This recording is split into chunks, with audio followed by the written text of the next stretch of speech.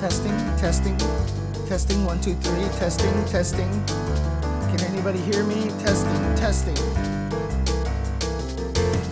Aware that the music is very loud, just obviously it will not be there. Testing, am I too quiet or am I good? If I lean back like this, how's the volume? If I do this, can you hear me pretty decently or is it pretty quiet?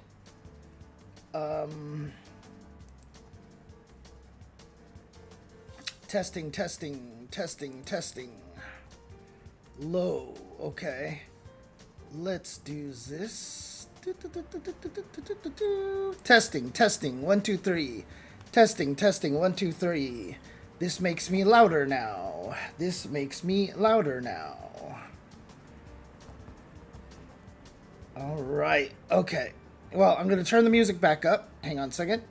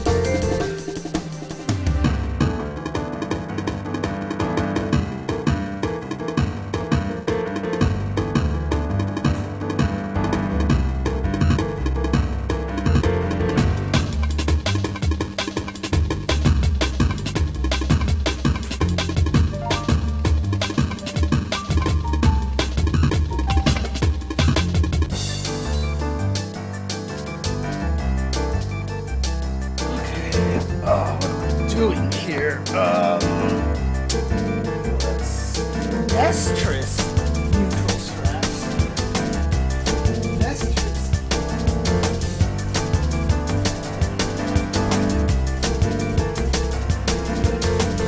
I need to see if I can max out on Nestress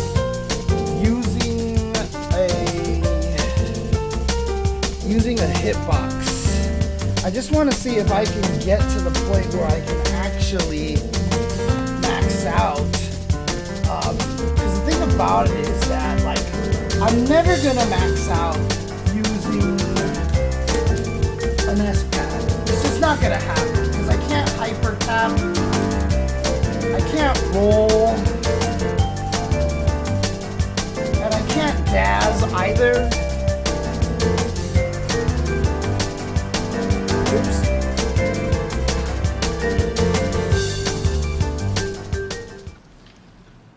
Forgot I had the music running because I was wiping my desk down.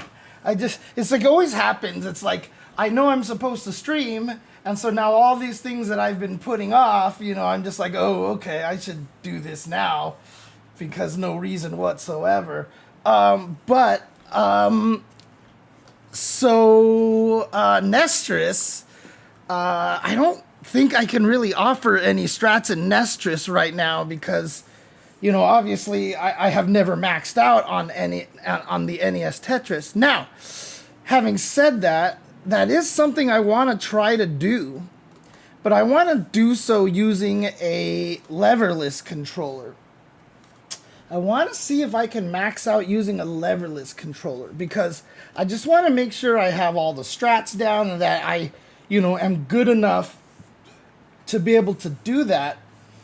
But I'm never ever going to properly learn hyper tapping or rolling. Never ever going to learn either of those.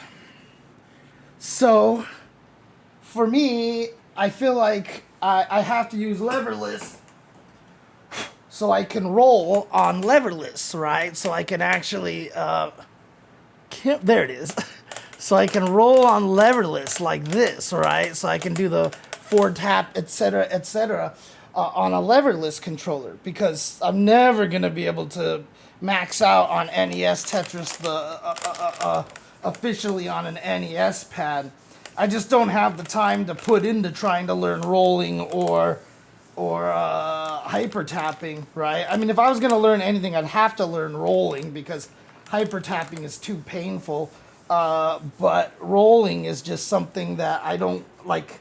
You have to put in a lot of work to learn rolling, right?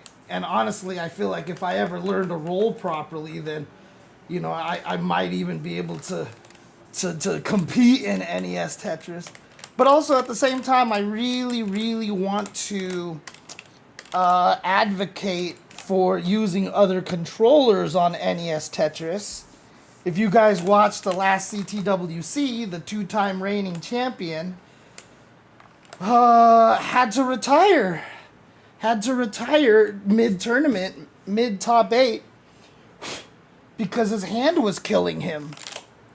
Right now in the tournaments, the controllers are very limited. It's just the NES pad, and then there's like a couple of like NES pad acceptable controllers, Cigar Bob.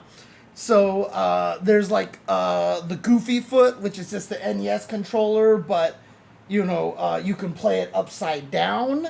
So that way, if you're a hyper tapper, you can tap with your right hand, or you don't have to. Because a lot of the rollers, they play it, most of them are playing it with the controller upside down because they can roll with their right hand better than they can roll with their left hand. And so the D-pad is on this side, which is the wrong side. If you look at it from my angle, the D-pad is on this side. And so that means that they got to hold right to go left and hold left to go right. There is a Goofy Foot controller that just makes it so that the pad is, is on the right, and so it's left, left, and right, right. Right. So here's the thing: the reason why Cigar Bob and that they never actually used any of the controllers before was because the NES pad sucks. Like that's literally the reason why they never did it, because any other controller would have a distinct advantage over the NES pad. And since people have been using the NES pad for so long, they just said, we're just going to limit it to the NES pad. So that way, otherwise, all the people who have practiced DAS and hyper tapping and all this stuff, it's completely unfair to them. So they took away the ability to use other controllers. Because the NES pad is so bad that, the limitations of it were part of the competition. However, because of the rolling technique, now, people can live forever. So before, Speed 19, was, not Speed 9. So Speed 19 was a transition. Level 29 was the kill screen. They called it the kill screen because nobody could survive during level 29. But now people can survive, and it never gets faster than level 29. When you watch CTWC, it gets faster at level 39 because we're using a hacked version of the game. They've actually coded it so that at level 39, it actually gets faster. That's how we can make sure games can finish. So basically what rolling did was make it so that on the NES pad, you can live forever. And for me, by that logic, we shouldn't be using the NES pad anymore then. We shouldn't have to enforce it because the suckitude of the NES pad is no longer an issue. People can clearly survive forever, so other controllers, I don't think, have a distinct advantage anymore. The biggest advantage is that Alex T, who was the two-time champion, who's basically was too injured to play, is because he does rolling like this. And look at what my wrist is doing constantly. My wrist is doing this the whole time, and he just basically got such a pain in his arm that he was trying to power through it and he couldn't do it. So he just had to retire at some point. Not everybody gets injured because some people are good about not moving their wrist when they roll. They just do this. And so some people are good. And in fact, a lot of people actually, it's this hand that gets messed up because they have to hold, because you have to barely press the pad when you roll. So this hand has to be in like locked position, and if you lock it in this position or whatever, you're gonna get carpal tunnel from that. So basically, NES Tetris is ruining the hands of young kids everywhere because Alex T is not the first one to have this kind of pain because of playing NES Tetris. So I have been trying to advocate, and again, I'm kind of a mini tourist of the NES Tetris scene because I just show up for CTWC and then I go away, right? Like, so like, I don't feel like I have as much power in the scene or have as much of a voice. But I do think that we should just get to the point for we allow all controllers. Because one, that removes the problem of forcing everybody to go look for, 40-year-old controller, 45-year-old controllers or whatever. Yeah, I guess 40-year-old controllers at this point.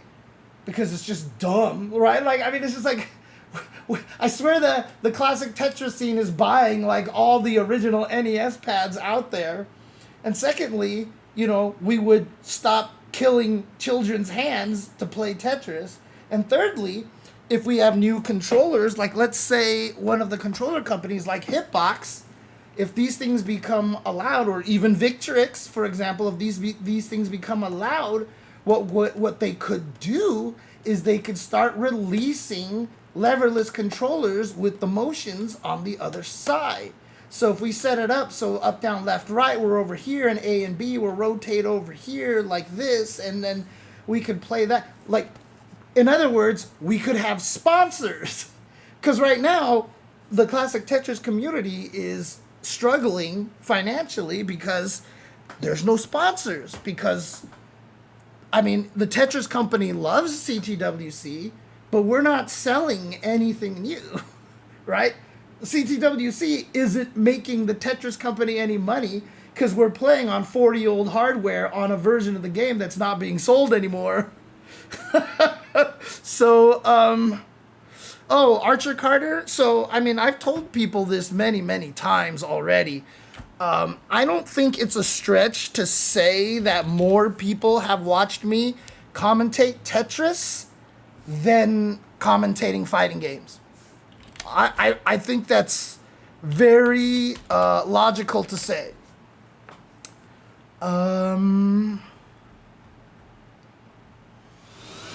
What was the big sponsor last year? Access denied. I might not know which one that one was. The probability. Oops, sorry, I'm loading up a YouTube video here. What's up, Jay Broski? What's going on? Thank you for the follow. Oh yeah. Like when I go do all the Tetris stuff, like I don't. So since they moved to SoCal, it's been great for me because I don't have to buy a plane ticket or get a hotel room anymore. Because they didn't pay anything, right? So no one was paying anything.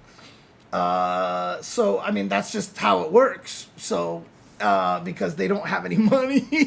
They don't have enough money, right? But if we go to the, obviously the super well-known at this point video of... Whoops, that's not what I wanted to go to. I want to go to this. This is the Joseph Jonas video where Joseph, the 16-year-old, finally defeated the 7-time world champion Jonas. Rest in peace. Jonas, unfortunately, has passed away. Really just one of those freak medical things that just kind of happen. But this video went super viral here. And I want to point out something. You guys probably can't see this here.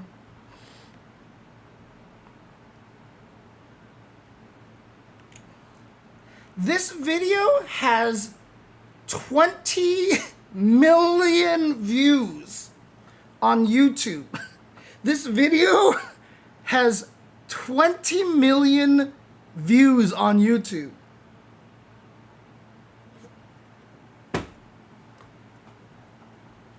All right. And so, again, to remind you here,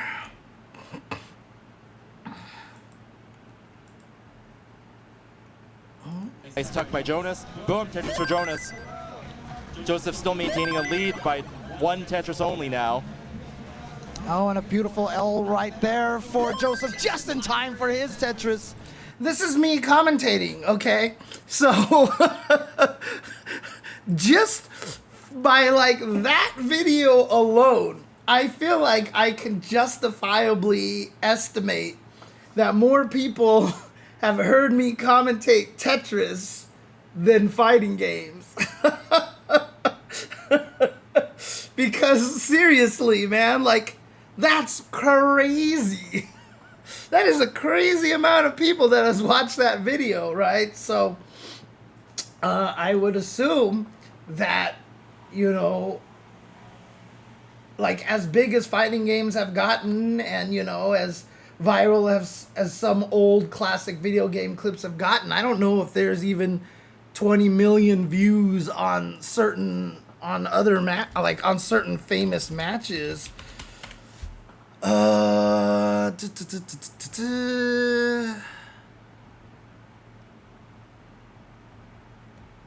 Like, one of the more popular videos I know I commentated was Bonchan versus Alex Valle. The Street Fighter 4 match, right? Bonchan versus Alex Valle. That, Get the gear. you guys Once probably it's hard- remember that match. That was a pretty big match. You know, a long time ago, and people have watched it. And the only copy I can find of it here is on, the Hugo match. And the only copy I can find of it right now is on Capcom Fighters, right? And if we look at Capcom Fighters over here, ta-da! It has less than 1 million views. It's at 936K views here. 936K views. So it's actually not even 1/20th. It's not even 1/20th of the other of the Tetris video, right? So, like, it's crazy how big that Tetris video got. It was like all over the place, I remember. But yeah, so part of me actually wants to try to max out using this sucker here. This is the Victrix Pro KO controller. This is a really, really awesome leverless, by the way, and they gave me this for free. Bless their souls. I used it to play like Tekken and stuff. It's a really, really good controller. Then you know, Jay Broski, why this control. I mean, Cigar Bob, like, it's better than you even think. So I'm actually going to just do a slight demo here because, again, I owe Victrix big time for sending this to me. But you can actually take off the top like this and have access to everything in here like so. So I've added this button as a demo one time, right? And let's just say I want to add another button over here. I can just go like this, pull this thing off like so, come over here, grab one of these buttons over here. There's also got a button cap right there. Grab one of these suckers here. These are the actual switches. And so all I have to do is just make sure I have this oriented the correct way. Stick the button in like so. And then put the cover over it like so. Put the, oops, I was supposed to put the cover on after I put the button on. So I think I put the button on like this. And then I put the cover on like so. And now I've added a button here. Can take the cap that was there. I can just put it, store it right there. Store this right back because it just has the pliers, the grip thing right there. Stick the cover. It's magnet, by the way. It's magnet. so it locks into the perfect position every single time. And then, there, I added a button to the controller. I added a button to the controller over here. That's it. That's it. And the other cool thing about this is when you actually plug the controller into the thing, there's actually this latch cap right here. So if anyone ever yanks on the controller, it won't pull on any of the connection parts because this just keeps it locked into place like this. So it's really, really nice. This is a great leverless controller. If you want a modular controller that you don't have to like drill holes and do all that stuff yourself. The other crazy thing too about it too is that like let's say you're a person who actually just hates using all 8 buttons, right? Like although if you don't have the space for it, but like let's say I just don't like using the 8 buttons. I'd rather have drive impact and drive parry down there. You can actually just like take the cap out of this like so. Yikes. There we go. And you can actually detach the original button. Heck, I could detach any of these buttons if I really wanted to. So I take this off. The buttons, by the way, like all the parts have these perfect notches for the grip to actually grasp. And so then I can just put this up here like so. And then I can store all the buttons and stuff like this away wherever, like right here where they fit. So this just holds like this. I put the cap in there. I put the button on top like this. So now I've got that button over there. And then I'm just going to take this one out like so.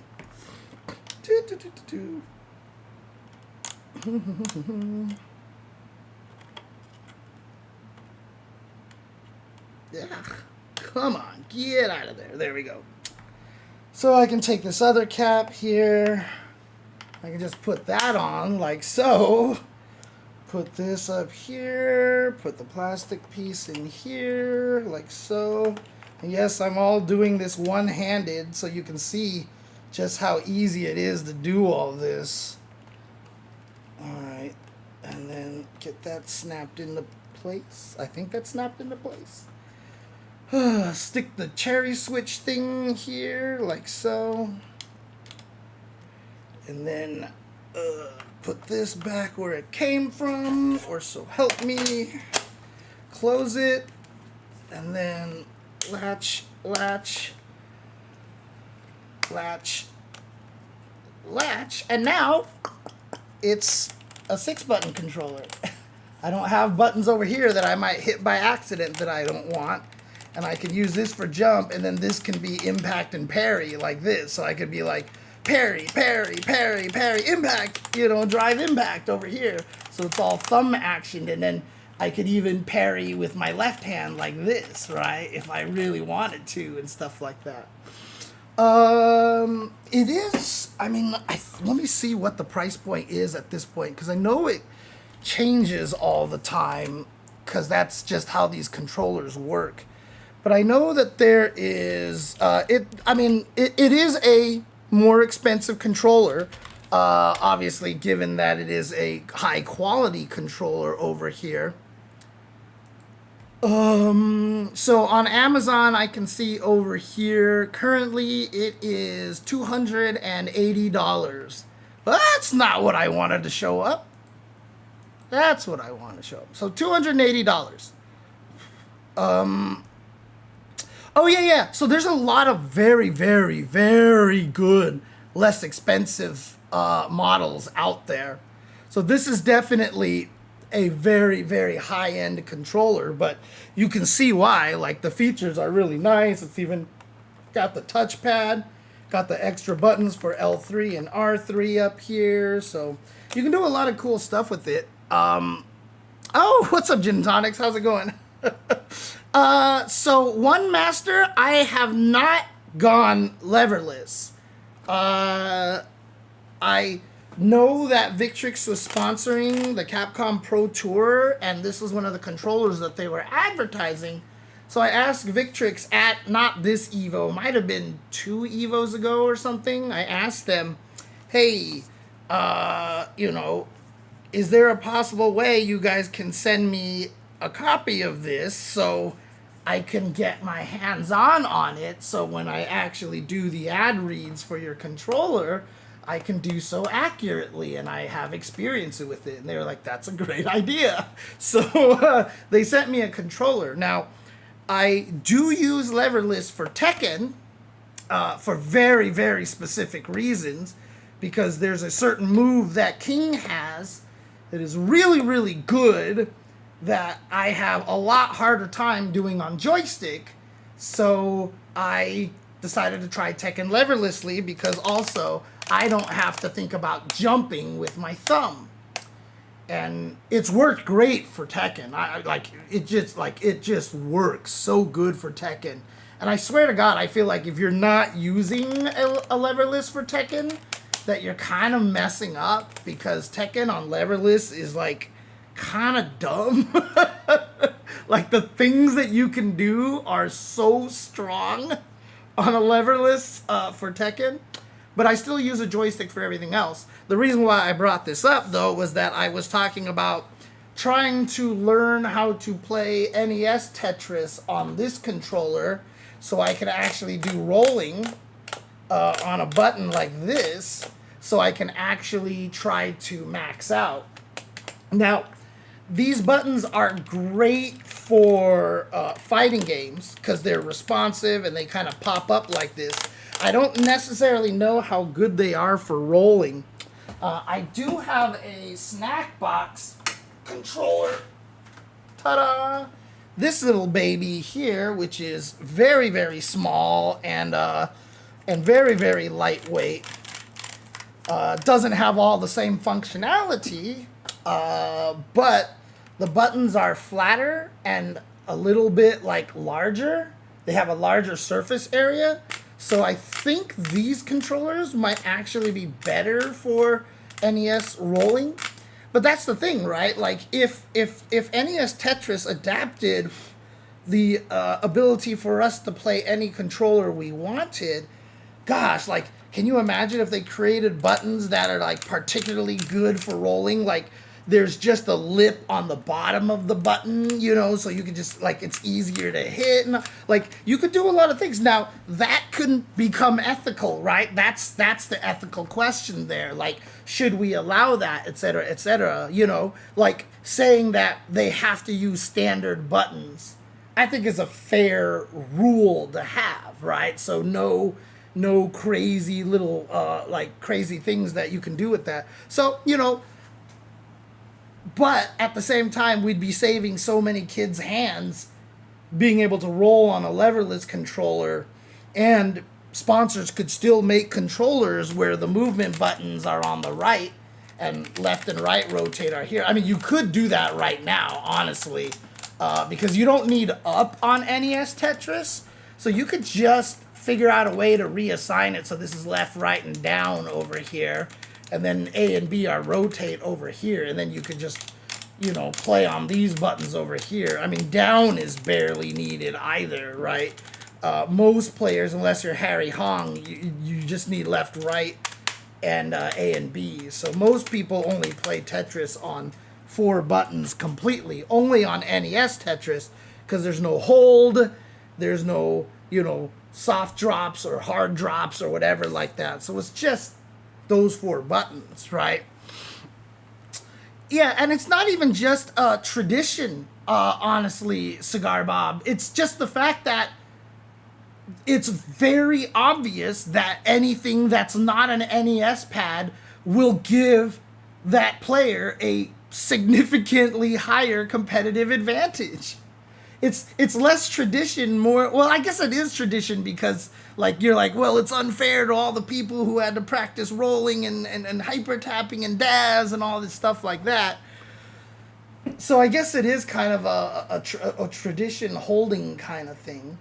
But what I would love to see is if we could run a side tournament where anybody can use any controller. Now, The hard part about that is then you'd have to find somebody in the Tetris community who learns how to play really well using a leverless controller to go to an event and compete, right? Because, like, why would he learn that if it's not legal anywhere? Of course he's going to learn rolling instead on the NES pad because that is what's legal. But I would like to see someone become an expert on leverless, and then we could have a tournament where everything goes and see what happens. Because if the rollers are still winning, then that proves that the other controllers aren't giving a competitive advantage enough to beat the rollers. And honestly, the way that these people are playing with rolling, they don't die. Like, they can play forever. The game crashes before they actually die. And when they patch out the patches, when they patch out the crash, players have literally reset the game. You know, like, even with one level, you have to clear like 800 and some lines just to advance one level, and it's in that really horrible dark green. It's like the people, I think they said they call it the Green Mile, which is a great name. So you have to get through one level of like 800 lines, and then you get through that, and then they keep going, and they've actually warped the game back to level 0 when they patch out all the crashes. Like, it's crazy. So, yeah, I do think that, and again, like, Cigar Bob, you're saying began to run Twitch tournaments on any controller would pick up speed fast. Yeah, you're probably right. And like I said, you could get controllers easier. You don't have to find an NES pad, right? You know, like, a lot of the companies out there, though, that make, like, retro NES pads that are not actually official NES pads, but, you know, essentially work that way, those are legal. Someone else at that tournament, at this last tournament, actually had a NES pad that was, I think it was either modded or completely built out of, well, it can't be completely built, so I'm sure it was, well, at least the shell or something, out of 3D printed parts. And what they did was they turned the D-pad to look more like the PlayStation pad. You know, the PlayStation pad is actually one plastic thing under the 4 separate, like, it looks like 4 separate buttons, but it's still just one plastic thing. However, someone actually created a controller where the D-pad, the 4 different directions, are all actually separate pieces. And they have, like, little extra springs under them, so that they're more responsive, and so that the roll, because anybody who's actually played on an NES pad knows how squishy those D-pads are. Those D-pads, like, they're just like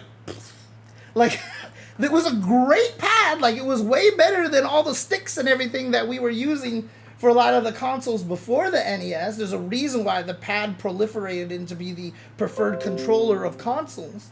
But the NES pad, while being a pioneer and a great pad, the D-pad is actually really squishy and just kind of like, when you actually use one, you'll probably be like, what? This doesn't feel nearly as good as I thought it was going to feel, you know? And so, you know, someone's actually made a mod kit that can, I guess, transform those into something with, like, springs. And so once you start going to that territory, like, I don't think that controller is legal yet. I think they're still talking about it. But again, for me, like, sponsors is a big deal. You know, like, getting controller sponsors and not having to try to find old NES controllers is a big deal. But for me, the impetus is really, I just don't want kids killing their hands anymore. I just don't want them. Like Joseph, that 16-year-old kid that beat Jonas, he was a hyper tapper. So basically, he had to hold the controller really tightly with this hand and just vibrate this hand really fast. Like, I need to get to the side. Brrr, brrr. That's all hyper typing is. Like, Joseph, literally at one point, like, showed this off. Like, his right arm was like super buff and his left arm not as much. Like, he just had one arm that was more buff than the other because he's constantly doing this. But he has also said that, he's had to switch to rolling, and because he still has pain in his hand from hyper tapping for so long. He has hyper tapped so much that it's almost like he has like pain in his arm that may never go away. I don't know what his status is now, but that's like crazy. It's crazy that this is a thing that's gonna happen. So let me guess, Anime Chess, it was because you got the powers of all the Avengers through like some scroll machine or something like that, right? Okay.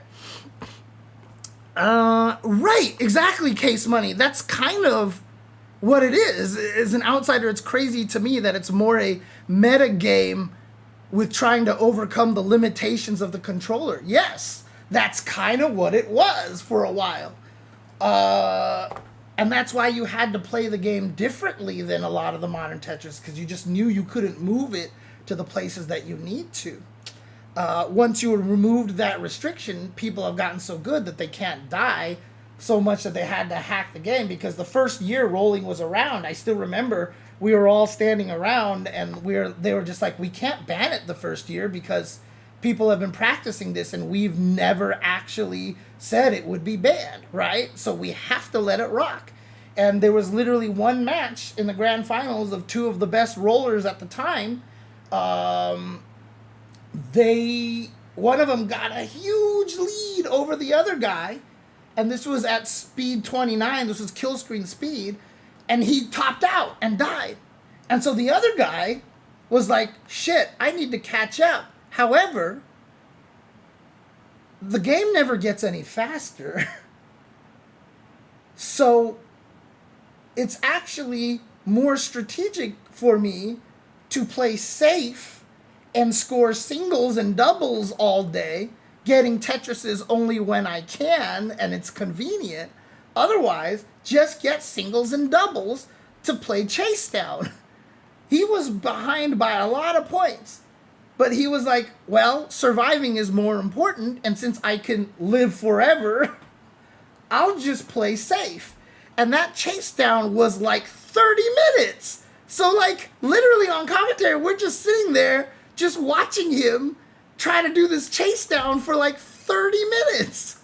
So this match was forever. So we had to do something. A lot of people were talking about, level caps and all these things. And then eventually the decision was made to make it so that when you got to level 39, it sped up again. So they hacked it so that the version of Tetris that we're playing speeds up again at level 39. Instead of the piece dropping one row a frame, it dropped 2 rows every frame. And so that was now unsurvivable even for rollers.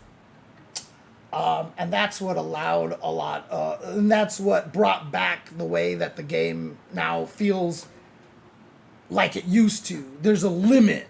You kind of know you have to get to a high score before level 39, so it feels good again. I mean, the tournaments are better that way. So, but no, yeah, all of that was early signs of carpal tunnel for sure. When I was younger, I was a semi-pro bowler. I would spend 3 to 4 hours a day bowling. Now my right arm is a mess, and it will always be. Dude, there was a time, I don't even remember why, but it was a time I like played bowling like a few days in a row or something like that, or within time against it. Dude, my right arm was in super pain.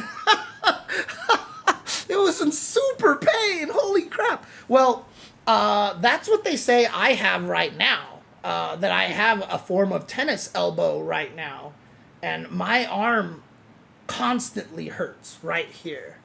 Like, it's always in pain and such. You threw a bowling ball behind you? My friend, when he plays Wii bowling, it is the dorkiest looking thing. Because he actually does this whole like sweeping back motion and then comes forward to swing. And so the Wii misinterpreted the backswing as the forward swing, right? And so like he would swing, and then his knee would go whoop and stop there, and the bowling ball would just be like on the Mii's hand, and he would swing the other way, let go of the button, and the ball would go boing like off of his hand. It was hilarious. Oh man. Well, thumb breakers, the reason why it happens to me is, sadly, is overuse of my phone. And the overuse of my phone happened because Jasmine would love to sleep on my chest. And so after I fed her, or after I did whatever, I'd lie down on the couch, I'd lie down on my bed, and every time I lied down on the couch, no matter where she was, she could hear, like she knew the sound of me lying down on the couch.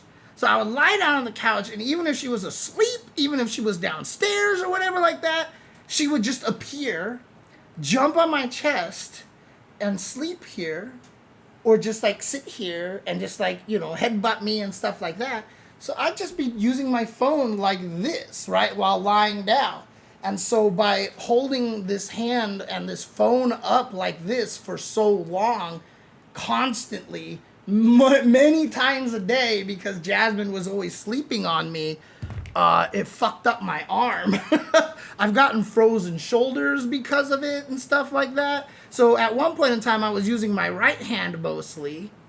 And then I got a frozen shoulder here, so I switched to my left arm, and now I have tennis elbow on this arm. So it's a whole thing. So, but yeah, that's kind of the situation with NES Tetris. That's a long little sidebar over there. But that's what I usually do at the start of my streams. The sidebars happen a lot. And I like talking about random things like that, so I never mind. So, you know, I know you were trolling with that Nestris neutral question, but I'm more than happy to talk about it. So I had some job some years ago stacking 12-foot countertops. One morning I woke up and my fingers refused to move.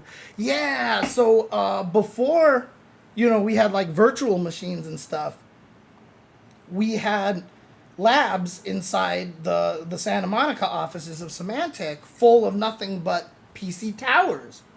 And so, like, whenever we had to run tests, that required somebody to, if anybody remembers what Ghost is, well, image, basically. Someone had to image every machine back to a default state so we could run tests again. And I got really good at that, right? Like, I would just be like, okay, go. You know, we have to boot up to a 3.5. So I would just be like, this, like across the road, this, get back to the first machine. Do the crazy button sequence like I'm doing a combo. Across the machines. By the time I got back to the first machine, it had started doing what it was doing. Eject the discs, all those. Like, I had this whole system and stuff like that. But a lot of it, because we had towers with the PCs on 2 levels, some, you know, using the mouse, but then I would use the mouse up here, like this. And so, like, testing, I would use and it turned out that me using the mouse on the upper levels of the towers, like day after day and all this stuff like that, like messed up my hand. Like, that was the most I got, like, really bad carpal tunnel from using a mouse. Until recently, I got carpal tunnel from my desk because of the way that I use the mouse too low. So I would always use the mouse with my wrist stretched like this. I thought it was because I sat there and pet Jasmine every day. Like she loved it, like this kind of petting, right? Like, she liked the hard petting. And so, like, I was doing that every day, and then my hand would hurt, and I would just like, God, what do I do? Like, she loves this, but it's giving my hand carpal tunnel. And one day, I'm sitting here working at my computer, and I was like, man, every time I work at my computer, the carpal tunnel gets the carpal tunnel from petting my cat gets aggravated really badly. And then I just sat there one day, and I was like, did I just, like, chicken and egg this whole thing? Like, did I like wait? And I realized at that point that the reason why working at my computer aggravated the carpal tunnel so badly was because working at my computer was what was giving me the carpal tunnel. So I switched to a vertical mouse. I use it at a higher level now. And so I don't have that problem anymore. So, yeah, it wasn't the cat's fault that time. It was actually the computer this whole time.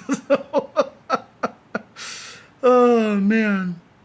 Would you commentate other puzzle games? I would, but I can't.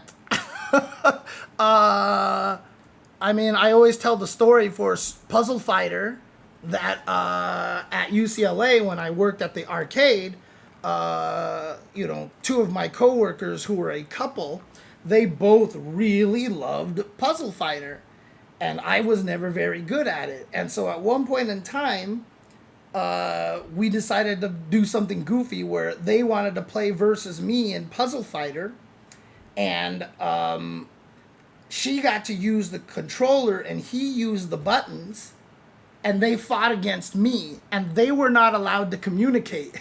They had to be quiet the whole time, and the entire time they're playing, like, the guy was just like, where are you trying to put this? I don't understand. And they still whoop my ass, okay? So even though someone listed me as a expert Puzzle Fighter player in a GameFAQ because he visited UCLA and I beat him through pure luck, he was like, oh my God, James is really good at Puzzle Fighter. No, I have no Puzzle Fighter skill at all whatsoever. I also don't have Puyo skills. And so you're like, well, that doesn't make any sense. Why are you so good at Tetris but not Puzzle Fighter and Puyo?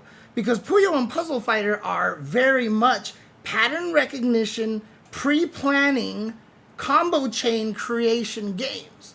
Tetris is completely zen. Tetris is like zen. It's like zone out. It's like free. It's just like a stream of consciousness kind of game. You understand when you put the pieces down how it changes the top of the landscape, but you're never thinking like 18 steps ahead or like, I need to set this up. You just come down a piece, you know what the next piece is, and so you're like, I gotta put the piece down. I'm just gonna put it here. This is the best place to put it. And then at the last second you might be, oh, actually, if I put it this way, it helps this next piece here. That's like it. Right? You're not doing a ton of pre-planning. You're not trying to set up chains. It's just that's why when people watch me play TGM, I can talk to you guys at the same time I'm playing, because I don't need to be like, okay, I need to set this up and how would this chain work and da da da da da da da. It's just so stream of consciousness. It's like, okay, I need to do this. Holy crap. Nope, that was a bad place. Like, it's because it occupies like a certain part of your brain, and it's like hardcore a part of that brain. But when you play something like Puyo or when you play something like Puzzle Fighter, you gotta be like, all right, this is a great pattern setup. This is a way, like Puyo is all about learning the different ways to set things up and how to clean the right so that you keep cycling through them to set up this big long chain. Puzzle Fighter is learning how to fight Ken, let's be honest with everybody, because Ken's the best character in the game. So you would fight against Ken by learning how to set up the red gem columns in column 2 and 3. But like you would set up all these other patterns everywhere else so that while you're cleaning stuff and maintaining your stack, you could stay alive, etc., etc. So it's not exactly the same kind of games, which is why I'm so good at Tetris, but I'm not that good at Puyo and Puzzle Fighter, weirdly enough. If I was that good, I would definitely do so. By the way, Super Kokojin in the chat who mentioned cat bongos, great meeting you at Evo, dude. Like, I was so, like, when I found out that was you, I was just like, oh my God, like, that was so cool. I was really, really, really, really happy to meet you. That was cool. That was a lot of fun, and I was really, really happy about that. Ooh, I got a hype train. Let's go. Thank you, Hirokun, for the subscription. Appreciate it. Same to you, Lemon Drops 808. Thank you for the subscription. Appreciate it very, very much. I must have a bunch of other subs here that I might have just missed, but I appreciate all you guys out there. Fighting OG-san says, hope Evo was good for you. I went 1 and 2 in pools. Is this how it feels to want to go to tourneys more? Yes. What game did you play, Fighting OG-san? What game did you play? Isaac says, I know that for some people in Smash, they get really bad hands and have to stop playing. Yeah, famously PPMD, a.k.a. Dr. PP, PPMD, had to retire because the GameCube controller is not designed for black. I mean, that's what it literally sounds like when you listen to someone playing Smash on a GameCube controller. Like, that controller is not designed, like, you have to use the shield triggers, but they have springs, they're not just buttons, and so you have to use, like, dude, that controller killed so many hands, honestly.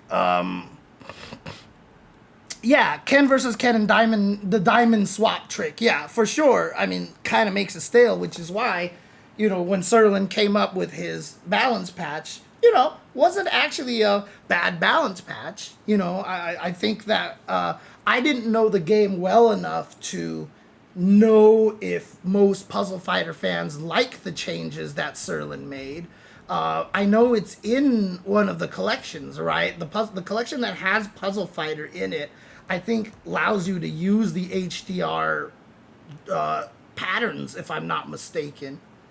Oh, thank you for the subscription as well. Ash for Reals. SF6, it was the most stressful fight versus an E Honda I ever had in Losers. Oh, man. Yeah, I mean, I'll tell you right now, how dare I remind you of the Puzzle Fighter HD remix? Sorry, I don't know if it's good or bad. I can't say anything. But yes, so that's the joy of tournaments. And again, when you actually lose in an offline tournament, like you lose to someone sitting next to you, and every time you lose to someone online, because it's online, people get cocky or become assholes. That's the, fuckwad internet theory, right? From Penny Arcade, like they teabag you or do all this stupid shit. Someone teabagged me and I killed him. So like, I was just like, okay, recently, just wanted to put that out there for no reason whatsoever. But when you lose to somebody in person and they're there, like there's a lot more respect, and the guy's not going to be an asshole about it, because if they are an asshole, like other people might even hear and like they'll start booing him, and like things can kind of happen and stuff like that.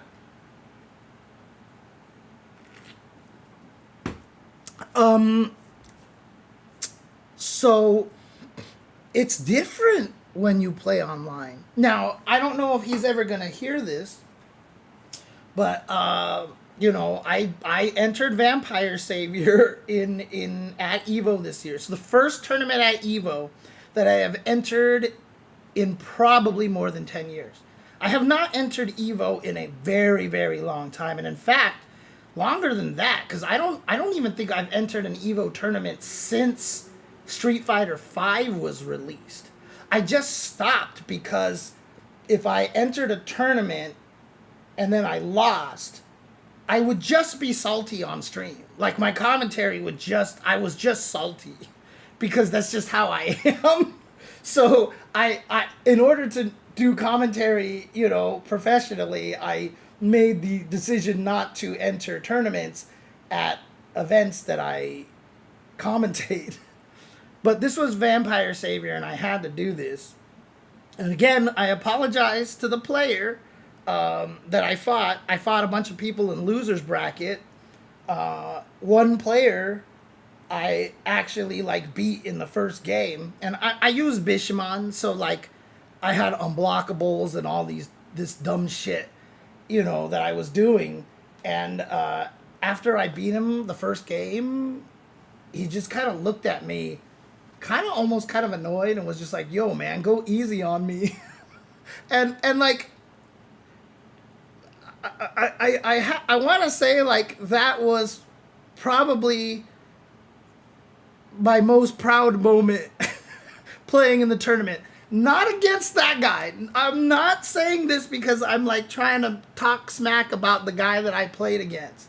But there was something about knowing that in tournament I could play at a level that made someone have that response to me that felt kind of good. Because I definitely hit him with an unblockable one time, and he was like, you can't block that? And I was like, nope. And, you know, it's just like, sorry, that's how Bishaman plays. I apologize. That's Bishaman life right there. So, but again, nothing against that player. But I just want to say that if he ever somehow hears this, you made my day. So not in the way that you probably wanted to hear, but I mean, I felt strangely uplifted by that. So, I mean, I could just jump over to this right now since I'm already talking about it here a little bit. But my Vampire Savior experience was amazing at EVO, outside of clearly the fact that I did not get to commentate top 8 at EVO, which I'm still... So before EVO started, I was doing all this Vampire Savior stuff. I was giving you all these, like, oh, here's these character things, you know, what to expect. Here's your primer for EVO. I got the news I wasn't going to do top 8 at EVO, and I just fell into just massive depression before EVO. So that's why the stream stopped. And that's why I became suddenly inactive right before EVO. He felt a heat stroke a long time ago. Did he again? Did it happen again? Because that happened a long time ago. He had a heat stroke incident, but he said he was recovering. Did it happen again? Shoot. Is he okay?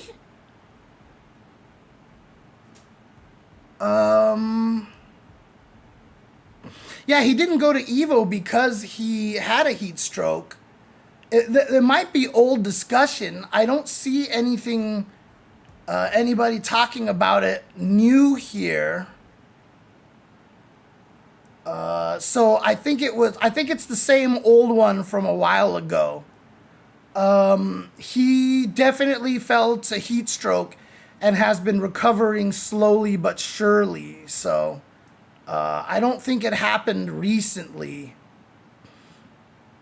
In any case, it was so awesome to finally meet you too, man. Sucks I missed you at VSav finals. The guy with the Phobo sign was so cool. Yeah, I could barely even get my words out to Kaji, dude. It was so cool. So, I mean, like, yeah, Vampire Savior just went so well. But obviously, like I said, I was so heartbroken that I didn't get to commentate top 8.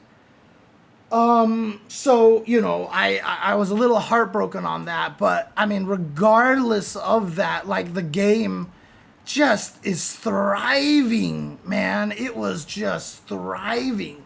This game is hitting some new stride, and like a lot of people have been saying they feel like that Vampire Savior at EVO Japan and Vampire Savior at EVO were the two best top 8s of each respective event. And, you know, EVO Japan leading the story into EVO was a big deal too, because Kaji got sent to loser's bracket before top 8. So Kaji, the winner of EVO Japan, was sent to loser's bracket by a Japanese QB player, because QB is cheap and broken, and I hate her. But that's a whole nother story. But Kaji actually got sent to losers by a QB, a Japanese QB player. It wasn't Decamelon. Was it Oricom? Shoot, I can't remember if it was Oricom or Decamelon, because I think one of them is a Sasquatch. I can't remember now. God, again, my brain is just. Oh yeah. VSav on Fightcade, Cigar Bob, every day. Like before Evo, like the people looking for matches scrolled off the screen. Like that's how many people were like looking for matches. It just was like off the screen. You go to Fightcade right now, there are just so many players waiting for a match. So the game has really picked up, and there's a lot of excitement. And the fact that Kaji, got sent to loser's bracket felt like it was kind of clearing the way for Nakanishi. And if you guys watch that top 8, you can see how serious Nakanishi is about this. I mean, he was super emotional after the tournament was done. And even during the tournament, some games that he won, he was just like he looked like he was going to fall over from just exhaustion and stress, man. And Kaji, coming from loser side, Nakanishi beat everybody in his way. He even beat Kosho, who picked QB specifically to fight him because QB murders Bishamon.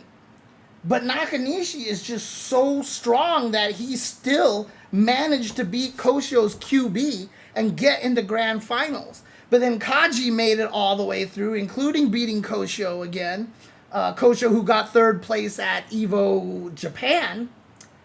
He got 4th place here, if I'm not mistaken, because it was the Raptor player who I think was Decamillion. Oh God, I'm so bad with names and stuff like that. I apologize. I have to do the research going up. You're talking about Kaji versus Nakanishi, Bishamon versus Lilith. Bishamon is favored, like clearly. I mean, there is a problem in that Morgan and Lilith are like 2 of the characters that you cannot unblockable. I don't think with either the bricks or the fireball. But Bishamon is just overall an incredibly much stronger character than Lilith is. Lilith is not considered a strong character, though it's starting to feel like we need to have a discussion here. Because one of the best players in the U.S. is Dr. right now, and he's also a Lilith player. Young kid, by the way, so we have new blood playing Darkstalkers everywhere. It's so cool. But yeah, Kaji made it back to grand finals and ended up resetting the bracket. It was like 3-2. It was super close. It was 2-2. And then Kaji reset the bracket. And then Kaji 3-0'd Nakanishi because I think Nakanishi just ran out of gas. And you could see it. Like, he started crying. And, like, when they were doing the top 8 medals, Nakanishi was the last one on stage because he was just so distraught. And, like, he was so overcome with emotions. And, I definitely made sure to tell him that, like, that just means that he cares and he really wants it. And I think it's, I think there's, I think it displays a lot of passion. And so there's no reason for him to feel embarrassed about it.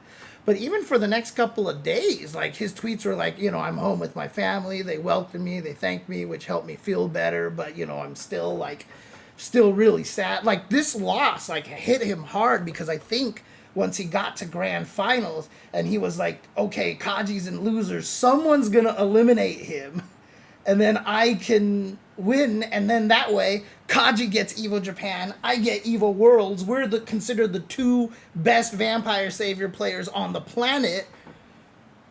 And we both won 1. Okay. But it wasn't meant to be. Kaji just freaking amazing. And he ended up winning both of them.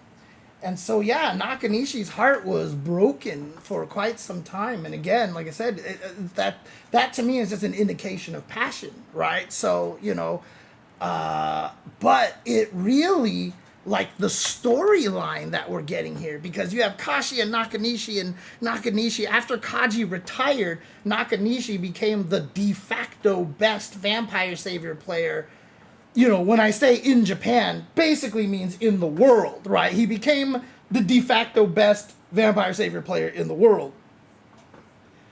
And so when Kaji came out of retirement for Evo, it was a big deal that they fought each other in grand finals, because it was like, has Nakanishi surpassed Kaji in the time Kaji retired? And the answer was no. But then in Evo Worlds, Kaji got sent to losers. And so I think, Nakanishi and a lot of other people were thinking, okay, so this is Nakanishi's moment. But Kaji still won. And so this story is great. But, right behind them is Kosho, who, got third at Evo Japan and fourth here at Evo Worlds. And, you could see it. He's clearly trying to take... I mean, he's also such a ham, too, which is hilarious. He taped the chair down and everyone was, chanting, tape, tape, tape, tape in the audience. And, he stood there and held the tape up and he was just yeah, look at this, the tape, all bless the tape and stuff, because they're used to playing in arcades. But, he was, second place at, or second or third place at that Super Battle Opera, which was the biggest VSav tournament right before, it was the biggest Vampire Savior tournament before Evo Japan. So it was the last time they had a big stage like that. And if I'm not mistaken, he... I'm trying to see something here. Yeah, so Kosho was in grand finals, and he lost to Tetsuya, a Zabel player, a Lord Raptor player. So he got second place at the biggest tournament before Evo Japan. And then he got third place at Evo Japan, and then he got fourth place, if I'm not mistaken, here at Evo Worlds. Let me see. Evo 2026 Vampire Savior results. Let's go over here. Oh, no. Kosho got tied for... What? That doesn't make any sense. Stupid. You know what? Just don't trust fucking AI. Kosho got tied for 5th. Kosho actually got tied for 5th. So Atsuta was the Raptor player, if I'm not mistaken. Decamelon, I believe, was the Sasquatch player. Oh, God, why does my brain suck so bad? In any case, yeah, that's basically the situation. Also, why does Start GG just suck so bad? Jesus Christ. How can I not... What? God, I hate this site. Really, really hate this site.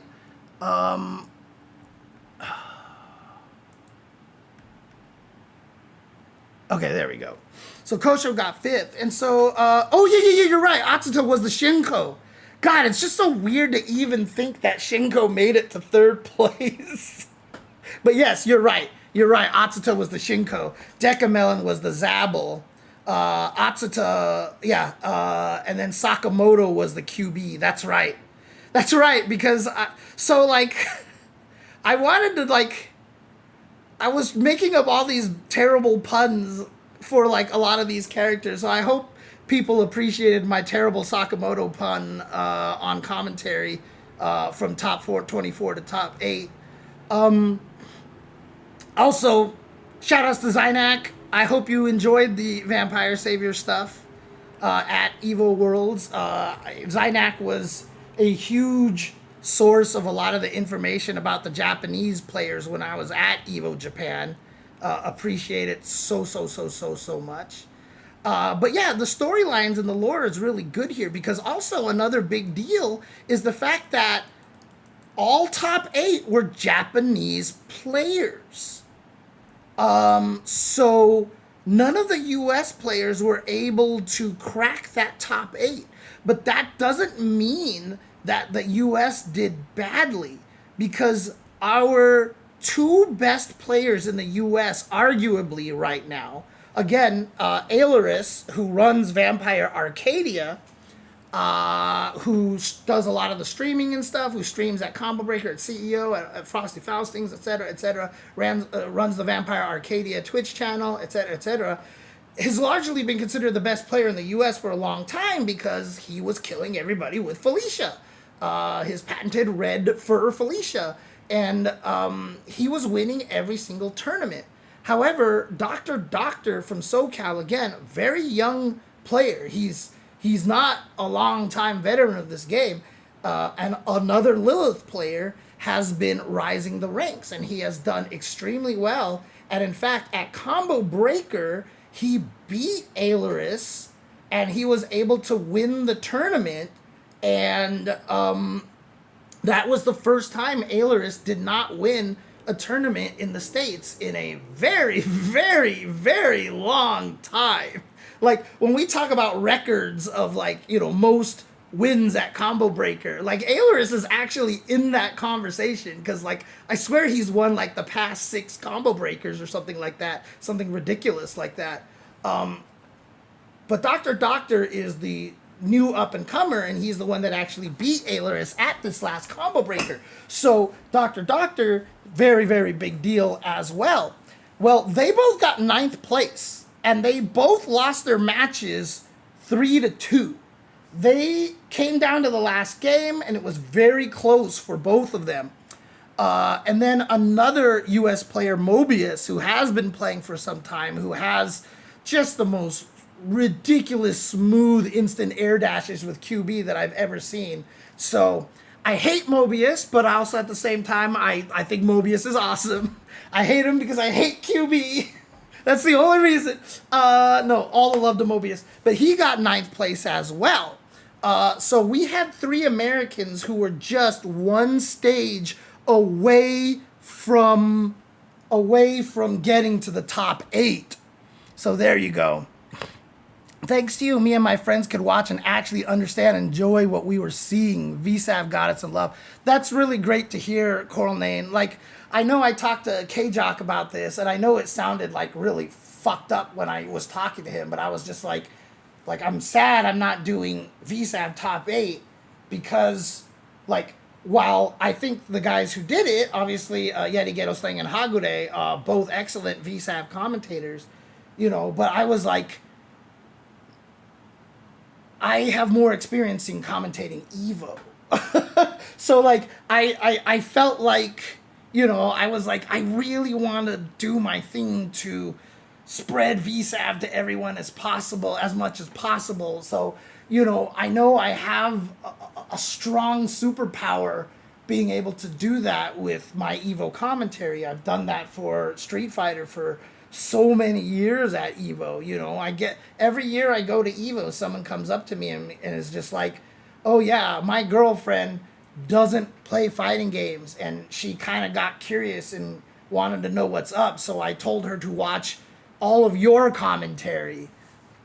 And she was there, and she was like, yeah, you helped me understand fighting games, you made me love fighting games, and da-da-da-da-da. Like, I feel like I have that superpower of being able to be technical, but yet still engross the players who are not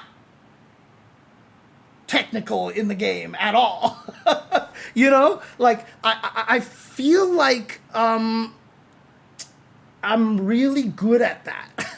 So I really do. I am sad I didn't get to do Vampire Savior top 8. Now, obviously, as you can see down here, I have hashtag Vampire Savior for Evo 2027. You know, for 2 reasons. One, obviously, because VSav deserves it. It's the best game ever. More people should play it. I feel like it should have a spot at Evo every year because it's just so hype. And secondly, well, maybe I can commentate VSav top 8 next year.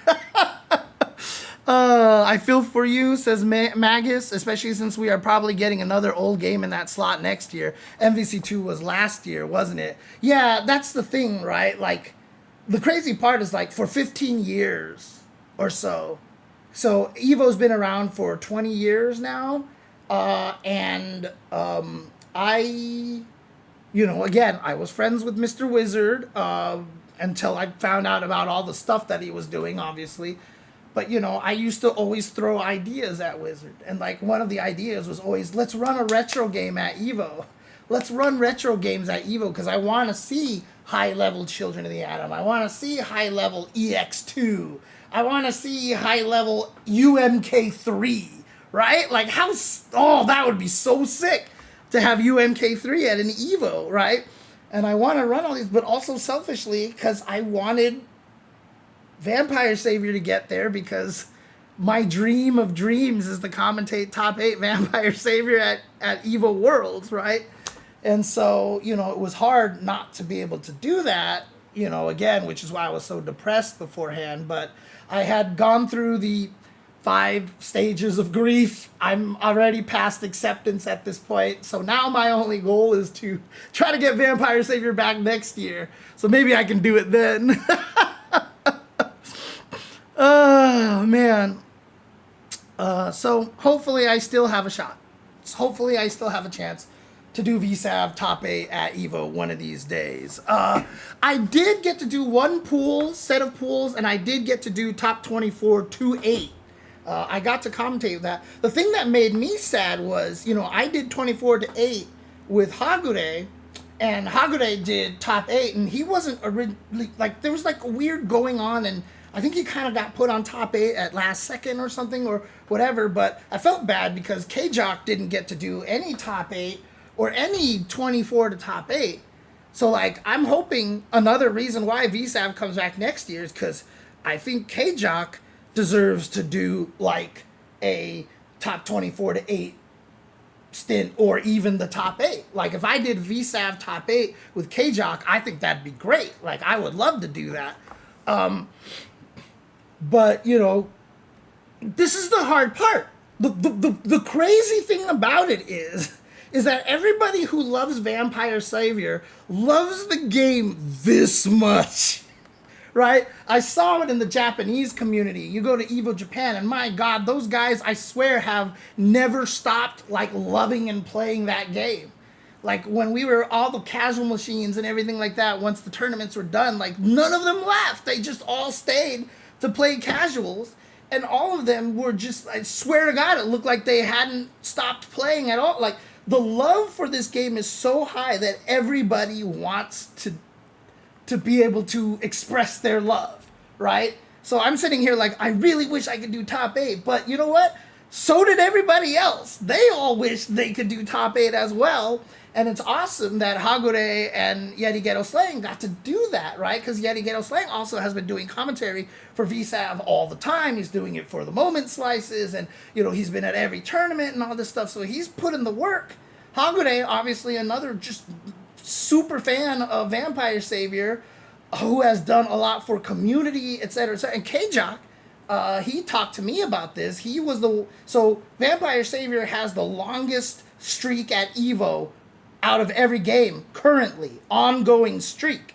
It's been at EVO since EVO 2010 as at least a side tournament, and it took 16 years, 15 years, 16 years for it to get to the main stage, to be one of the main games.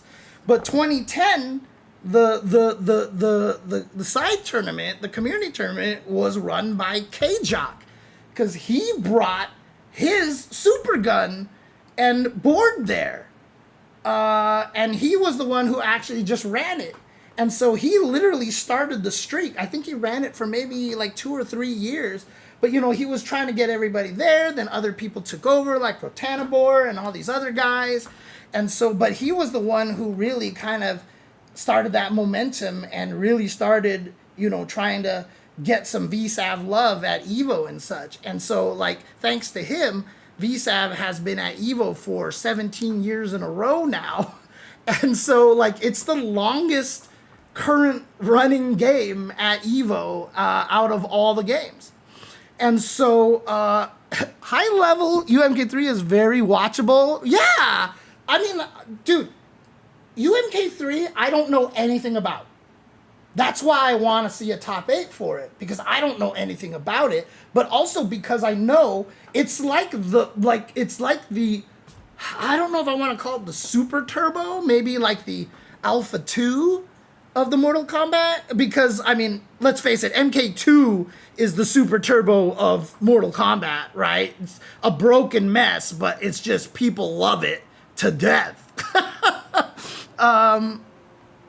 So, I want to see UMK3 because I know people love that game. And I want to see what the high level looks like. I want to see what high level EX2 looks like. I want to see what high level Children of the Atom looks like, Stuff like that. I think it would be fun to see.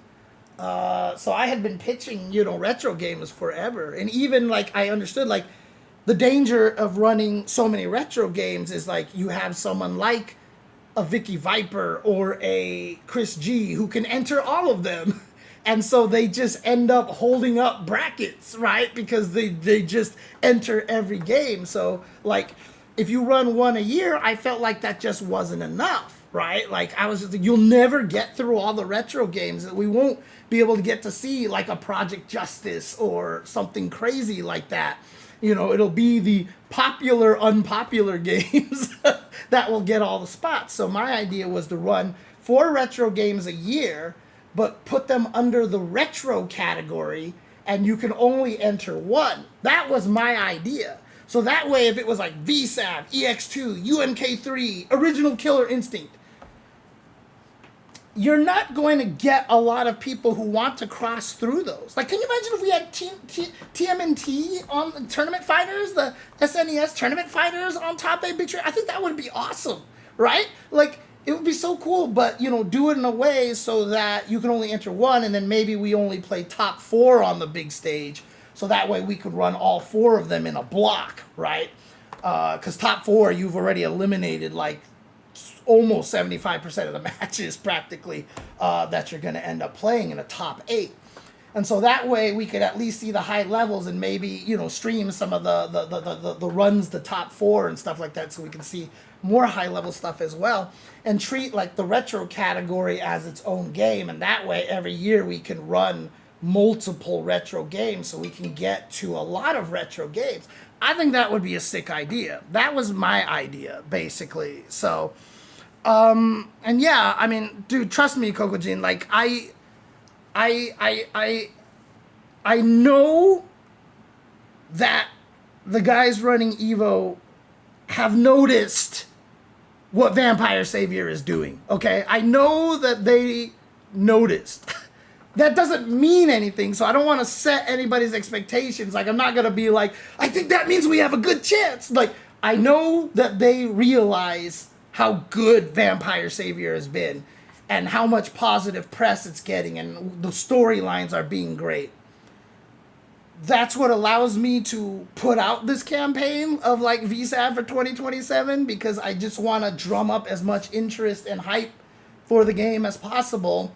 You know, possibly use my reach to get even more people into Vampire Savior. I do plan to start streaming some Vampire Savior on my own channel at some point in time. And if we can do that, then, you know, hopefully we can get it back next year, man. Hopefully we can get it back. Yeah, dude, MKX as a retro game would be great.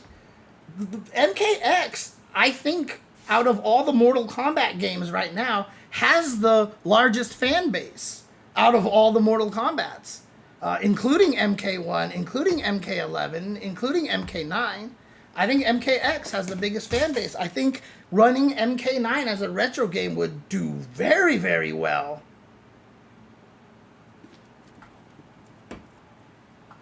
If we could get Sailor Moon up there, and the best thing about it is, Sailor Moon, if I'm not mistaken, is ArcSys's first fighting game that they've ever made.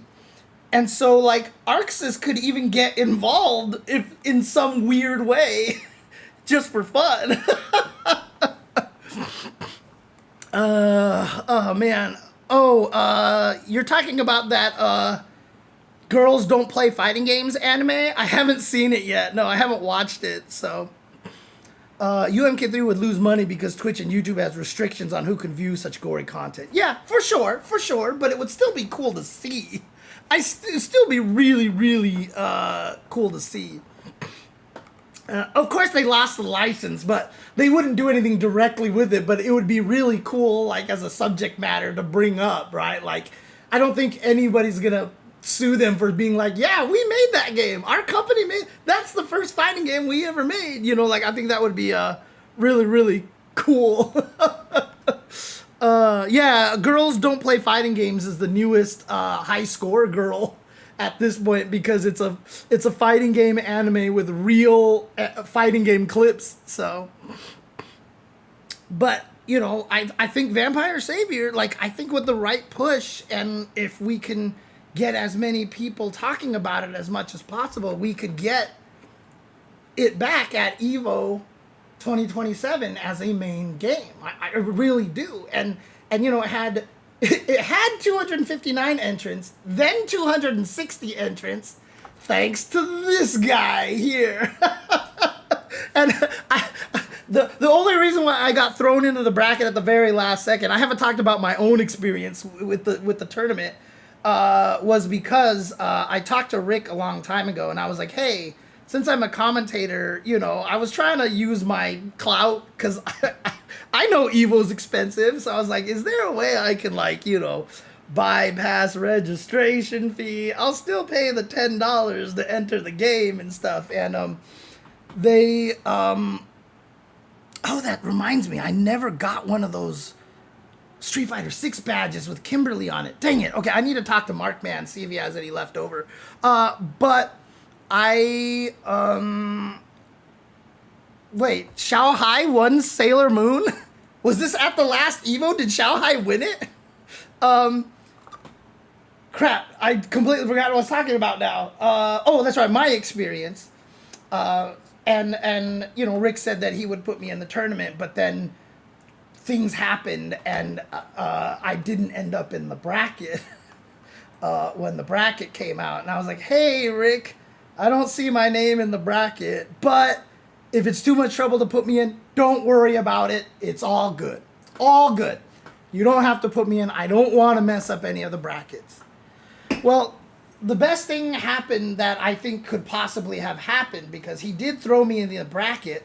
But unfortunately, what that meant, because there was 260 players and 256 is like the perfect divisible, you know, power of 2 bracket size. That means 4 players had to have one early match before they got into the top 256.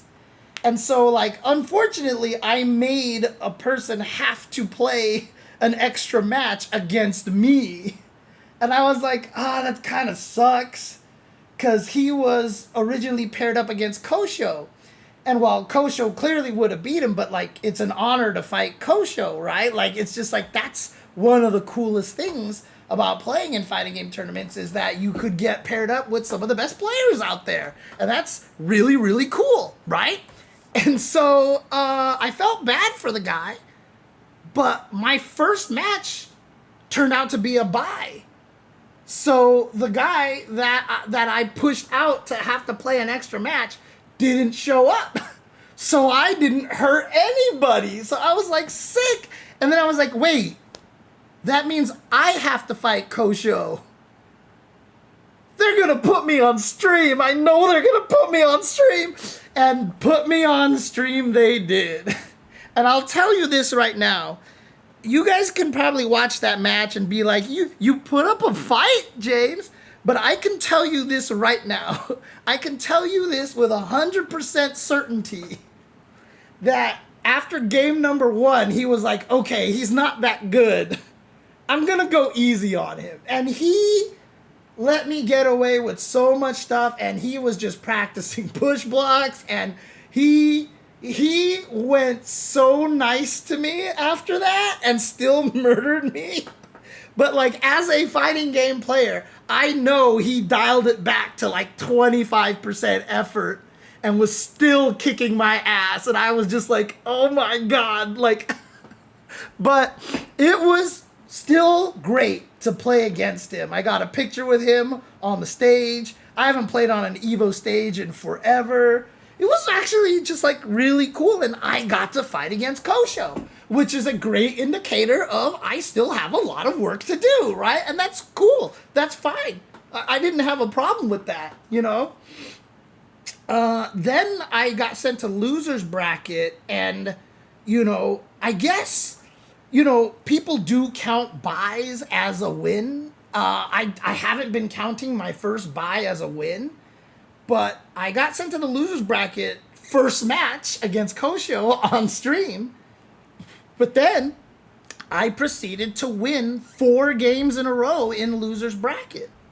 I went through 4 players. Now, admittedly, you know, like, they weren't the strongest of Vampire Savior players. I'm sure, you know, I'm not talking down. In fact, one of them that I beat was a guy I was talking to the entire time we were in the pools, and he was like, Yeah, I just wanted to support Vampire Savior. I don't even know how to play this game. Someone, like, I asked, like, who's the Fireball Uppercut character, and they told me Dimitri, and I sat down and tried to learn Dimitri in, like, 10 minutes earlier today, and I've been winning off of fighting game fundamentals.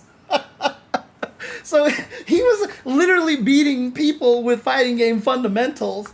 I ended up running to him in loser's bracket, and, you know, because we were having a good time and stuff, like, I lost one game to him, but between the 4 people that I beat in loser's bracket, that was the only game that I lost. I literally went 3-0, 3-0, 3-1, 3-0, and then I got to losers finals. And I fought against GB Ursine, I guess I found out his name is. But, you know, he's super old school, used to play a lot of Vampire Savior. He plays Shinko, he plays Lele, and I definitely have problems on that matchup. And it was a good fight. He beat me 3-1. And so, had I won that, I would have made it out of pools. I actually would have made it out of pools in Vampire Savior. You know, for really only giving it a hardcore go since January this year.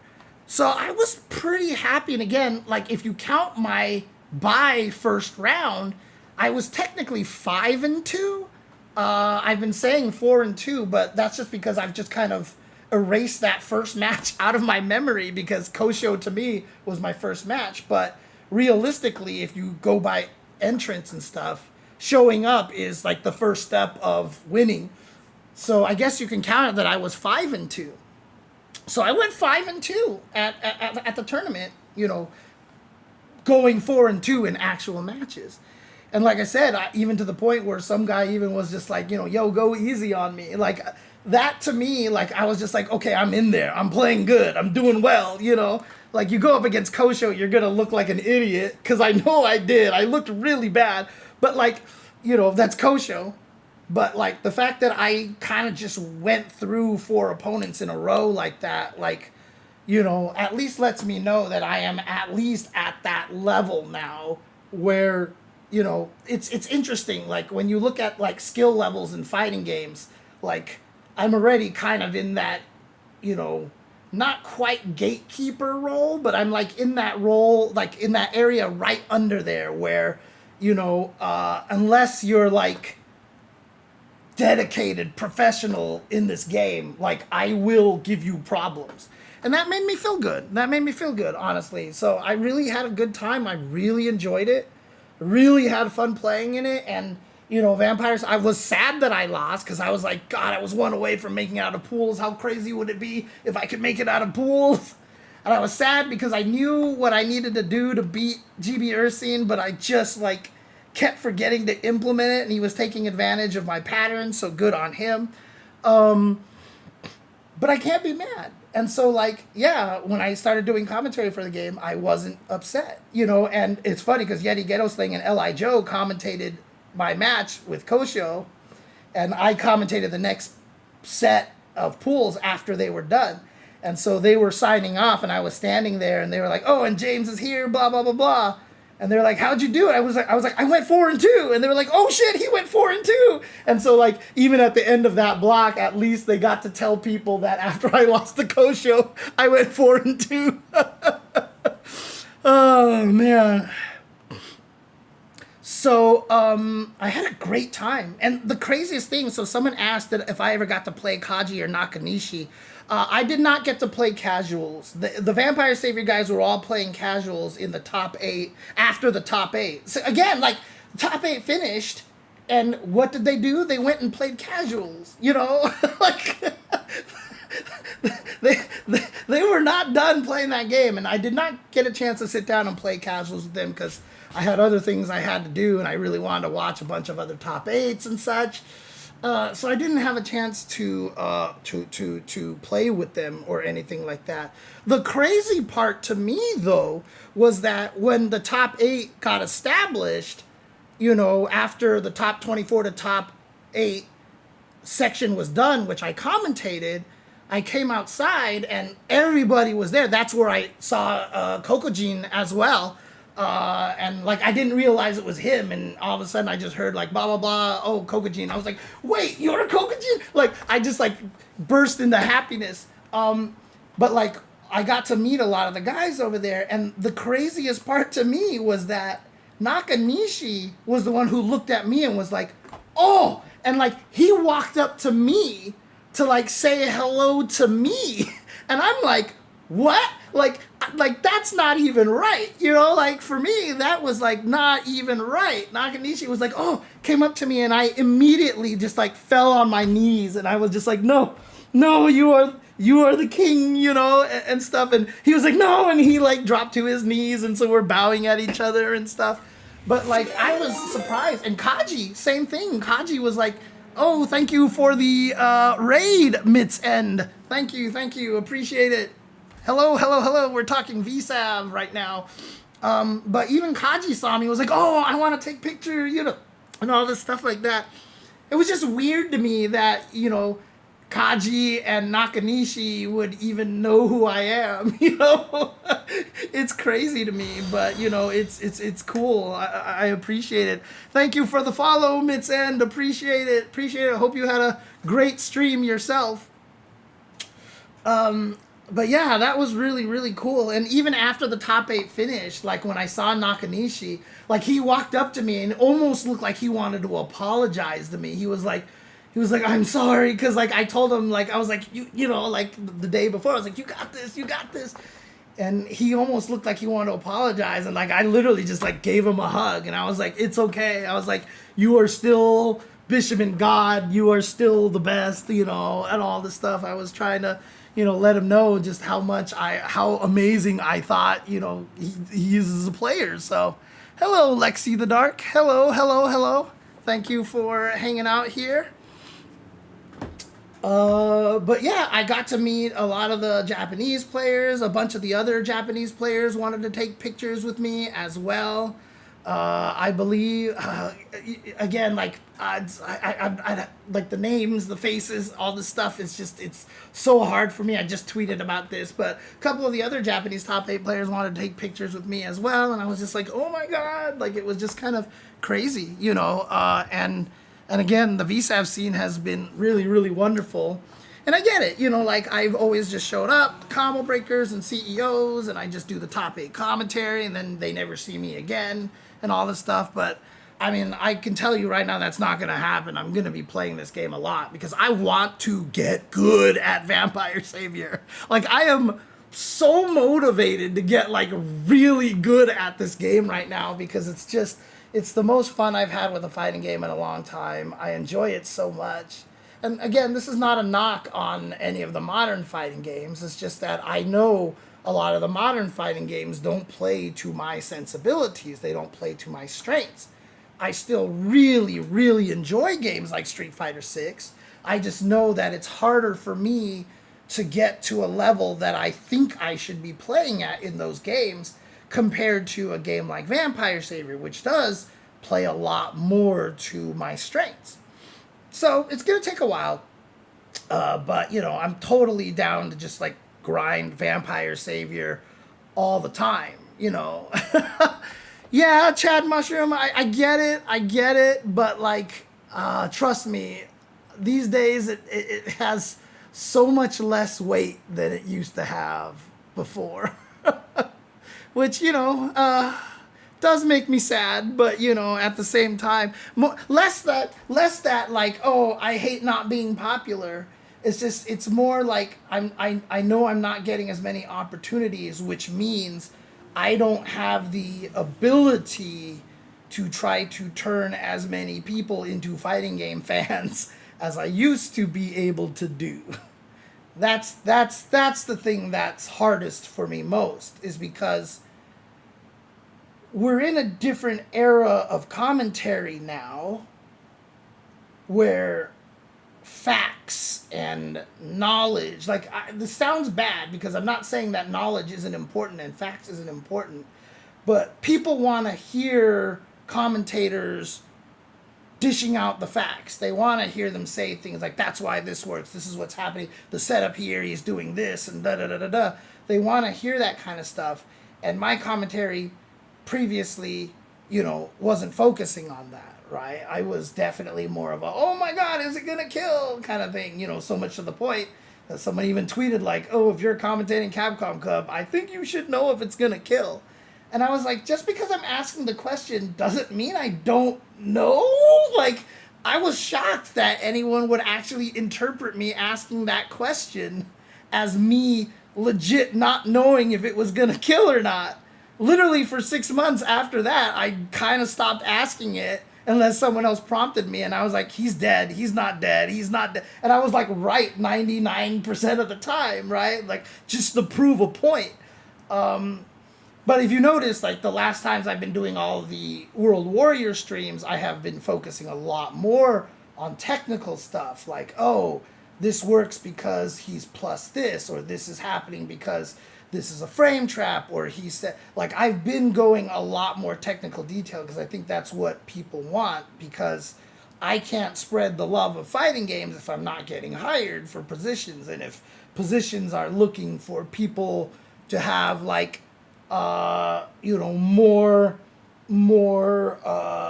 like knowledgeable people, then I've got to be a knowledge commentator. So, and it's fine because like doing that for World Warriors and for other tournaments, it's really important. But I do think for Evo, it requires a completely different skill to commentate an Evo top 8, which I think, me and Seth and like Ultra David and Majin Obama, for example, like we have that extra kind of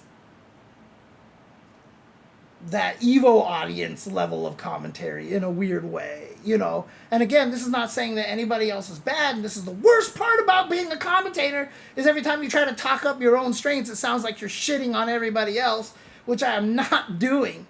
But I'm just saying that I feel like I excel in this area of all the commentators in making the games very accessible and very understandable and very appealing to more casual audiences. That's what it is. So, being a knowledge commentator is hard as fuck. Matches progress so quickly you can get stuck talking about something. Dude, it's hard, Espada.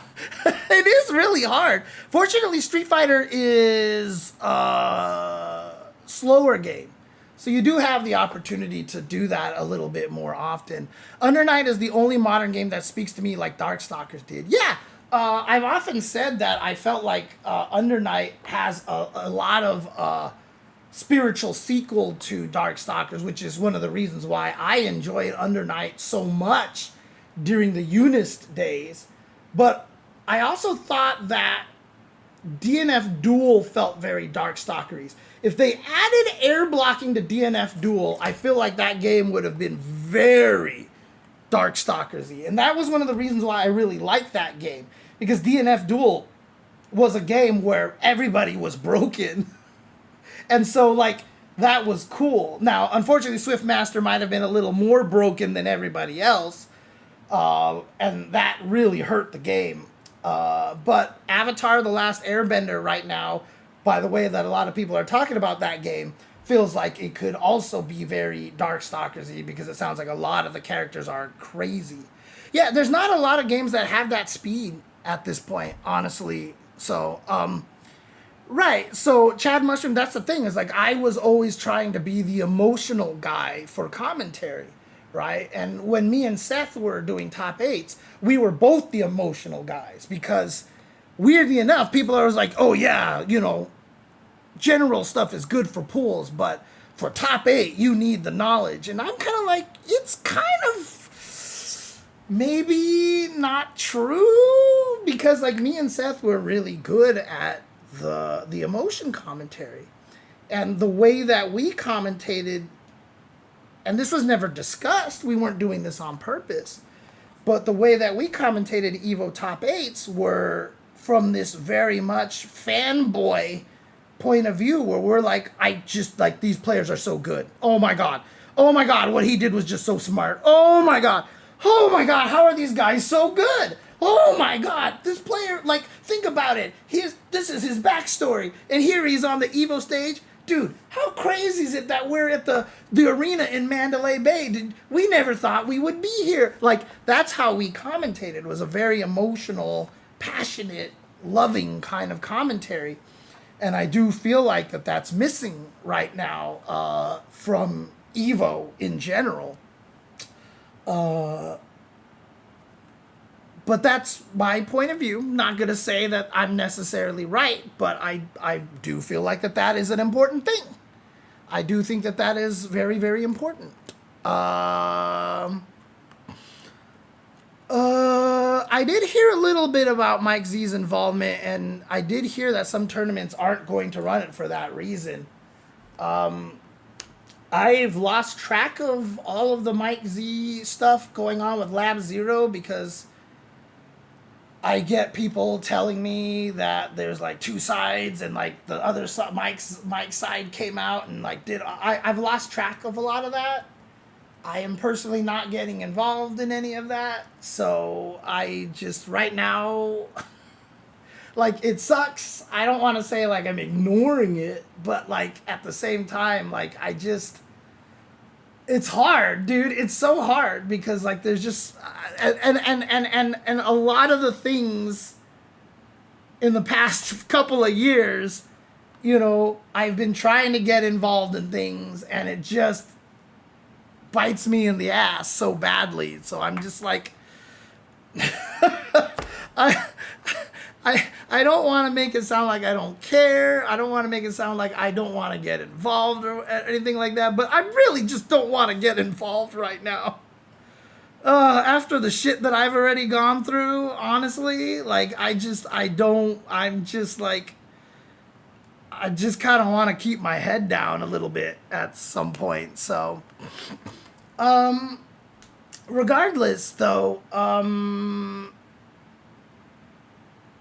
well, Popo, if they actually announced that DNF Duel was getting any updates at all in the first year of that game, it probably would have been played more, because the fact that they had no sign of Season 1 DLC or even update patches much at all just felt like it was a franchise that was going to be left to dry. The first DLC character was announced like well into its first year, right? Like nobody was even really sure that it was even gonna happen. You know? So yeah, exactly. It was so weird that it was just crickets. I kept trying to promote it because I really enjoyed the game. I liked the game. I was playing it a lot. And then it just kind of went away. And I was like, well, okay. All right, sure. But yeah, there hasn't been a fighting game like Darkstalkers in a long time. And, you know, like, a lot of people are like, oh, maybe this momentum means we'll get a new Darkstalkers. And I'm still of the position that I don't want a new Darkstalkers. You know, like, I still don't know if I would be okay with a new Darkstalkers. Like, I don't know if I would be okay with a new Darkstalkers coming out and really sullying the themes and artistry that Darkstalkers is. Because the problem is, like, if we released a new Darkstalkers that plays like Vampire Savior, keeps a lot of the things that Vampire Savior players love, and is brutal, and like the game is just like crazy, I don't think it would sell well. You know, which would like officially probably close the door on Darkstalkers forever, kind of a thing, you know. And again, I'm always of that mindset that I get why people have to make changes to games to get them to sell. And so like that terrifies me. I don't want to see a watered down Darkstalkers game. Like, I just like I think my heart would hurt, you know, kind of things, you know. And it's not like I don't want it to, like, you know, like I think all the modern stuff wouldn't work, you know. Like, there's definitely ways to make it, but I'm not sure like, I'm not even sure if, like, it's not even necessarily the modernity that would hurt the game, but I think a lot of people who would make the game, because you don't have like a daisuke in charge, like a person who has a lot of personal attachments, like, no, like, I don't know if anybody from Dirty Beret would be like, let me come back and help make this game and stuff, without having that person looking over the game. I don't know if the game can be made with the right personality. Again, I think that this is missing from a lot of fighting games these days, is the personality, is the vision of what it is that they want the game to be. And because I think a lot of fighting games these days are made without that. I think a lot of fighting games these days are made with mechanics in mind. They're trying to make a game, and then they trying to make mechanics that they want to put in the game that's kind of cool, etc., etc. Like, for me, if I was designing a fighting game, I would design it with how I want people to feel when they're playing the game. Do I want them to feel frantic? Do I want them to feel in control?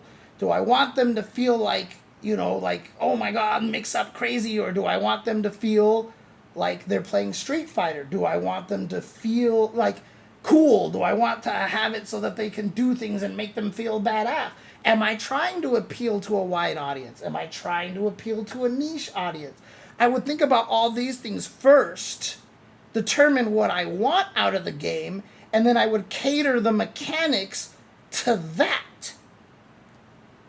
Right? So right now, a lot of fighting games are, here's the mechanics, try it, how do we balance it? For me, it would be, what do I want the mechanics to make my game feel like? Have we succeeded in doing that? All right, how do we balance this? Like, balance would actually be like the lower end in a weird way, because if by balancing something you take away, like, for example, the push block. Like, push block is prohibitively hard. It is very hard in Vampire Savior. A lot of people have learned how to do it. There's techniques to do it, but it doesn't work good on pads. Pad players have a distinct disadvantage. They are going to be the majority of your player base. So can you make push block work that same way? It's such an important part of Vampire Savior and such a accidentally perfectly balanced mechanic that, like, I get it that you would try to simplify it, but if you did that, like, would it take away from the personality that I'm trying to achieve with this game? If push blocking was simply a resource thing, or simply just you press a button and you push block, like, would that mess up the game? It would, right? Because the whole point of that game is that the push blocks, one of the main parts about that game is that push block is hard, and that sometimes you just have to count on the opponent missing the push block, or baiting them to make a mistake so that they push block too early, so you stab them and, Bishaman coded, stab them, so you hit them. Clearly Bishaman coded here. That's the thing, right? And so, like, but if you made push block that hard, it might not sell well. So, like, it's not like I'm afraid that, people modernizing fighting games would ruin it. I feel like, I get it, because a lot of these games were in an esports environment as well, so things have to be a little more balanced, etc., etc. Like, in the name of, like, balance, and in the name of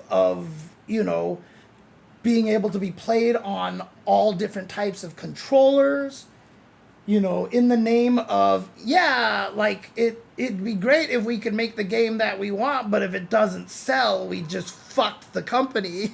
So like in this name of sellability, you know, there's so many factors that I get, and I know that if, like, let's just say Capcom miraculously calls me up, it's like, James, we're hiring you to be the producer on Darkstalkers, the next Darkstalkers, because you love the game so much. Boom.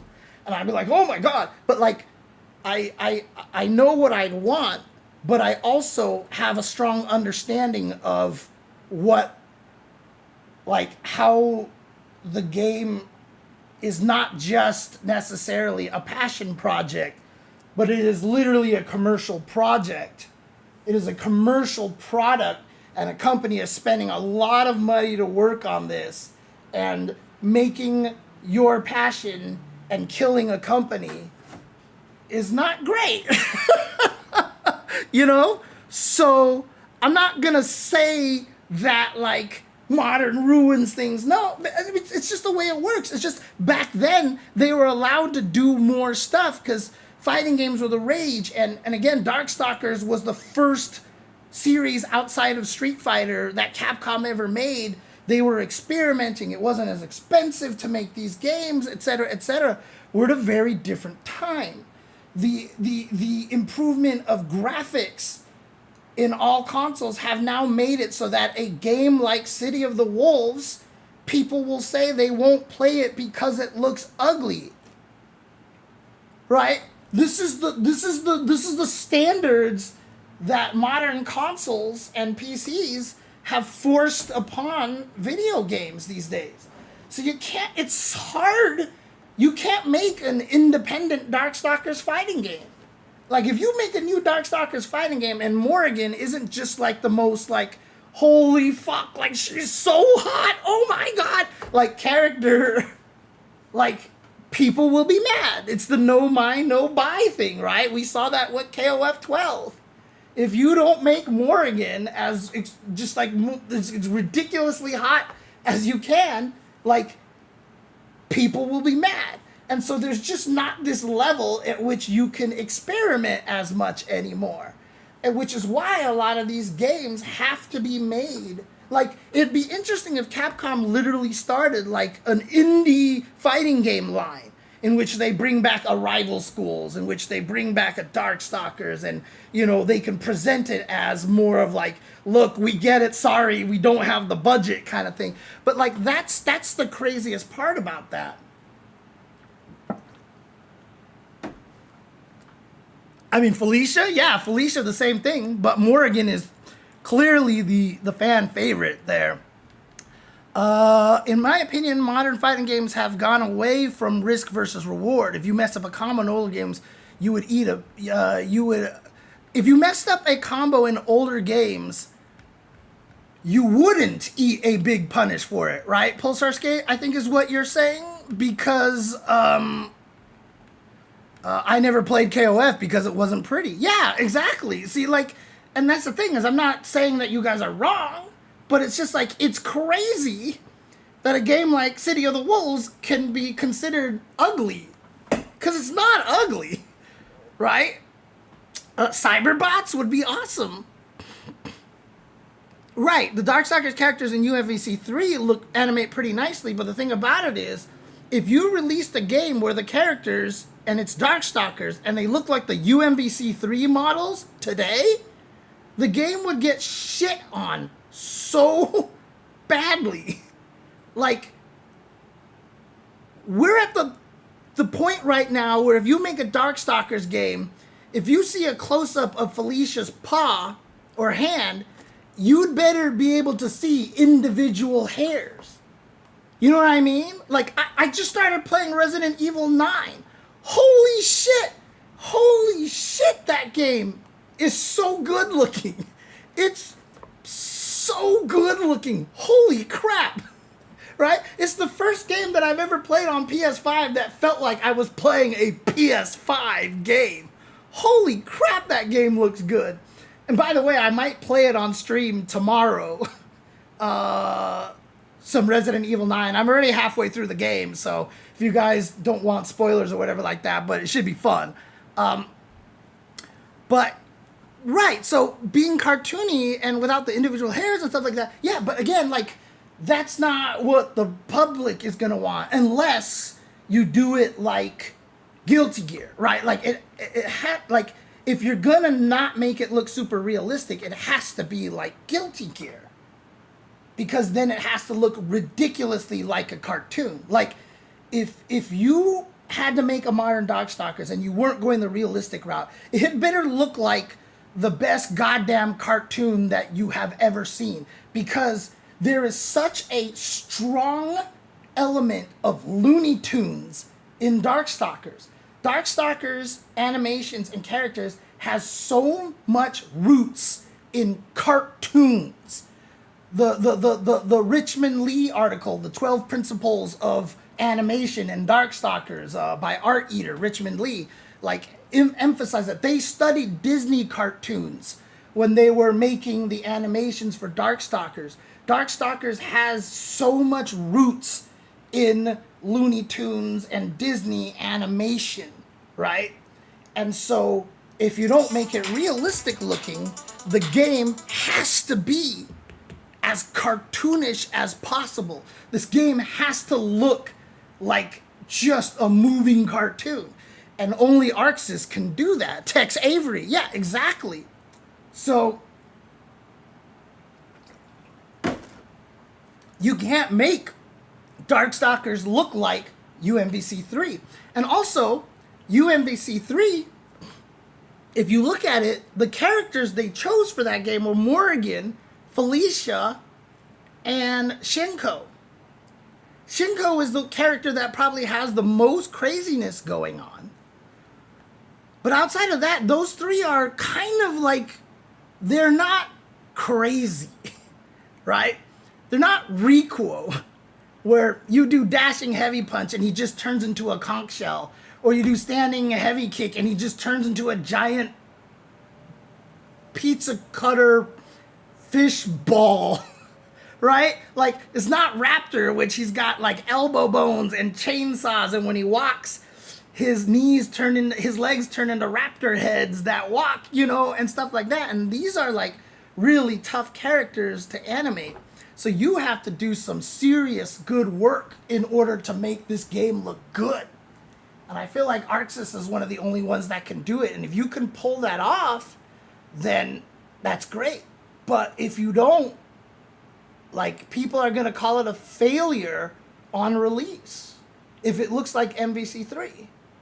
If it looks like MVC3, it's going to be a failure on day one.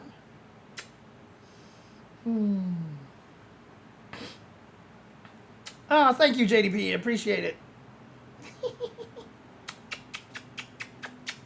Hi, Nathan. Hi, Nathan. Buddy.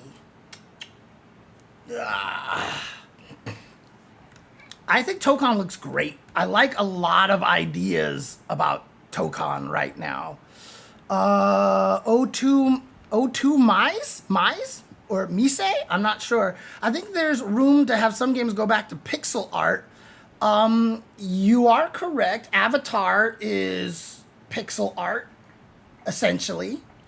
Oh god, if Ono Darkstalkers came out during the Street Fighter Cross Tekken era, dude, we would all be...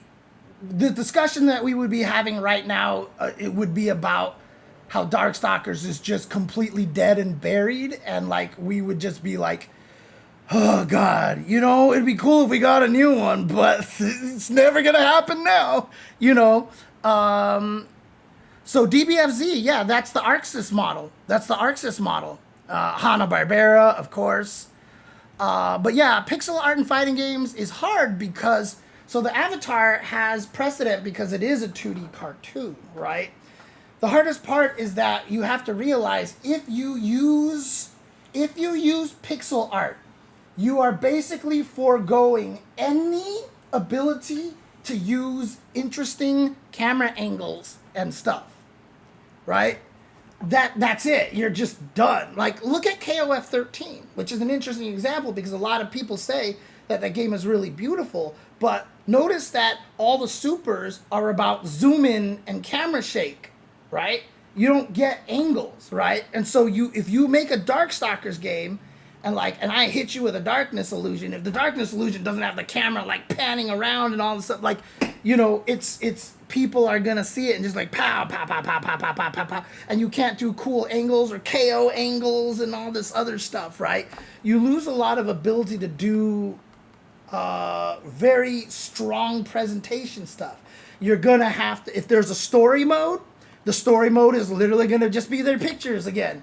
Picture, text, picture, text. You have 3D models. The 3D models can walk around and talk, and they can do stuff in the story, right? So when you go pure 2D, you do lose a lot of power. You lose a lot of things that you can do, and it's cheaper. Because if you make the model the first time, adding moves is just animation. You don't have to draw new sprites, etc., etc. So, like, it's just, at this point in time, models is more cost efficient than than sprites. Now, you know, KOF 12-13 made the mistake of doing both, which is why the game almost bankrupted them. Which I don't even know if it was almost. I think the game did bankrupt them, and why so many characters lost so many moves. You know, like, I know Olaf complains about Maxima all the time. He lost like all of his cool moves because, you know, it was just, they just ran out of money and time with the process that they were using to make sprites. Right, and if it's 2D, you get no costumes. You get 0 costumes. So that's tough, right? Wait, which one? The last time, just put cool camera angles with 2D sprites bending into 3D. Oh, God, you want to make it Parappa the Rappa? Oh, Sengoku Basara. Yeah, that's right. Yeah.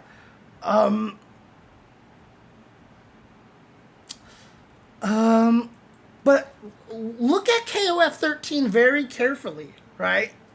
Because they use the 3D models into sprites, there's not a lot of stretching going on. Like that 12 principles of animation, that article about Vampire Savior, all of those little cool animation touches, like stretching, like growth, deformation, and like a lot of that stuff isn't present in KOF 13.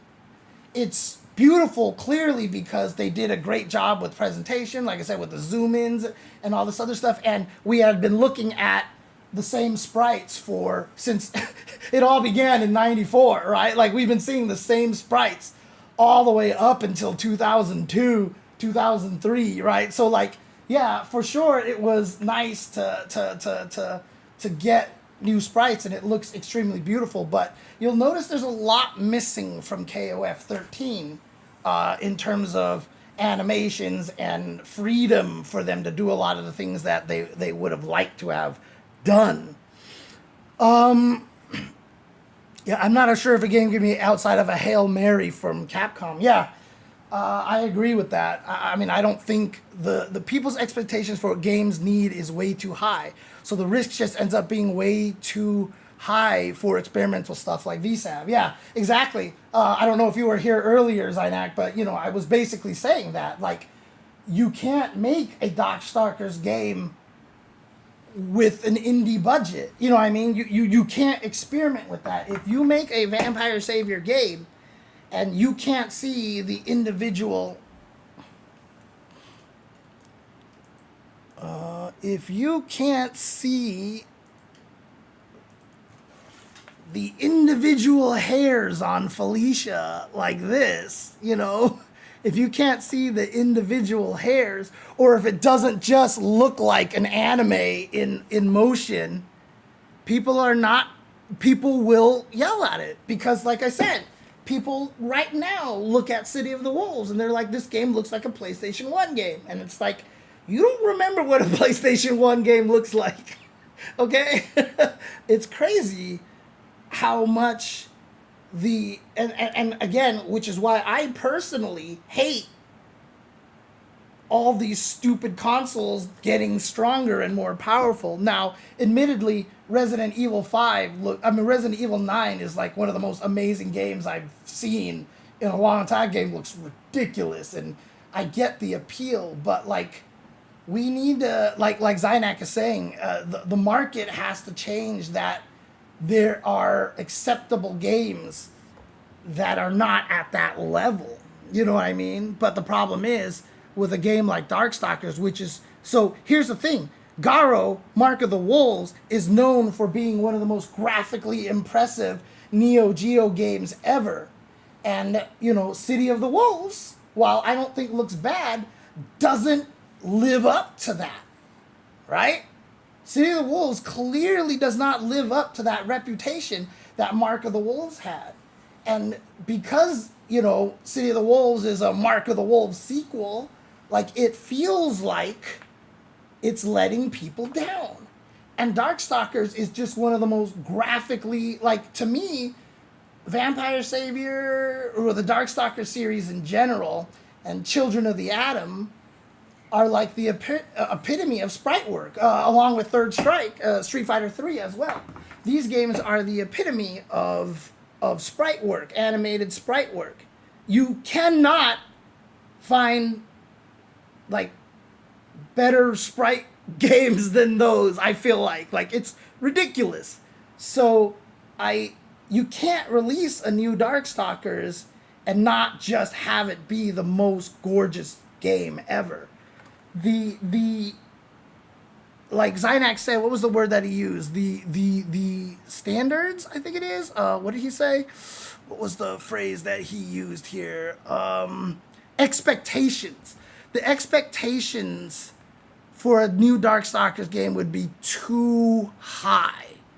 You cannot, like, there's no way you can make a Darkstalkers game right now unless you just make it the most beautiful game possible. So, oh, he had another heat stroke at EWC? Shit. Fuck. Is he okay? Is he okay? Okay, so JNV. So I guess this is a new one here. Oh, God. Do we know if he's okay? Shoot. I don't want to be like, all of a sudden, like he's, you know, has to retire or something like that at this point. God, I'm so scared now. That's terrible. What happened? Okay, Rome is saying, okay, there's a big fuss on Reddit about Goichi-san. So this is Taki Mizuhara saying this. Suffering from heat stroke at the EWC venue and an ambulance being called. France has a low air conditioner penetration rate after all. I'm worried. Oh, that's right, because EWC is in France. Shoot, that's right. And Rome says, hey guys, I was here with Goichi and others to make sure he got the proper help, so let me clarify. Both the EWC venue and the player staff hotel, which this photo is from, are both well ventilated with AC. The cab Goichi and others took to the hotel lacked AC, which caused his illness. Jesus Christ, that's terrible.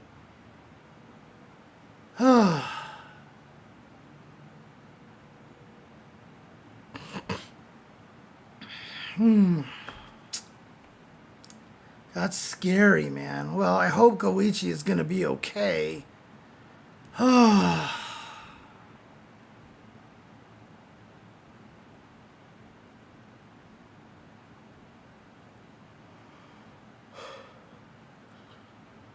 God, it's scary. Okay, well, thankfully Rome was able to talk about it since he's actually there. So hopefully they're all okay. So Fenrich posted pics of it being about 105 degrees out there. Jesus. Oh, yeah. Last Blade 2 is a very nice looking game. For sure. And I'm always going to be biased for those Capcom games. But, I mean, I just, like, as good as those games look, as good as KOF 13 looks, as good as, you know, Samurai Showdown even 2 looks and such, you know, like, I don't know if I can ever say anything will match. I mean, I personally only throw in Third Strike because of like Makoto. Because Makoto is just like one of the greatest animated characters of all time in a fighting game. But in general, I still think Children of the Atom and Darkstalkers are at a level above Street Fighter 3. Mostly because Street Fighter 3 doesn't get to use as much just craziness, right? Like, you don't get Spiral turning yourself into a fist with the crouching heavy punch, you know, kind of a thing in Street Fighter 3. But what they did with Makoto, like Makoto's animations are ridiculous. Makoto for me gets to that level for sure. So I personally would say that I think Vampire Savior and Children of the Atom are the best looking fighting games ever. And if I had to rank them, I would definitely rank the Darkstalker series above even Children of the Atom. So I know there's bias on my part, but I also don't think it's far-fetched to say that I believe that those two are like the best looking sprite-based fighting games in the history of the world. I mean, she's the exact same in Third Strike. She's animated the same in Third Strike. So I have heard, sir, that 3D appeals to casual audiences more than 2D does. Is it a similar situation for people preferring live action over animated works, considering them for children? No, it's presentation. It's just presentation. If you are using 2D sprites, you're very limited in what you can do. Like I said, if you made Darkstalkers and sprites, if you put a story mode into the game, it would have to be pictures. Like, it would just be Felicia picture, text, or their sprites on the screen walking back and forth. But if you actually have the 3D models, then when you do a story mode, you can have the thing where like Dimitri is standing there and like Morrigan and Lilith run into, you know, the Feast of the Damned background. Dimitri, what are you doing? Like presentation is a factor. So it has a more cinematic look and stuff like that. For casual audiences, you know, they're going to want to see a more movie-like experience, right? Right. So even Azaku is saying here, right, KOF 13 is beautiful, but the presentation is so lackluster. Exactly. And that's kind of one of the things I was talking about earlier. You know, again, great looking game, but, you know, you don't get to do a lot of stuff. They do a lot of great stuff with like how Clark, when he throws you up and catches you and throws you up and catches you, it zooms in. And like they do a lot of great stuff like that, but they aren't allowed to do the crazy presentation that they might be able to do if it was in 3D, right? So that's one of the big deals there. If I remember, Goichi-san and Fenrich, man, his name sounds very Germanic as fuck, dude. Fenrich, yeah, well, are friends since they were part of CAG, am I right? Oh yeah, they're really, really good friends. They're really good friends, for sure, because they've played a lot of the same games and stuff. They became really good friends during, well, probably before it, but, you know, obviously they played Dragon Ball together and stuff. Both of them were, like, two of the best Dragon Ball Fighters players out there and stuff, so. But yeah, 3D just gives you access to presentation that 2D does not, which is why, you know, story modes in old fighting games were always just the talking heads, or you would do the dun-dun-dun. So you would do, like, the whole, like, you know, like, you know, you would have, you know, like Luke would be standing here on the screen, like, and then Kimberly would just be like, you'd see her sprite walk up, like, hey, Luke, like, you would just see the sprite stop, and then the text would show up on the bottom of the screen. It'd be like, Luke, where are you going? I'm going to go fight, you know, JP. Don't go after him without me. All right, come on, let's take him out. And then, you know, like, that's what you would get, right? Because that's all you could do with sprites back in the day, right? You would just put them into the walk cycle animation, they walk off the screen. But, you know, right now you can do a lot more than that. I mean, look at all the teasers for, you know, where people are beating up on Johnny World Tour in Street Fighter 6, right? Like, that whole intro to Aki like literally sold that character to me, right? With closed caption, you get the full effect. That's amazing. But yeah, like that Aki segment where she poisons John World Tour, like sold her on me because they were doing all that close talking and like she was just like really weird. Like she was way weirder than I thought she was gonna be. And that, I feel like, you know, that presentation is what made me like immediately go, I like this character, right? And if it was just like sprite work, you know, like you wouldn't get to do that. And so the presentation makes a big difference, honestly. And that's why the 3D aspect is important. So that's why it's important. And that's why, you know, as JDP asked, like, you know, that 3D appeals to casual audiences more. It's because it's presented more like a movie and you have more ability to tell stories and stuff, right? So yeah, I like that's why I feel like if you had to make a new Darkstalkers game, it'd have to be done in that Guilty Gear style. And like I said, you had better be able to code in all the crazy stretching. I mean, again, the Art Eater article is a perfect example of this. So Darkstalkers and the 12 principles of animation here. If I go to here, like so. Let's zoom this in a bunch here.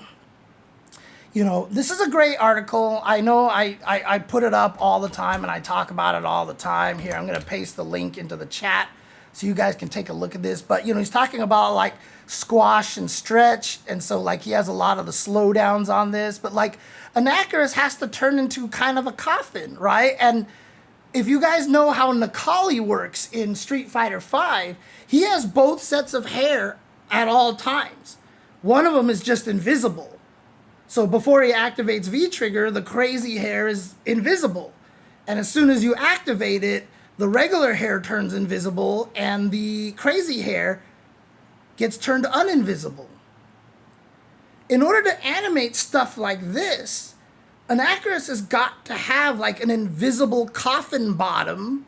He's going to have invisible giant snake hands. He's going to have invisible pyramids. He's going to have invisible legs under the ground. He's going to have invisible, like that's the only way you can do that because you really can't morph 3D properties like this. Like if you have Raptor here, this thing right here, it's on his shin with those 3 spikes are what turn into the buzzsaw and what turn into the chainsaw that he uses to attack. That's why he has this little shin guard on him, because that's literally the things that turn into the buzzsaws and stuff. And so what you would have to do in 3D is that you would have that shin guard, but whenever he has to do the attack, that leg would have to turn invisible, and you'd have to uninvisible a giant chainsaw or a buzzsaw. Because 3D graphics aren't like 2D graphics where you could just, whatever you draw in 2D, that's right there. That's what you get.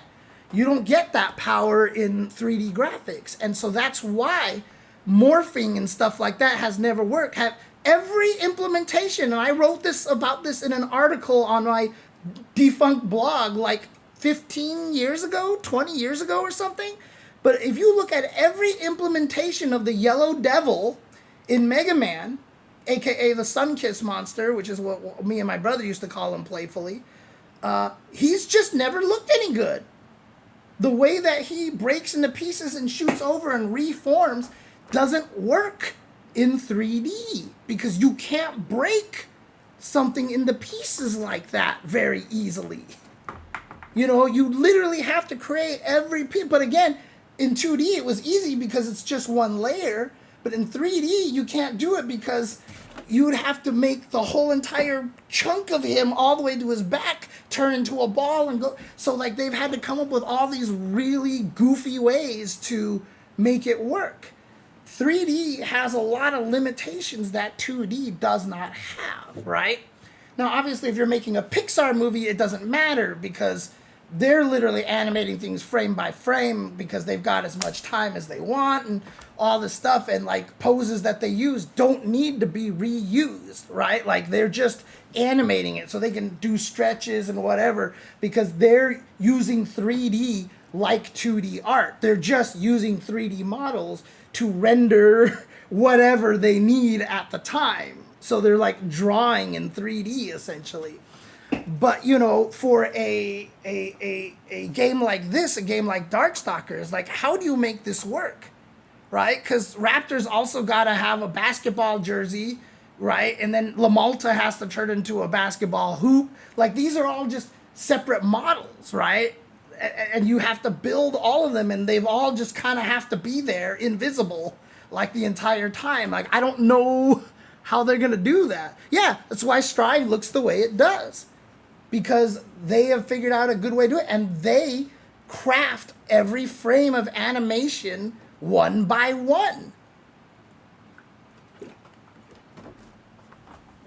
So they're able to do what they want. They have forced lighting on the characters so that whenever they do something, they're always lit a certain way, etc., etc. Yeah, ArcSys is the only one that's going to be able to do that. So yeah, the basketball, I mean, it's not impossible to create in 3D, but it just means that Raptors gotta have an invisible basketball jersey on the entire time. He's just gonna have an invisible basketball jersey, right? Because I don't know how it works. Maybe if Zynak is still in the chat, he might be able to have, like, I don't know if it's too expensive to spawn in and load the jersey onto him, or if it's just cheaper to have it there the entire time and turn it visible. You know, turn the opacity to 100%. You know, I don't know what's cheaper in terms of, you know, how the processing power and limitations and stuff like that. That part I don't know. But they'd have to have that basketball jersey just kind of like ready to go at all times. You know what I mean? And you'd be able to do that. And the La Malta sprite, like, transforming into the basketball hoop, it probably wouldn't do that as much. You'd probably see La Malta at the bottom, and he'd probably start stretching, and then you'd see like a poof, and then the basketball hoop would just be there. You know what I mean? Everything would be loaded at the start of the match and often just scale bones, joints to 0 to make the mesh invisible. There you go. So yeah, like you would probably like make La Malta start growing, but you can't make the La Malta model turn into the basketball hoop model. That isn't gonna happen because you don't have that ability to transform things that easily. If I'm not mistaken, does he have, I think he has the basketball animation somewhere here. God, this Jetta's so fucking cool. I mean, look at this, dude. Character's so cool. Let's see. Character designs, blah, blah, blah, blah. Okay. I guess he doesn't have the basketball, the animation here. But yeah, you can't just make it so that La Malta transforms into the basketball hoop. La Malta and the basketball hoop would have to be two separate models. And so you basically have to find a way to mask the transition from one model disappearing into the other model, right? So like I said, maybe you can make La Malta stretch, but then he would like start fading and you would see like smoke clouds. And once the smoke clears, the basketball hoop is already there. This is a very difficult game to do in 3D. In KI, we have all of Conrad's bandages below the ground because we didn't have full joint scaling in the Hex engine. Jesus, okay. So yeah, I don't know if you can make a game like this in 3D and do it well unless you're ArcSys and you just map out every frame yourself and do all the stretching that you need. You know, because again, you know, like, for example, I don't know, you can tell me if this is true or not, Zynak, but in Exerd, like, all of the clothes did not obey physics engines, if I'm not mistaken. the clothes and everything for all the characters. I mean, that's why, like, when you get a win pose in Street Fighter V, sometimes Mika's hair would be here, sometimes it would be here, sometimes it would actually be blocking her face because her hair was obeying physics engines. But I know in Exerd, they killed all the physics engines on all the clothes and they just put them where they wanted them to be. I don't know if it's like that in Strive as well. I bet you it is. I bet you it's still similar to that. Yeah, no, none of the clothes use physics. There might be some accessories attached that do, but clothes are all animated by hand normally. Right. So in order to mimic, Lilith's lilt here, you know what I mean, to have the clothes bounce the way that they bounce like this, they would have to animate every frame manually, right? You can't have Talbane's tail work through physics, right? You can't have Felicia's tail work through. I mean, look at the squash and stretch on this. Look at the squash and stretch on this. This is QB's, her guard cancel. Like, how do you animate this? How do you animate this in 3D?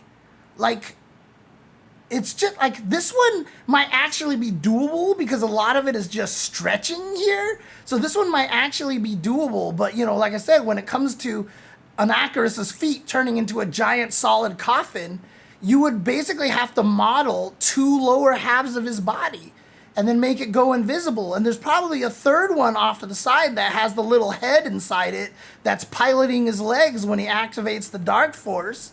And there's got to be a pyramid right there so that when he does the dive kicks, the pyramids become visible. Like, literally, Anacris would probably have like 5 different models of his lower half sitting there. And then his arms would have to keep changing because they have to turn into the big giant snake arms and stuff. And, that's the thing, is like Darkstalkers has so much crazy. Right. So as Zynak is saying, most of this is doable. Costs would be insane, though, if they actually tried to match the game frame by frame. Right. So that's the hardest part. It's way too important to the silhouette of each animation to allow physics to take control. Exactly. And so that's why if they made this, they'd have to go the Guilty Gear route. They'd have to map every frame one by one. But like Zynak said, this is doable, especially with how powerful all the consoles and the PCs are. It probably wouldn't kill the game to have like 8 different legs and only one is visible at the time. He jumps and then all of a sudden the giant eyeball appears under him, or he, kicks and now you have the coffin legs and, just like he'd have to have all of them there. And it would be, not super expensive because a lot of it is invisible. But, you'd have to load all that stuff into memory and it'd have to be quickly accessible, et cetera, et cetera. And it's doable, but it would just be prohibitively expensive and a lot of work. So, yeah, I don't know how you would do this in 3D, honestly. I really don't, because I mean, like I said, Talbane is pretty normal. Even Sasquatch can be considered pretty normal. But once you start getting into like the freaking, Jettas and Pyrons like this, like, I don't even know how you would make this character in 3D. Like, didn't they make a 3D Pyron in Street Fighter V? I think they did. But obviously he doesn't have to do any of this, right? Like look at this. Look at this. Like, how do you do this in 3D? I don't know. I don't know how you do that in 3D, Oh, God, look at that animation. It's so good. But, yeah, like him, like these feet growing and, ass growing and grabbing you. But, again, like the characters that scare me the most would be, like, this animation is so good. It's talking about the circular motion of animation there. It's so good. Like Raptor, if they put Witzel back in the game, like, I don't know. Like, look at this. Like, Lilith's Batwing, her back Batwing wraps around her leg and turns into a hatchet, right? if you don't know that that's what's going on, it's hard to tell. But that's exactly what's going on. I can't stop it. I can't stop it. But, you know, the wing back there is wrapping around her leg. And in 3D modeling, you're not going to make the wing wrap around her leg. You're going to have her wing, and then you're going to have a model of the axe around her leg so that you can actually just turn one of the wings invisible and then just uninvisible the thing around her leg. But, I mean, even if when you look at it animated, you can actually see that, like, it's curled a lot and then it uncurls around her leg. Like, there's a lot going on there. And here's Jeddah where his fingernails grow long, and here where his arm just explodes and he just shoots his fist out you at a bunch of times. And then here where he cuts off his head, you know, like, like they can't, like, I feel like they would have to model a second head just to fall off and disintegrate like that. You know, it's just, it's crazy. No, I'm not saying it can't be done. It can all be done, like Zynax said. It's just that it would be expensive. It would take a lot of time, and they would have to be so careful with, like, every frame. Every single frame. Spider War Street asks, do you know if Capcom plans to release Darkstalkers 4? Doubt it. Doubt it. That's kind of what we're discussing right now, that I don't think that there's a logical way they could do it, because they would have to spend so much money and resources for the artwork and all this stuff. And if you came out with a Darkstalkers product that was even remotely not cutting edge graphically and stuff like that, people would fry it, you know?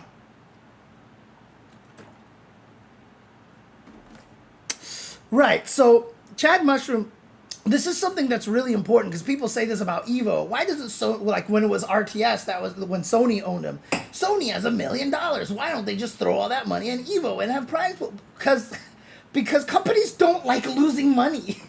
Companies don't like losing money. That kind of like makes companies go bankrupt, right? Like, it's not necessarily a good business plan to do a bunch of stuff that loses money. Capcom doesn't have money and goes, oh, you need this? Let me get some from here and give it to you. Like, there's literally like layers of people like, this is our finances. This, can you make this game for this amount of money? Yes, we can. Oh shit, we're finding we can't. We need more money. Why do you need more money? What the hell happened to your estimate? We didn't realize this. You know what? We've assessed it. It's not worth it. We're canceling the project. Dead. Right? Like, if you need more money, it's like, we need more money. We want to make the greatest Darkstalkers game in the world. How long would it take? If you give us this if you hire this many people and give us the staff, we could do it in 5 years. 5 years? For that many people? I'm not spending that money. Okay, then we can do it with this many people. Okay, now how long will it take? 10 years. I'm not working on a game for 10 years. I'm not spending money on a game for 10 years and never seeing any money from that. Gone. Project dead. Right? Like, there's just so many layers to all of this, you know? It's just not good. It wouldn't have worked. So, I think Ono tried reviving Darkstalkers and that the rest of Capcom was like, no, yeah, that's probably what happened. Thank goodness. But, you know, that probably would have happened, honestly. So, it's just, you can't... Dude, Jeddah's animations are ridiculous. Like, if you didn't know, like, when he does standing medium kick, he puts his wings are blades, right? He's a Grim Reaper, and so his wings are the sickle, basically. Like, when he does a standing heavy kick, the wings transform into the sickle, right? So his standing medium punch, he literally puts his fingers on the blades on his wings and he cuts his own hand like this. And he sprays blood onto the floor.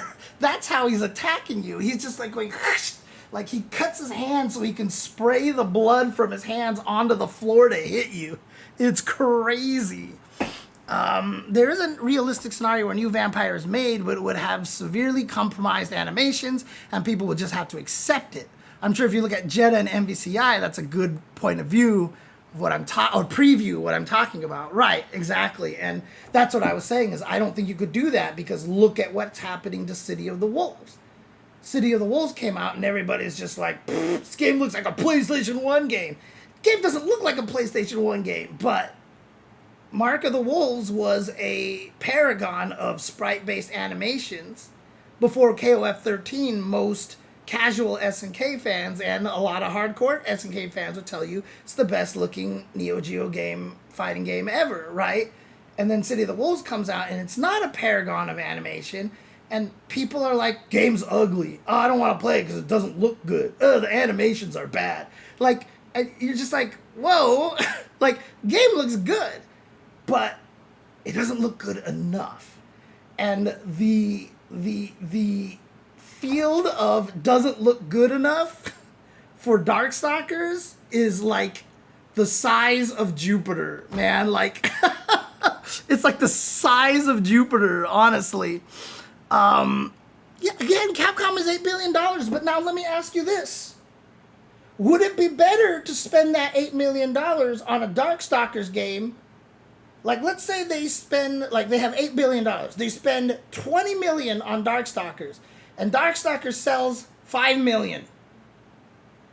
It makes $5 million, right? Was that $20 million a smart idea for them to spend, or should they just make another Resident Evil for $20 million and make $100 million? Again, in the end, these companies are businesses. Capitalism hurts passion projects. It's just how it works. And like, there's no way you can convince Capcom to be like, this is a game fans want. They want this. Let's make the best Darkstalkers game possible. I mean, look at what's happening with Street Fighter right now. There was just that interview where it sounds like, you know, they can't do World Tour stuff anymore because they lost the staff to do World Tour stuff. And Street Fighter 6 is doing gangbusters in Japan, and it seems like they can't seem to maintain a staff large enough to produce the content that they want to create. Probably because even doing gangbusters, Street Fighter 6 is not making as much money as Monster Hunter or Resident Evil or Devil May Cry, etc., etc. Right? Fighting games are still, like, Street Fighter, like, broke the record for concurrence when Ingrid came out at, like, 33,000 concurrent users. And if you look at that in comparison with something like a Marvel Rivals or something like that, like you would just look at Street Fighter 6 and laugh, right? Like, it's not, you can't even compare. And again, it's like not even corporate greed. It's just like, it's a bad decision. Like, no, you can't blame a company for saying, I don't want to spend $20 million on a game that's going to make $5 million. Like, there's no world in which, like, you can be mad at that. Like, it's crazy that people are like, corporate greed. Like, no. Like, if you made a game that was $20 million to make and you make $5,000, that's, like, the company goes away. Do you understand? Like, there will be no Capcom anymore. We won't get new Street Fighters. We won't get new Devil May Cries. We won't get new Monster Hunters. You lost $15 million on a game. That's not corporate greed. That's just survival. If you do that, the company goes away. Do you want Capcom to still make games that we love? Do we want more Resident Evils and Mega Man and stuff like that? Yeah, I like those games too. And if they make a game $20 million cost and only make $5 million, the company goes away. This is not corporate greed. You just can't make these decisions. You know? Darkstalkers Resurrection was a commercial failure. It was an enhanced collection of Vampire Savior Night Warriors. Yeah, didn't really do that well, honestly. They will compromise the game to be friendly. Corporate, yeah, they can make 20 more Phoenix Wright games for that money. Yeah, is budget really the issue, or do they just not want to develop World Tour anymore? There was a recent interview, and literally they said, like, we want to make more World Tour content, but Matsumoto was like, kind of like, hinted that, like, they can't. Let me see if I can find that quote for you guys. Hang on a second. JNV linked me to some stuff about that earlier today. So I'll find that quote for you on the interview. Let's see here. Translate to English. Here we go.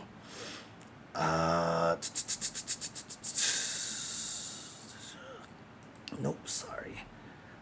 Okay. Let's see. Yasmin. Okay, here we go. So literally in this interview with Nakayama and Matsumoto-san from this Japanese site called GameSpark, they asked the question, the World Tour has reached a milestone with the addition of Ingrid. Are there any plans to develop story elements or content that delves deeper into the characters that could replace the World Tour in the future? And Nakayama says, I'd like to do it. That's just a wish, though. Laughs. The development staff also loved World Tour, so we wanted to create it. However, due to various circumstances, it became a little more difficult than we hoped. On the other hand, we think World Tour played a certain role in serving as an entry point to fighting games and acting as a tutorial. Like, that says a lot without saying a lot. You know? That says a lot without saying a lot. Clearly, they want to do it. They just don't have the ability. And I don't know what that ability means. But it could be staff, money, whatever. But it's just not a situation where they can keep doing it. If a company burns their money with woke games, that is their own fault. Let's not even get into that topic over there. Like, I don't want to get into that topic here. So, yeah, there needs to be a win-win situation. That's how games become even bigger than movies, right? Let's be real, not many World Tour players either. You say that, but I don't necessarily agree, because I think in Japan there was a lot more. I think there's a lot more. Calling something as looking like a PS1 game is an extreme insult. Although KOF 13, KOF 13? Or was it 14? KOF 14 definitely kind of looked a little like that. So Sony can be excused for cutting the wrong things back then, blah, blah, blah, blah. Listen, I just don't know how to make people like fighting games other than money and TV pay-per-view. Well, Chad, I mean, this is the discussion that everybody's been having on Twitter in the last couple of days with Avatar kind of re-raising the whole fighting games are too difficult kind of things. And where I've been talking about recently, I've had a lot of streams where I've just been talking about that. I feel like the reason why I think that 2XKO didn't take off, you know, I had a whole discussion of that. I have discussions that I was worried about Avatar or Marvel Tokon, and, you know, because like I said, you know, I've been saying, like, I'm scared that a lot of fighting game developers are more concerned about game mechanics than how the game makes players feel, right? I feel like they're not focusing on that enough, right? There's not enough, and like I was saying on Twitter, like, I don't feel like fighting games are giving players small victories good enough. Like, the small victories I have to make up. Like, I practiced this combo, I landed it in the match, I'm proud of myself even though I lost, right? Like, someone has to guide you in that path. But after a match, if a match ends and the game says max combo hits without super, like 6, and then in parentheses, star, new record, star, you're like, oh, sick. Like, that's the first time I got a 6-hit combo. And then as you play, all of a sudden you land like some 13 hit combo. You're like, yo, I did a 13 hit combo. But like the game doesn't highlight any of this, right? Like it doesn't say like, you know, anti-airs 4 out of 6 or anti-airs 0 out of 12. And you're like, oh shit. And so like the next games you think about anti-airs anymore. And now you get like a higher percentage. And like there's a little star, like it says anti-airs 5 out of 6. And it says excellent afterwards. You know, like the games aren't really giving us ways to think we're doing well. The games are not giving us an ability to think like we're having small victories, you know? And that's one of the problems, right? A lot of the fighting games you play these days are so focused on mechanics that they haven't been taking the time to make sure people are having fun. You know, like that's kind of how I see it. So,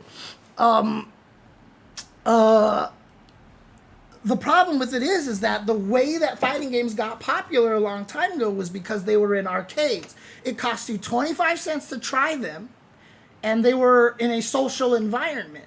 So you didn't need all of this crazy like hand holding or whatever like that, because if you were just at an arcade with your friends and you fought somebody and you lost and you feel bad, your friend could be like, no, you actually did really well that time. You like, I think you did a lot better against them. You'd be like, really? You think so? Yeah, because like you actually like anti-aired way more. I noticed that was a good job. Like the social aspect is what kind of gave a lot of the players small victories and stuff. Now we're just jumping on rank by ourselves and we're just sitting there looking at our ranked points go down. You lose 50 games in a row, your rank points just keeps going down. You have no idea that you did anything right. Like, you know, I was having a debate with people online because they're like, winning a round. Winning a round makes you feel good. And I'm like, but the rounds are so inconsistent. I can fight some guy and I can go 0-2, but win 2 rounds. So it was 3-2 each time. And I'm like, I'm getting better. And then I fight a Honda and he just goes butt slam, butt slam, butt slam, butt slam. And like, I get like triple perfected and like do 500 damage like on the fourth round, and I won 0 rounds and I got slaughtered. And so you just don't, like, rounds are not a consistent enough of a indicator that you're improving. Because I was talking to GSM Void about this, you know, because he was saying like I went 0-17 the first league game I played, and the second one I went 3-23, and those 3 kills got me excited. And I was like, exactly, you got 3 kills, and that is a small victory. It's encouraging. Not only that, but the game told you that you got 3 kills. It didn't say you went from 0 to 3 kills, but you know that your first game you had 0 and your second game you had 3. And so that's a small victory. And a lot of the times, you might not even have to do the work for that, right?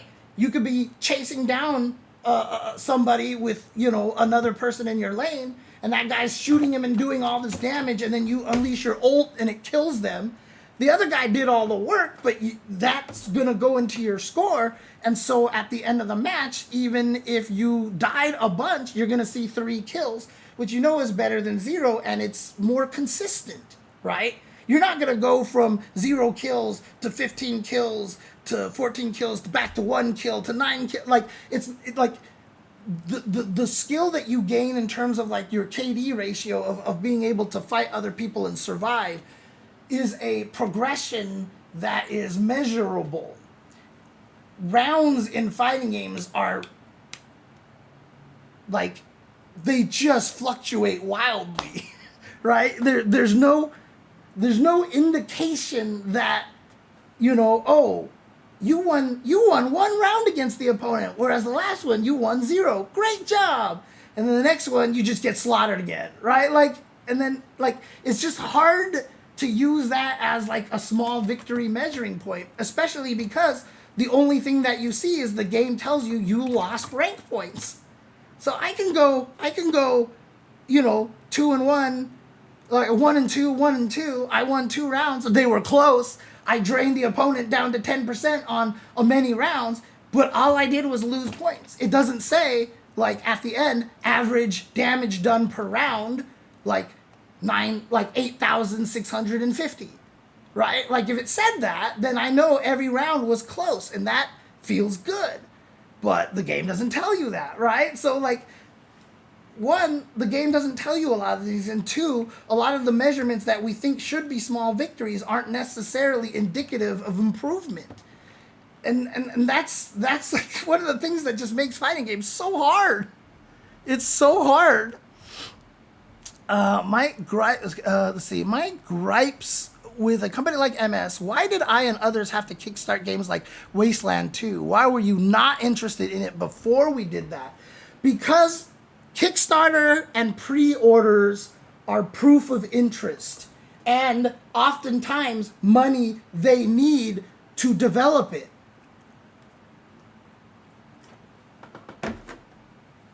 A company is going to be like, we don't want to fund this. And then like, but we promise people will be interested. Okay, let's set up the pre-orders, or let's do a Kickstarter. Let's see how interested people are. Kickstarter and pre-orders is a great way for companies to make money from a game before they release it, so they can pay to make the game. That's why. They need to have the justification to make the game. And that's what the Kickstarter and the pre-orders are for. And they lost staff for World Tour. I mean, did they say that somewhere directly? Yeah, it's Darren. I'm not sure. Oh, by the way, let me, for that article that I was talking about, I'll post it in the chat over here. Have you seen Dan's Dojo in World Tour? In Street Fighter 6 World Tour? I don't know what that is, actually. And again, don't forget, I mean, that's probably just an autocorrect Spider War, but it's Yasmin. Yasmin will not have a Star World Tour. World Tour got them millions of sales a year. If you're actively ignoring it, it won't look active to you. Why wasn't the last Darkstalkers collection advertised as such? Are you talking about the CFC collection? Because the previous Darkstalkers collection didn't sell any money. So CFC 1 was advertised as Darkstalkers and more. Because they were trying to get people to buy that one. And I don't think it sold as well as much as they wanted it to. Yeah, there are a lot more world players than ranked players. Would think that they have the numbers on who actually 100% World Tour. Sure. Could it be that they're just allocating their World Tour resources for a Super Street Fighter 6 release? That's what I hope.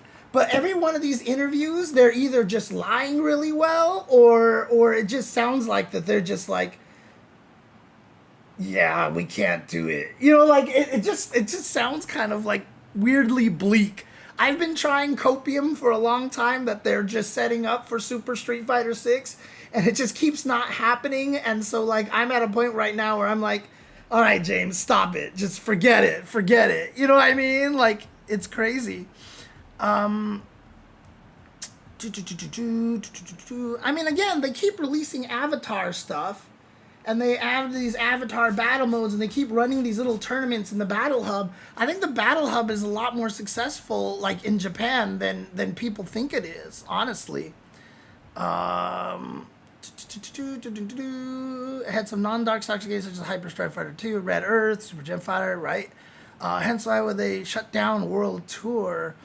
Hitting a crosscut is my only moral victory. small victories. SF6 can still compromise by expanding on Battle Hub, add more co-op stuff, and let players run around Metro City. More of that little social stuff will attract new players. I mean, if they like turned Battle Hubs into arcades in the World Tour area, and so, like, people could have, like, arcade battles, like the arcades that you frequent and stuff. That would actually be kind of sick. I didn't even think about that, but that would actually be kind of cool. Why is Darkstalkers 3 more popular than Darkstalkers 1 and 2? This is a fun question, sir. I think it's just because Vampire Savior, while being unbalanced, is the most balanced Darkstalkers. Darkstalkers 1 is a much slower paced game. I believe Night Warriors is not as balanced.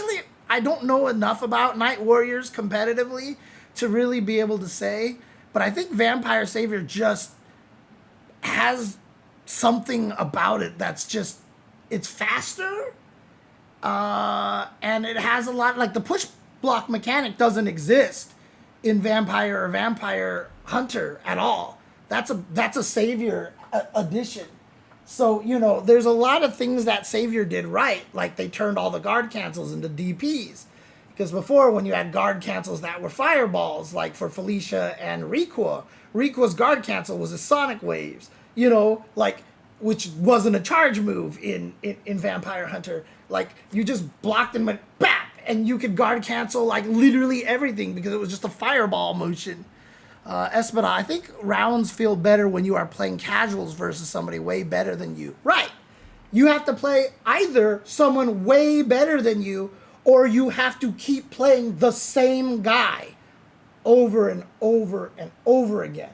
Because if you play the same guy and you are not winning rounds and then you start taking rounds, that makes a difference. But if you are in ranked, taking rounds doesn't mean anything. Someone responded to me saying like, oh, I took a round off of Brian F. in Avatar and I was jumping around the room. And I was like, yeah, because you know who Brian F. is and you know he's really good.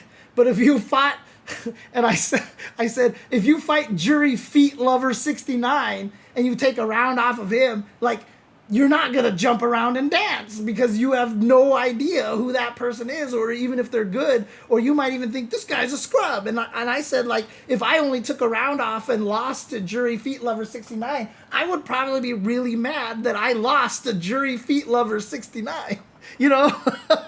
So, yeah, absolutely. That's probably just a kid. You're probably right. Oh, man. Let's see here. What else are we talking about over here? Damn, we old. Wasteland 2 was pre-Microsoft. Let's see. Literally a dojo you can't interact with in Metro City. I get why. I more meant that's why. But if I had known MS would end up buying some of the companies I backed, I would have thought twice about backing them. That's fair.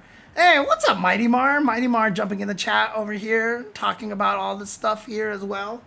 Again, shout outs to Mighty Mar, one of the long-time Vampire Savior supporters over here.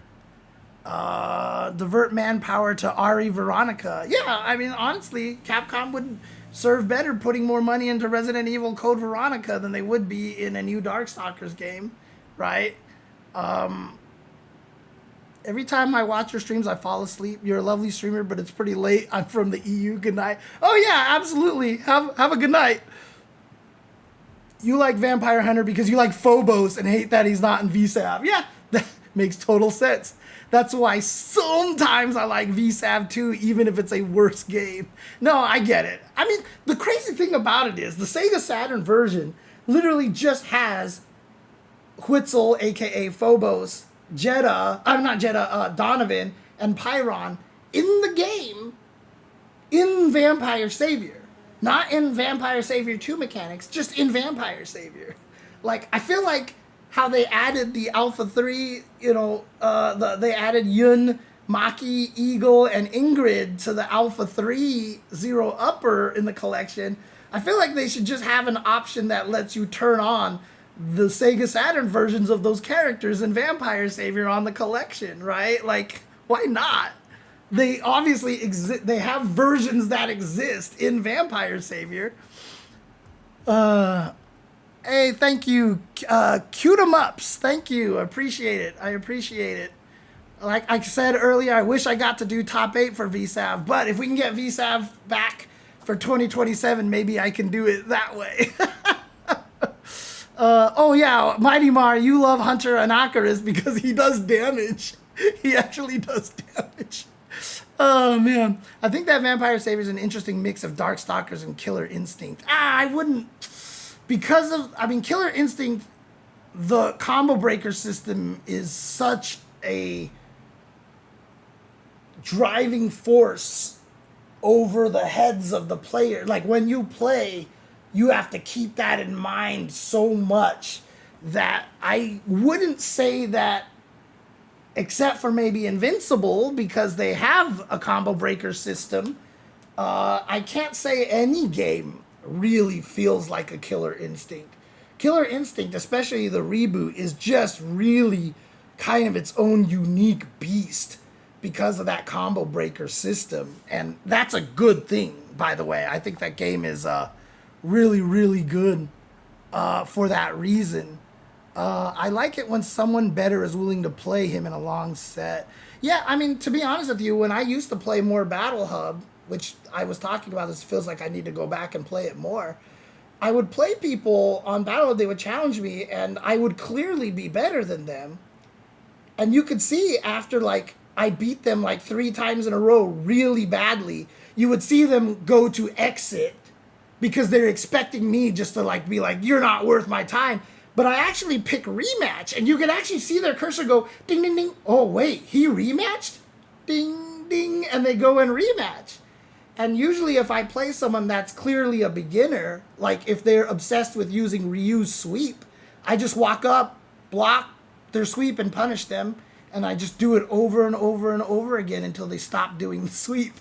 You know, like I'll do stuff like that. Or if they don't anti-air, I'll just keep jumping at them. And then I end up like, I'll play them like, if I 10-0 them, I'll stop, right? But afterwards, I'm always like, hey, sorry, you know, I don't like, if you don't want any advice or anything, but I just want to say, hey, you should work on this kind of thing. That's all. And I've had long conversations in Battle Hub with people after the matches are over. I'm like, yeah, you should do this, work on this. And they're like, what else can I do? I'm like, you should do this, you should do this. And they're like, thank you. You know, like, I try to help people in Battle Hub. But again, it's that social environment that I think is just like so much better. Your friend was in Jury Feet Club. Oh my God. Let's see here. Where am I here? Yeah, that's why I don't understand why we don't have it in CFC. Yeah, honestly, I don't understand why they're not there. Capcom was planning to put him into VSav, but ran into maximum ROM size of the CPS2 hardware and was forced to cut several fighters, both old and new, like Ruby Heart and Amingo. Yeah, I did hear Ruby Heart and Amingo were going, I mean, they're very Darkstalkers-y, right? Like, the version of Plant Monster is a barrel cactus, and their version of a ghost was just going to be a pirate ghost, which was really, really cool. I mean, they added characters in the, yeah, exactly. I miss KI SNES. The 2 life bar system in VSav was first implemented in KI original. Oh, I see what you're saying. That's where you're getting the similarity from. Yeah, maybe. But, I mean, that's, like, where it ends, pretty much, honestly. So, I remember when I got home and played KI on SNES, the first thing that stood out for sure was Combo Breaker! Can I play you? You're asking if you can play me, chat? I mean, that's not what I do on Tuesdays. I talk about conversations here, so, you know. I don't know if we'll actually, so I'm not going to play today, but maybe I'll try to do more like Battle Hub sessions or something like that, and maybe we can try to get more viewer matches and stuff like that.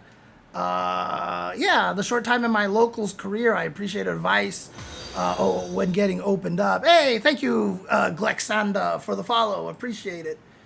But yeah, no, I mean, the social aspect of fighting games is so important. Also, Chad, like, honestly, like, if you need help, like, if I'm ever doing just like a random stream, a lot of times I like to stop and help people. So if it's not a Tuesday stream, if I'm doing one of the other streams and I'm doing something with fighting games, a lot of times you'll see me be like, all right, here, let me give you an example, and I'll just like load up the game and just like help show you stuff and everything like that. So, I mean, if you feel like you have a specific area that you need help on, like right now, like you can let me know, and if I feel like I can answer it quickly, I can do that. I still haven't even done the top topic here, and it's already 11 p.m. So what I'm gonna do is, since I caught up to the chat, let's go ahead and do this neutral skips conversation here. And I've kind of tricked everybody because I said I hate neutral skips, but every time I keep writing that, I keep putting in parentheses. So let me do this like a formal topic over here. So, hello everybody, I'm James Chen, aka Jay Chenzor, and I just want to establish that I hate neutral skips. But I don't hate them in the way that you think I might hate them, because a lot of people are hating neutral skips these days. I hate neutral skips because I don't think they're actually a thing. The reason why I keep putting neutral skips into a quote is because I'm really getting tired of hearing people using the term neutral skips. Because there's no such thing as neutral skips. There is no such thing as neutral skips. Because there is no one way to play neutral. If you feel like neutral is supposed to be played a specific way, you are wrong. Every game has a different neutral. People are talking about 5 and 6 and like, oh, this one doesn't feel like neutral because you can't whiff punish and blah, blah, blah. And when did whiff punishes become a de facto model for neutral? I put out a tweet and I linked the very famous Stunfest match between Momochi's Ken and Daigo's Evil Ryu. The one that Daigo had the most ridiculous Evil Ryu combo ever. Yes, that match. And you know what? I'm going to put this in the chat so you guys can see, guys can go and take a look at this as well. Just so you can verify what I'm telling you over here. Why is there 2 copies of this tournament on? That's so weird. There's 2 copies on. Hi, I'm Angela. I used Adobe Creative Cloud Pro. There's 2 copies of this. Yeah, but let me tell you this. They are using Ryu and Ken. Right? Evil Ryu and Ken. Shotos are the matchup of footsies in Street Fighter 4. And everybody who's watched this match, all they ever talk about is how great the footsies are in this match. Like paragon of footsies and neutral. Best footsies and neutrals possible, right? This is a 20-minute video that I just linked you. It's a grand finals reset, okay? There are a lot of matches here. 20-minute video. I watched this entire 20-minute video. The first true whiff punish of a normal versus another normal happens at 4 minutes and 55 seconds. Okay? It takes 5 minutes for one of the players to actually whiff punish the other person's move with a normal. Like, obviously, whiffing a DP is a whiff punish, but that's not the same thing here, right? We're talking about neutrals. We're talking about footsies here.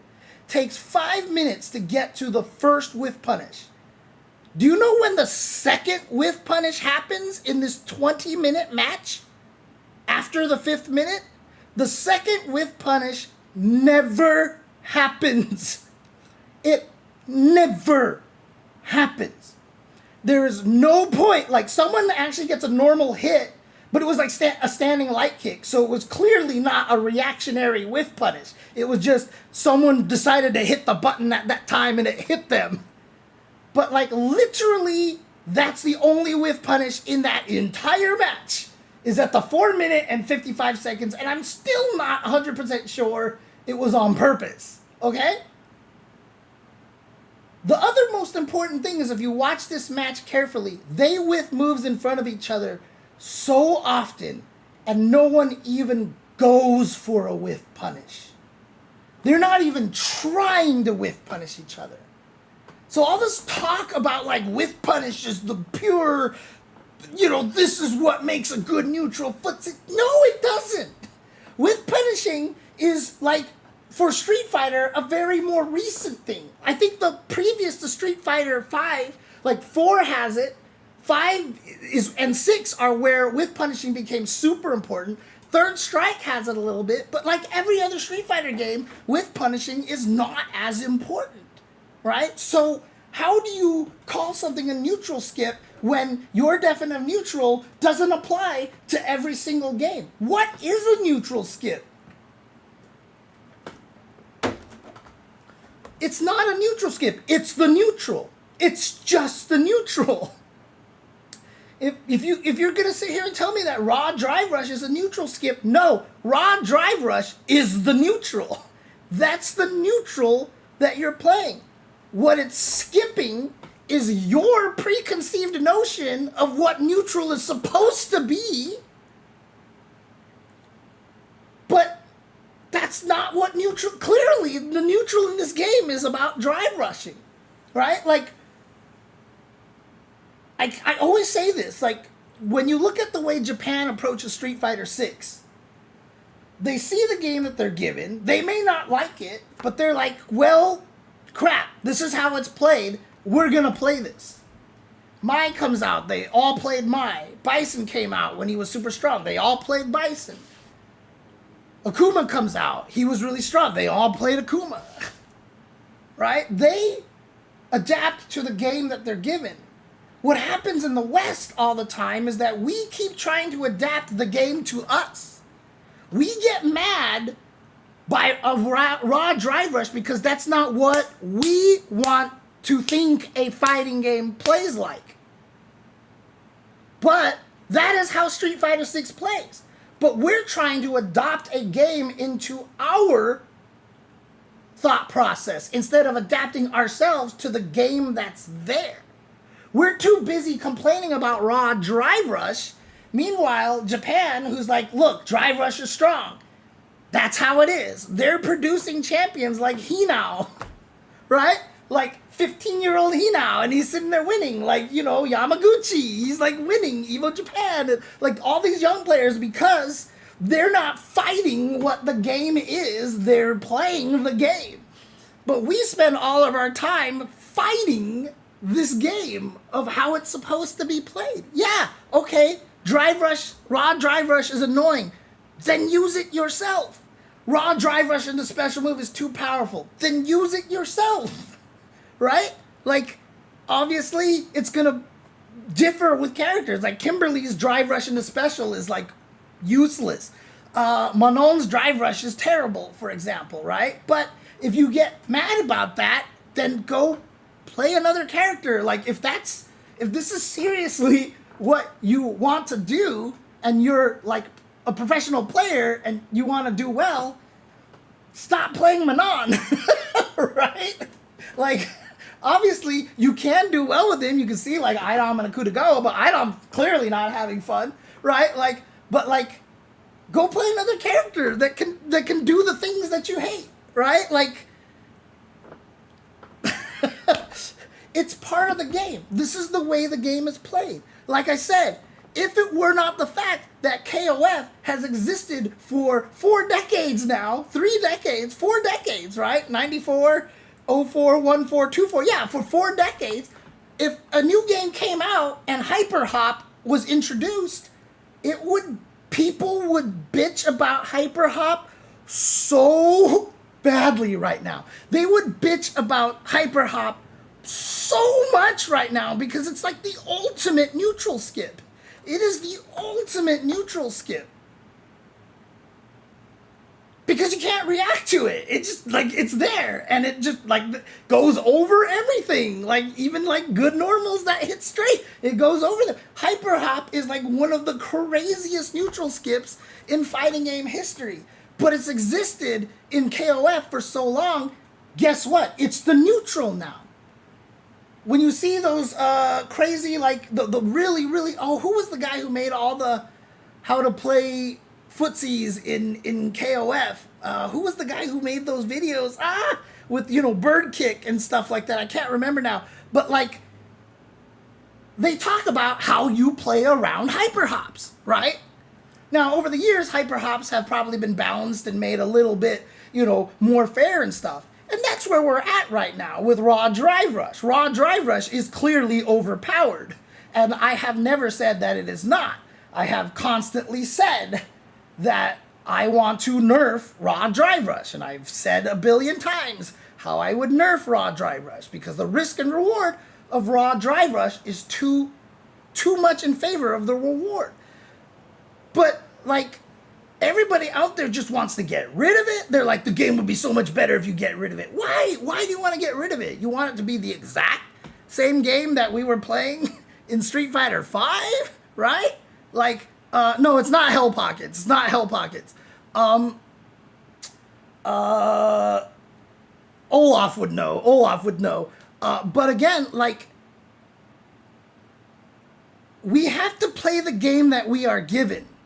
And if we spend all of our time to play it, so again, like, I don't think that it's a neutral skip because that's the way the neutral's played. Yes, it's too strong. Yes, it's stronger than it should be.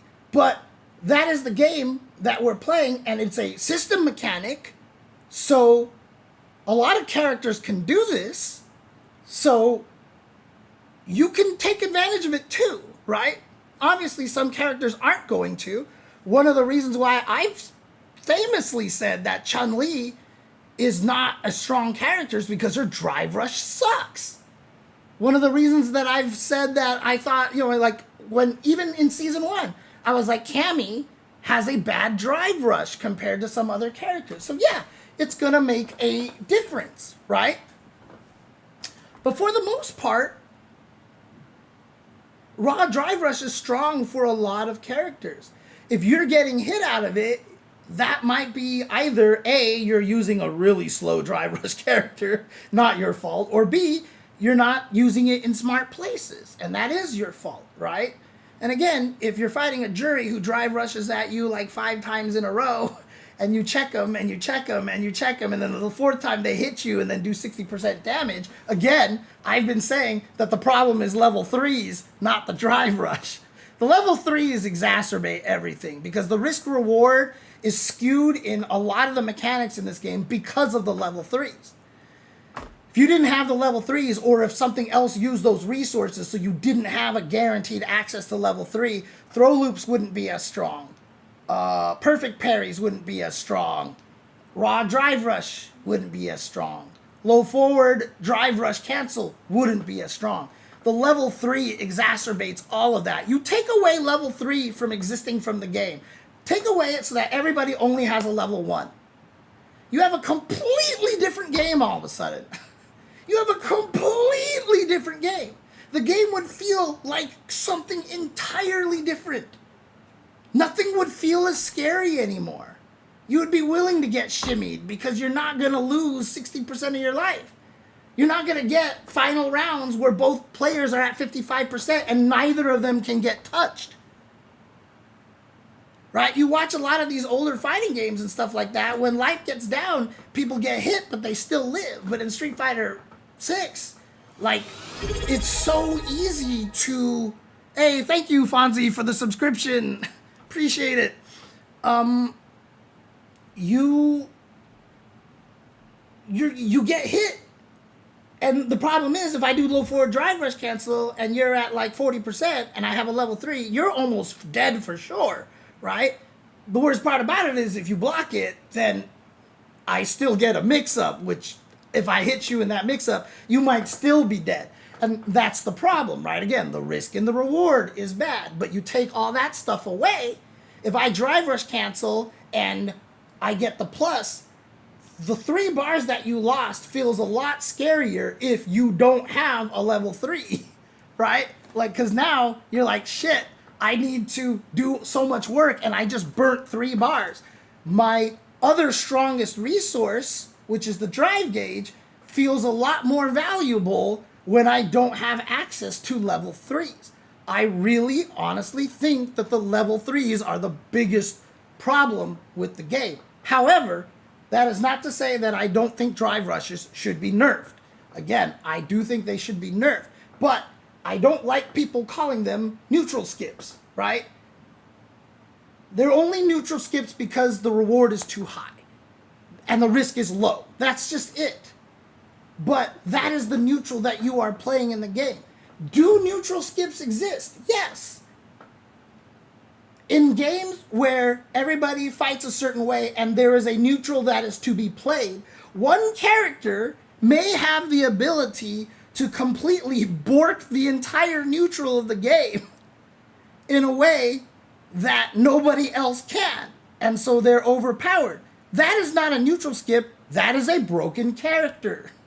So what you're calling a neutral skip is not it's just a broken character, right? That's the thing. It's like, if one character has that ability to skip the neutral that is the game that nobody else can do, and you're like, see, James, that's a neutral skip. that is not a neutral skip. That is a broken character. That's why I don't think neutral skips exist in fighting games, especially when you're trying to call a system mechanic that every character can use a neutral skip, because everybody can use it.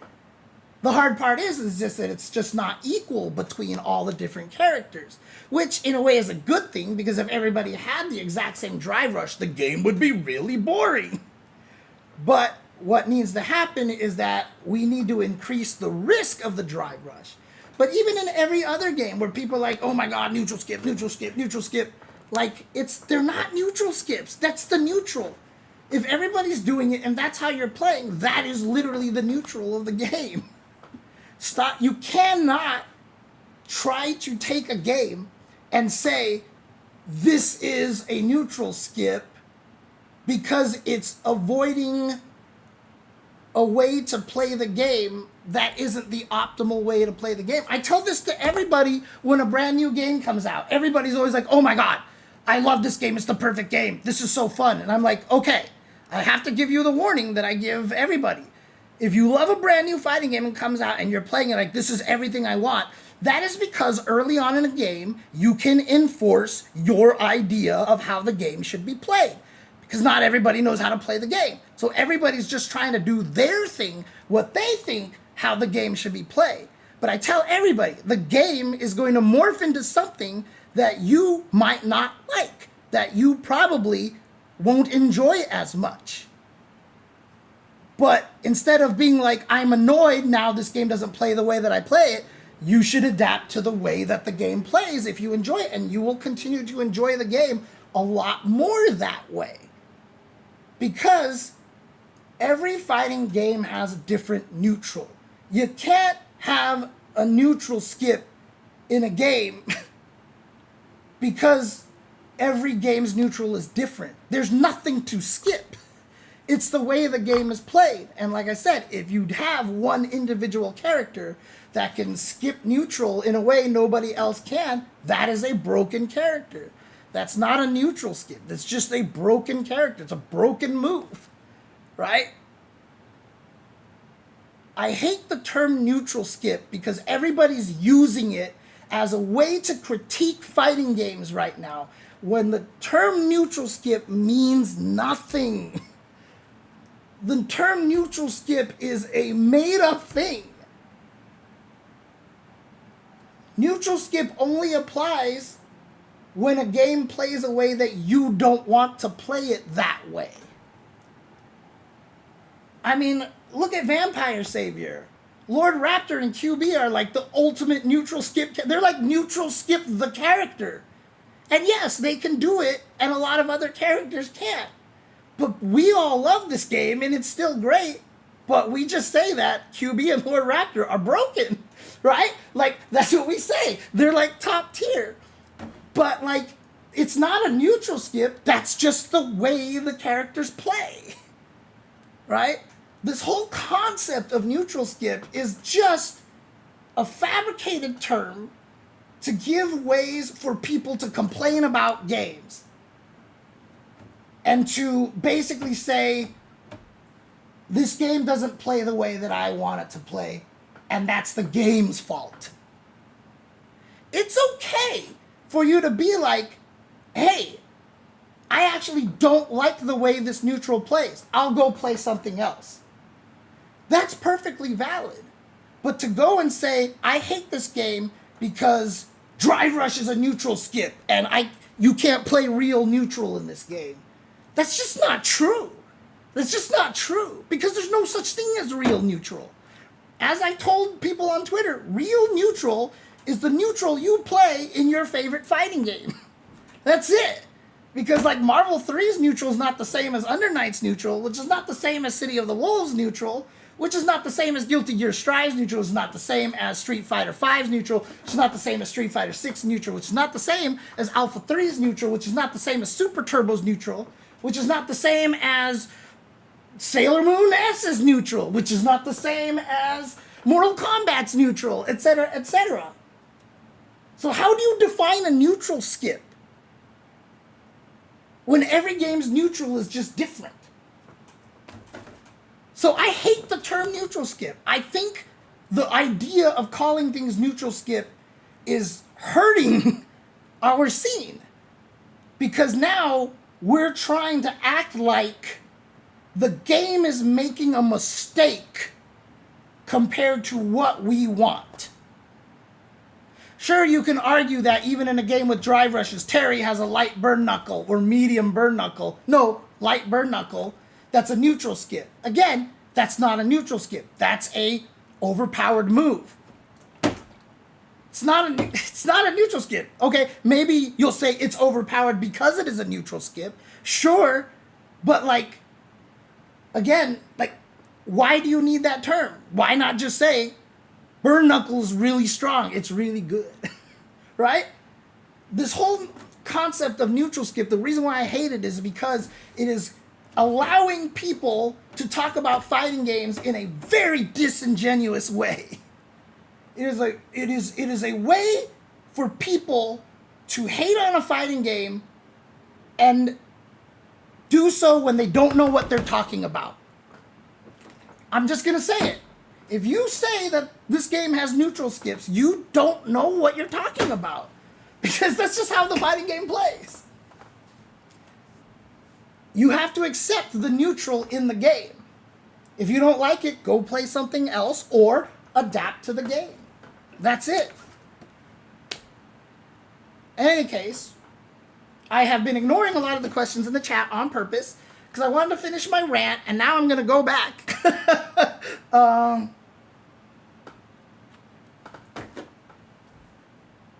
Because I know a lot of people have a lot of comments on this. Late canceling low forward is not a thing anymore. Yeah, it wasn't a thing in a lot of fighting games, you know.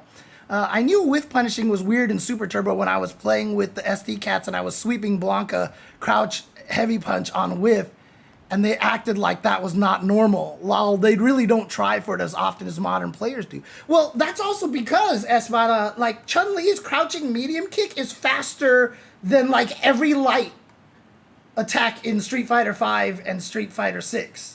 Like, you can't whiff punish that move on reaction. That move is like 15 frames or something. And it's long and it's really good. Zangief's standing light kick, far light kick, cannot be whiff punished because it literally has 0 recovery frames. The last active frame on that button is the last frame of that move. There's literally no recovery frames on Zangief far standing light kick. It's like you can't whiff punish it. There's no such thing from a technical sense. The only way you can whiff punish it is if you can hit it with something that won't trade. Whiff punishing is not a thing. You can whiff punish Guile's crouching medium kick, sure. You can whiff punish a lot of heavy buttons, but that's not how the game is played. You don't go for whiff punishes because, like, people normally aren't whiffing Blanca crouching heavy punch, right? That's just how it really is. Like, if a player is whiffing Blanca crouching heavy punch against you, I feel like they're making the mistake. Like, I don't know why they're whiffing that unless they're trying to trade with your fireball or something like that. But yeah, you can whiff punish that, but again, it's not the thing of the game. This is not how you play that game. Right? You don't whiff punish things. You hitbox fighter it. It's like I said, when you're like Zangief versus Ryu, like if Zangief tries to stand medium kick you, it beats your crouching light kick, but Ryu's crouching strong beats Zangief standing medium kick, but Zangief's like sweep beats the low strong. Like, you have to play it like that, and you'll see it. Like, someone asked me one time, why do people in Super Turbo keep pressing buttons in neutral? Because one, they can't be whiff punished, and two, you're trying to anticipate them doing something, and you're trying to beat their move with your move. So like when I play Vampire Saver, you can't react to Lord Raptor doing instant air anything to you. So in order to stop him, you have to throw the move out ahead of time, just like hyper hops. they tell you that the way that you beat hyper hops in King of Fighters is, one, you just throw out quick moves that hit up here. A lot of characters' light kicks hit up here. You just throw them out in anticipation, just to cover that space, just in case they hyper hop and they'll run into it. So now it'll be harder for them to hyper hop. Or you regular jump, because then they hyper hop and they're under you. And so you can hit them from above, and a lot of jump attacks go down. And so you regular jump, they hyper hop, and now you're above them, so you have the advantage, right? So, again, you're not trying to whiff punish things. A lot of these old games, there just isn't whiff punishing. It's not a big factor of the game. It's crazy. While competitively, I think you're right. I do want to say that somebody who played SF4, SF5 would like to see that gameplay and not want to play that kind of game. But asking them to quit or play something else isn't right either, because they love the franchise. Yeah, absolutely. But the thing about it is that unless you're a Tekken fan or a Guilty Gear fan up to Strive, or maybe a Virtua Fighter fan, but if you're a Virtua Fighter fan, you haven't had a new game in forever. Like, none of the games did this for you. That's the thing. And I had this conversation with Ryan LV. I remember before MVCI came out, Ryan LV was like, I'm going to try doing esports stuff because I'm the best at UMVC3, and MVCI is coming out. It's a new game, and I want to try, playing MVCI. And let's not even address the fact that MVCI just like imploded, right? Let's pretend it came out, was going to do great, and it did do great. Let's just pretend. I told Ryan LV before MVCI came out, I was like, all right, Ryan, look, if you want to succeed as a player, you need to understand right now that MVCI is not going to play anything like you want it to play. You have to understand that it is going to be a completely different game. And there's going to be a lot about it that you don't like, because UMVC3 is mostly what you've played. And so you're hoping MVCI is going to be the same game. And I'm like, realistically, that's not going to happen. So what you have to do is you have to adapt to MVCI.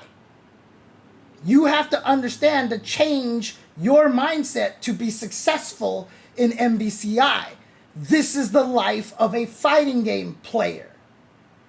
Because like I said, outside of Tekken, outside of Guilty Gear up to Strive, and maybe Virtua Fighter, but you can't say Virtua Fighter because no one's been able to play that for the last 30 years or so, or 20 years or whatever. No fighting game has stayed the same.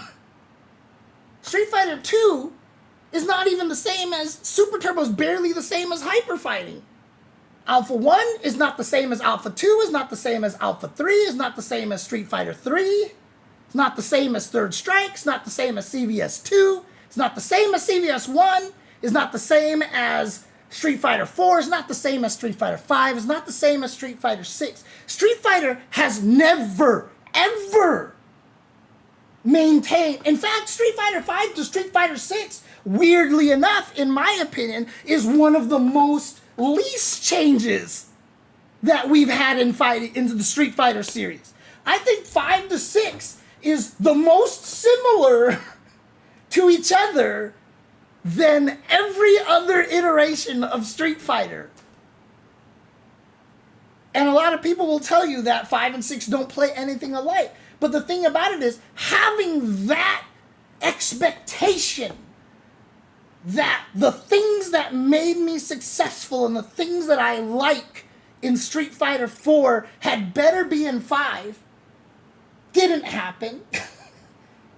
All the Third Strike players hated 4.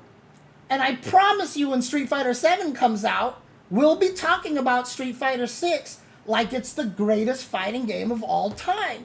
And everybody's gonna be pissed about 7. Outside of Tekken and outside of Guilty Gear up to Strive, there are no fighting game players that have been able to like keep their game how they expect it to play when a new one comes out. It's just how it happens. I mean, like in the original Blaze Blue Central Fiction, I played Taukaka. And then the second game came out and Taukaka turned into a different character. I had to learn these taunt loops. The game might have been the same, but my character was a completely different thing. And I was like, I don't want to learn this anymore. Because I spent all this time learning all these Taukaka B&Bs, and like now my 3H doesn't even knock down anymore, so it doesn't set up into the combo B&B that I've been using this whole time. So when Continuum Shift came out, I stopped playing Blaze Blue. Right? That's the thing, is like, yes, it sucks to say, like, okay, asking to quit or play something else, but the thing about it is, we should be enjoying these fighting games. And you can enjoy a fighting game by playing it not necessarily in the way that you want to. Again, I have famously said, Street Fighter 6 is so not my game. I do not have a lot of success in Street Fighter 6 because the game plays extremely antithetical to how I want to play fighting games. That doesn't mean, though, that I'm not having fun with it. I still enjoy it. I like what the game is presenting to me. I like the challenges of me having to learn how to actually manage a drive gauge, which is something that I've never had to worry about before in a Street Fighter game. I like a lot of things about this game, but I accept the fact that this game is not going to play how I want it to play. So I'm going to try to play the game the correct way, and despite me not having as much success, I'm still having fun with it, right? It sucks that I don't have as much success, but what am I going to do? I love the Street Fighter franchise. Like you said, you don't want to stop playing it, right? So you either try to learn this mindset to play the game the way that it's kind of meant to be played, or you spend the entire time, because you're going to play it no matter what. You're always going to be playing Street Fighter, because like you said, you don't want to quit. It's your favorite franchise. It's the big game that you're playing. So you either just keep wishing that it was the previous games and be miserable the entire time, or you accept the way that the game is played.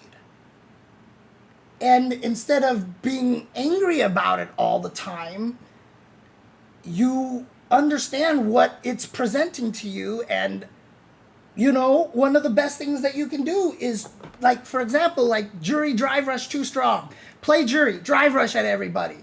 Just keep Drive Rushing at it. Just play Jury and Drive Rush at everybody. You're going to get hit like 1,000,000 times, and you're going to be like, wait a second. Or you play Mai, and you're like, what the hell? I'm winning everything. This character is dumb. Yeah, then you're right. But Mai is a problem, right? Like, we all know Mai is really strong. She's really good, right?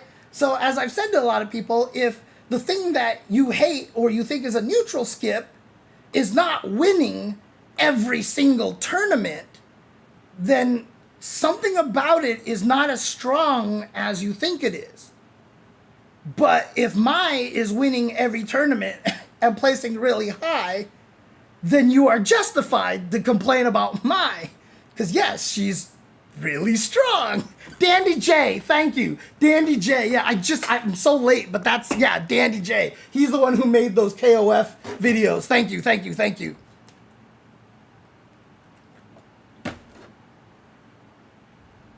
I face rolled on DJ with no combos or real Oki, and it was way too easy to climb. Then keep playing him. Right? Like, if you're like, dude, this is broken. This is like, I had friends a long time ago that was like, they were playing the original KI. And they were fighting against somebody else. And they're like, watch this. This is unblockable. Like, at this distance, he can't block it. And he hit this guy. He didn't even know who this guy was. He hits him with it, and it's in the corner, so he's still at that same distance. He's like, look how cheap this is. Bam. Look how cheap this is. Bam. He can't block it. Bam. He can't do anything about this. Look how cheap this is. This is broken. Like, we just used what's broken.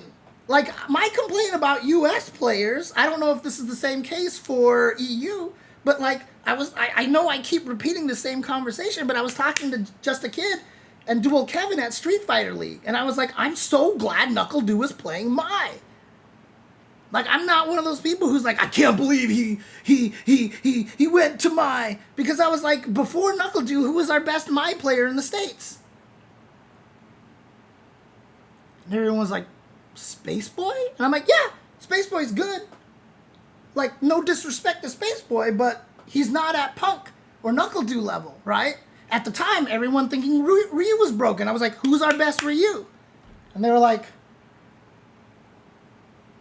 Paladin? I'm like, no disrespect to Paladin, but he's not Knuckle Dew, and he's not Punk, and he's not Dual Kevin, etc., etc. Who's our best JP? And they were like,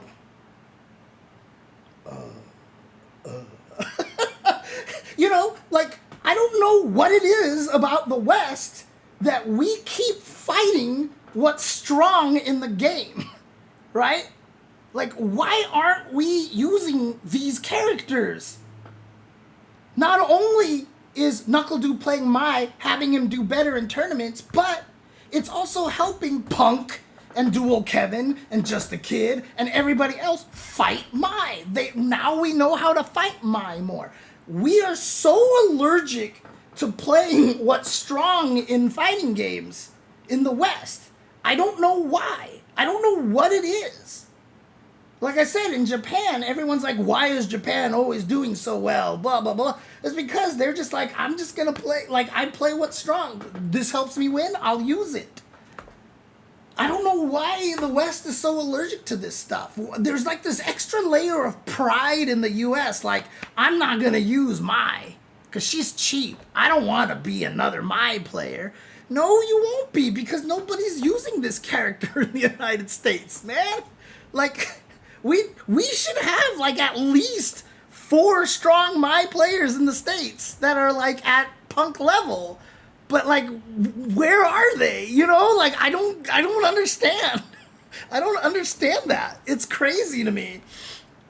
Oh, man. Anyways, let's see here. I just don't like that when I walk up and block to see what you do, and now I'm in a tick throw like you earned a jump in or a knockdown.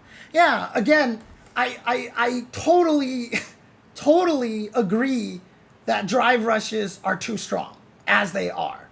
But as I've said to other people, drive rushes are too strong not because of what they do. It's because of how weak how little weakness they have. I have said and this is not my idea, but if I hit you while you're drive rushing and it burns you out instantaneously, if I hit you during a drive rush and you burn out instantly, whether you have 6 bars or 1 bar, just pow, you burn out. Everyone is going to drive rush a lot less. Because the chances of you incidentally running into a fireball or a move that just stuck out, and now the risk is so high for raw drive rushing, no one's gonna raw drive rush anymore. So again, the drive rush is an annoying mechanic. The problem just is that there's not a big enough punish for if I check it. Like, it's not worth me trying to check a drive rush when the drive rush game is so deep that they can do drive rush special move and blow up my attempt to check them, etc., etc. It's not worth it. But if now you get burned out as soon as you drive rush and get hit, suddenly drive rush into special move feels like it's fair. Like, dude, I should be able to do this, because when you hit me out of a drive rush, I get burned out and I die, right? Now suddenly drive rush into special move feels like a cool added layer of depth. The problem is, without drive rush into special move, drive rush is already strong. But adding that depth on top of it just makes it it's just like pouring salt on the wound at that point. So everybody's like, well, James, see, you're describing drive rush as a neutral skip, right? No, that's just how the neutral is played in the game. Yes, it's powerful, but everybody can do it. Every character can do it. Some can do it better than others. If that bothers you, play the ones that can do it better. Right? If we spend the entire time complaining about the mechanic as opposed to abusing it, we're not gonna be able to keep up with Japan. We're not gonna be able to win a lot of these tournaments. Now, don't get me wrong, players like Mena, RD, and Punk and NuckleDu, they're already doing a lot of this stuff, right? That's why they're some of the strongest players that we have. They're clearly already have this mindset. They know the game that they have in front of them, and they're gonna try to play it that way, or they're good enough to force the game into their style of play like Punk is, right? Punk with Cammy just works too well because Cammy gives Punk everything that matches his strengths. But you've seen it. Punk has tried multiple characters, but he sticks with the character that gives him the best strength for him to succeed in this game, right? So he's not necessarily molding the game to his style. He is accepting the fact that he's not going to succeed with some stronger characters as well as he can with Cammy, right? So he is molding himself to what the game is. But so much of the Western discourse about Street Fighter 6 is just complaining and crying. And the reason why I hate the word neutral skip now, the term neutral skip, is because everybody keeps using it. And it has no meaning. Like, it's just a buzzword now. You can just say, I hate this game because it has too many neutral skips. But if I asked you to explain it, most people wouldn't be able to. Well, it's neutral skip because why? Because every character can drive rush, right? Like, that's this is why I hate the term neutral skip.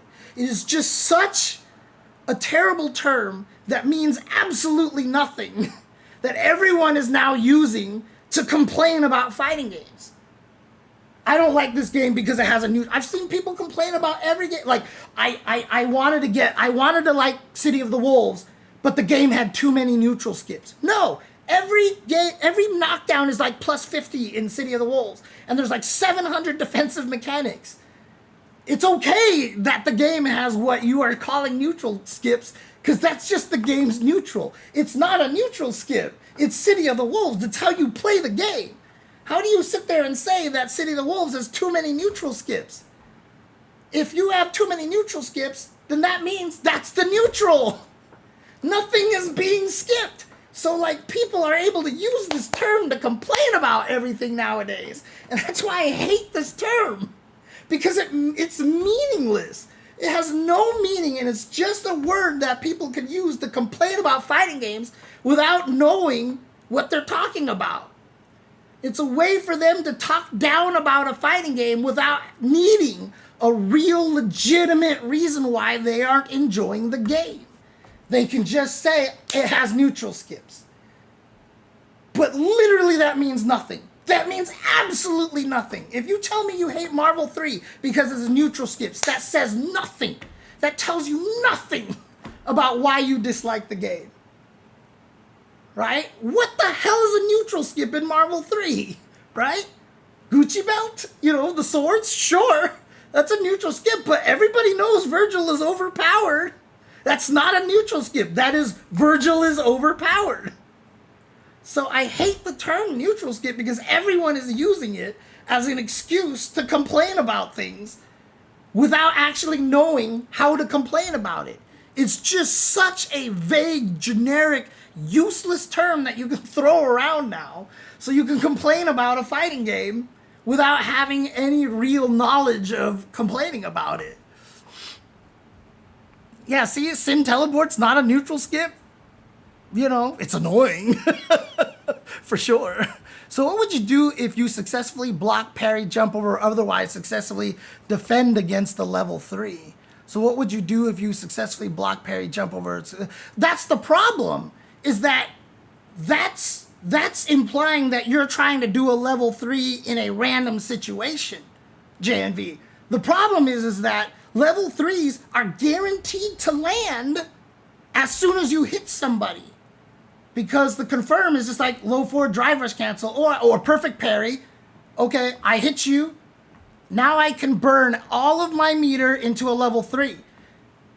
The level 3 is not going to miss. That's the problem with level 3s, is that they're not going to miss. Because as soon as you hit someone, as long as you can do your combo, you're landing the level 3. And it's a guaranteed 2,000 damage because the minimum scaling is 50%. And all level 3s in general, on average, do 4,000 damage. So they do 2,000 damage. If you're in critical art, it does 2,250 damage. And so whenever you hit somebody at 50% life, it's almost a guarantee that every single character can drain a good 3,000 of your health by burning 2 drive rush cancels. So I can hit you, drive rush cancel, hit you, drive rush cancel, hit you into level 3. Almost every character can do that without any difficulty.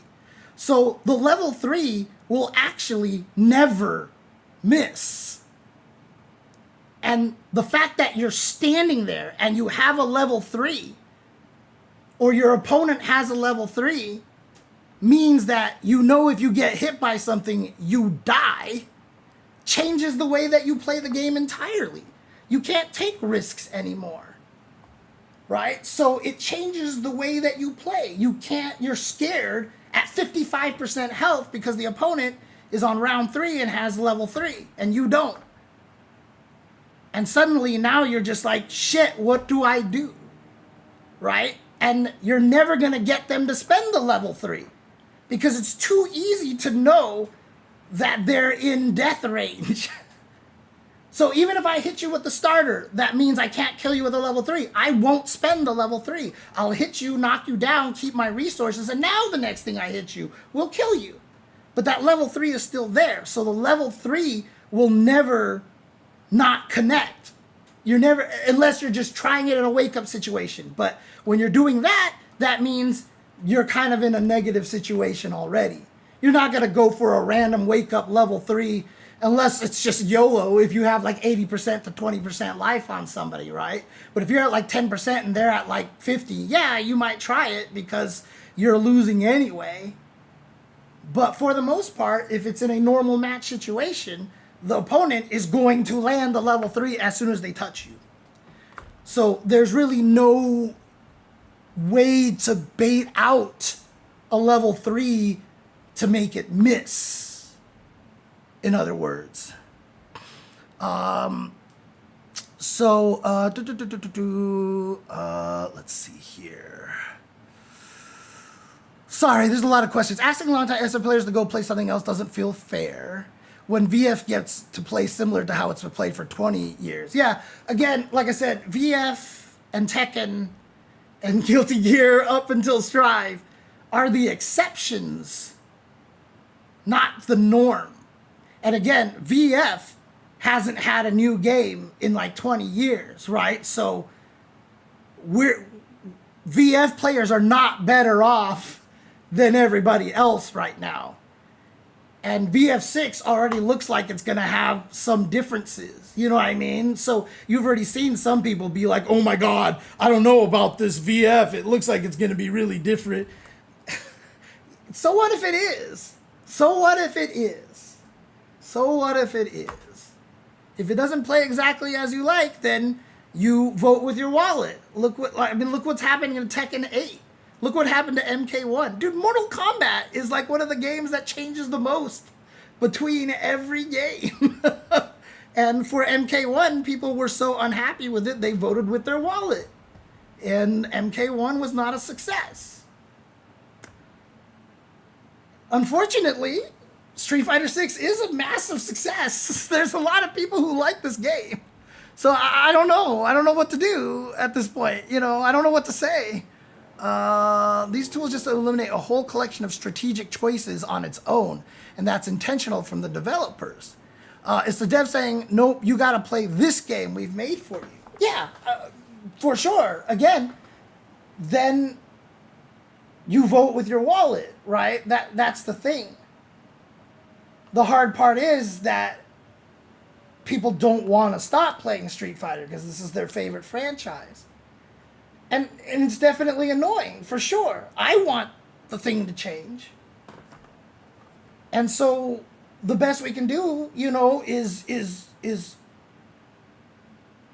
critique it and offer solutions and offer logic to it. Every time I talk about raw drive rush on Twitter, I always specifically say the problem with it is the risk and reward. And I describe it in great deal. If I drive rush you and hit you, I get to do tier 1 damage. If I use one drive rush cancel, I get to do tier 2 damage. And if I use a second drive rush cancel, I get to do tier 3 damage. If I'm checking you out of a drive rush, if I check you out of a drive rush, I get tier 0 damage. If I spend a drive rush cancel, I get tier 1 damage. And if I spend a second drive rush cancel, I get tier 2 damage. So checking a drive rush is just de facto weaker than landing a drive rush. And so my changes would to make it so that it would be equal. That if I check a drive rush, you do tier 1 damage instead of tier 0 damage, right? Because like if you're Marisa and your best drive rush check is crouching medium kick, that's great, but you'll never be able to extend that into a combo. You just hit them with a crouch medium kick and that's it. And you're like, wee, and then they drive rush at you again, and this time you miss and you die, right? So the best that you can do is try to, you know, talk about it and emphasize it and show it. If raw drive rush is so broken, especially for a certain sect of characters, then we should be abusing those characters. Nothing makes a dev balance their game faster than displaying the imbalance of the game, right? When Tanya dominated MKX when she first released, and she got like 6 out of the top 8 at CEO, Ed Boon was in the audience. And as soon as it ended, he got up and he was pissed. And supposedly the story goes that he immediately called him and said, you have to nerf Tanya before Evo because I don't want this game to look like this at Evo. Right? Leroy got nerfed when everybody used him in Tekken 7. The fastest way you're going to get a dev to change something is to abuse the crap out of it. And if you sit there and try to do raw drive rushes all day and you can't find the success with it, even with a DJ or a jury or whatever, then there's something else to it then, right? There's another layer there. Like for me, I can't check drive rushes. I can't. My reactions are poor, right? I'm trying to check drive rushes. I'm trying to check drive impacts. I'm trying to check jumps, and I can't do it. I don't have the reaction for that. I don't play fighting games via reactions. I play them through preemptively stopping things. I can't stop it. And so, like, I'm just like, okay, this is a weakness. They drive rush, I block it. This sucks. But I'm going to try to win off of my defensive skills, which hasn't been working. But, you know, like, I know, I understand it, right? I understand why the game is difficult for me. And so I have a more realistic understanding of what the game's issues are. And again, like, I can't do well, but I'm not sitting here telling you it's a bad game. And this is not any sort of Street Fighter bias. I do this with every game I play. I'm always like this. I always try to give everything the benefit of the doubt, right? People know this about me. But if you think something is really strong, I thought raw drive rush was really strong. And Kimberly has one of the best drive rushes. And I kept drive rushing and I kept getting hit. People checked me out of my drive rushes all the time. Then I realized I was just doing drive rushes badly. And when I fixed that, I started landing more drive rushes. Well, I mean, that helped me understand the raw drive rush game a little bit better, right? You know,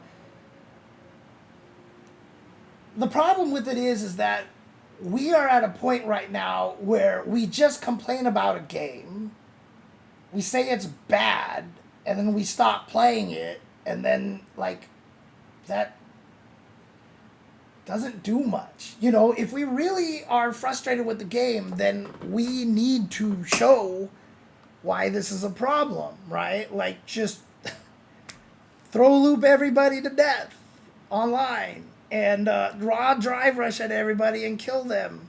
Learn the strong characters. Make the tournaments so that there's 6 Mais. Or, you know, like DJs and juries who are just drive rushing at everybody. Like, weirdly enough, they have some of the best raw drive rushes in the game, and they're not winning tournaments.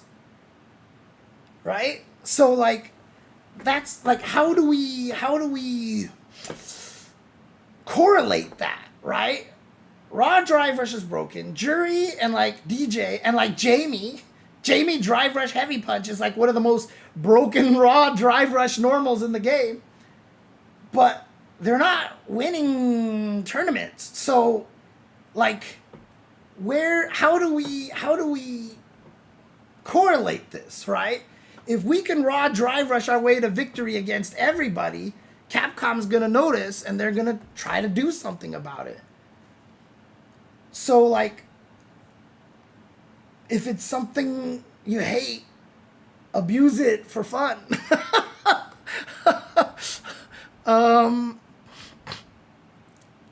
I think it's pretty fair to say that modern fighting games pendulum is in favor of offense. Don't tell that to Lord Knight. I notice it's one of the ones that can't with punish anti-air. Do people say neutral skip to think of OP attacks? I thought it was more about just fast movement that sort of cheats standard mobility. Yeah, I mean, that is what people say. But as you said, like, as I said earlier, if it's cheating standard mobility, then it's broken. Like, if it's a character-specific thing. But if you're talking about Super Dash and Dragon Ball FighterZ, how is that cheating standard mobility? Super Dash is the standard mobility. That literally is the standard mobility, right? The only standard mobility it's cheating is your perceived notion of what you think the mobility in Dragon Ball FighterZ should be, right? I mean, Vanish in Dragon Ball FighterZ is the ultimate neutral skip. Like, that's literally what it is. Vanishing in Dragon Ball is literally a neutral skip, right? But that's part of the game. That's just something that you have to be aware of when you play. It's not a neutral skip when it is the neutral, is kind of how I look at it.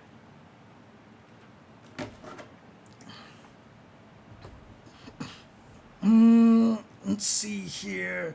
The FGC has always been terrible at naming things. I was trying to correct how neutral was used as a term years ago and got harassed for it on Twitter. There's not much use in trying to change terms. So true. Oh, man. Let's see here. Isn't neutral the precursor to footsies? Can you not skip that process to get straight to footsies? This has always been one of the hardest conversations, C4. So the way that I defined it is that neutral is a state in which neither player has an advantage. So to me, neutral is a state, and footsies is the tool that you use during neutral to get an advantage. That's how I've learned to describe it. So can you not skip that process to get straight to footsies? Like I said, I don't consider anything skipping that unless it's egregious to one character. And if it's egregious to one character, that doesn't mean they have a neutral skip. That just means they're broken. That means that they're an OP character, right? If a character just has a way to bypass the neutral that everybody else is playing, I mean, you could just say, oh yeah, he has a neutral skip. No, I would just say the character's broken. Like, that's how we just used to describe it, right? Like Vega going off the wall. Like, did we call that a neutral skip? No, we just said Vega's broken. Like, fuck Vega. This character's broken, right? Like, that's how we just used to describe it. So, like, I just don't think that neutral skip is a thing, right? If you're complaining about a game like City of the Wolves saying, like, oh, everybody has a neutral skip, no, that just means that's the neutral.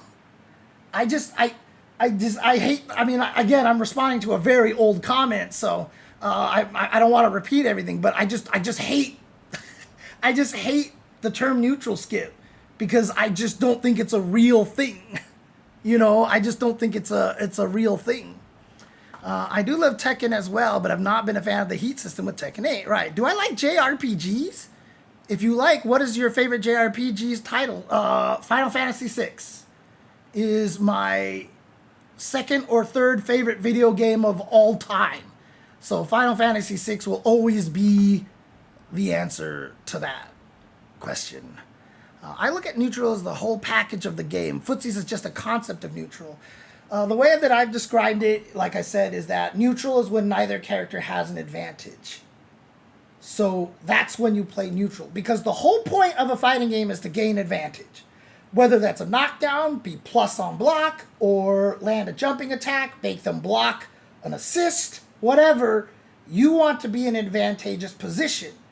When you're in an advantageous position, your opponent doesn't have as many options as you do, so you are stronger, so you have a better chance of opening them up. So the way that I always said was that the phases of a fighting game are neutral, and then the next step is advantage, the next step is mix-up, and the next step is combo, and then the next step is Oki. And if you're unsuccessful with Oki, you're back to neutral. Right? You can use good Oki to skip neutral and get right back into advantage. In fact, Oki is advantage already. But that's how I see it. Neutral is the state at which neither player has an advantage on the other, where they're both capable of doing the majority of the stuff, or even if they are stuck in something, the opponent doesn't have the ability to take the advantage of it. Right? So if I throw a fireball, Hadouken, and you neutral jump over it, and I'm a screen away, sure, I have an advantage because you're stuck in the air, but I can't take advantage of that. So you're still in neutral. Having the ability to take advantage of the advantage that you have obviously is a major factor of advantage. So that's how I do it. So to me, footsies is just the tool that you use in neutral to gain that advantage. And footsies, again, just like neutral, is different in every fighting game, right? How you play footsies is very different. In UMVC3, you're super jumping a lot. In MVC2 especially, you're super jumping a lot, right? Because super jumping in MVC2 is even stronger than it is in UMVC3. UMVC2? Just MVC2, right? The neutral, footsies and neutral are going to be different in every fighting game.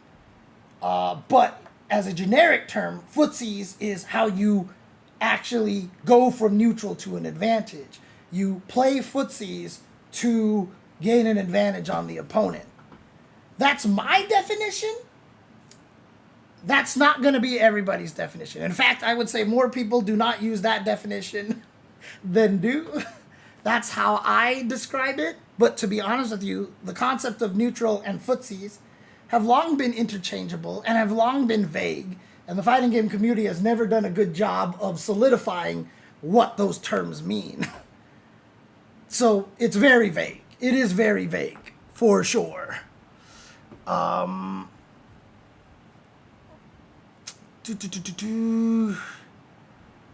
Central Fiction is like, you're right.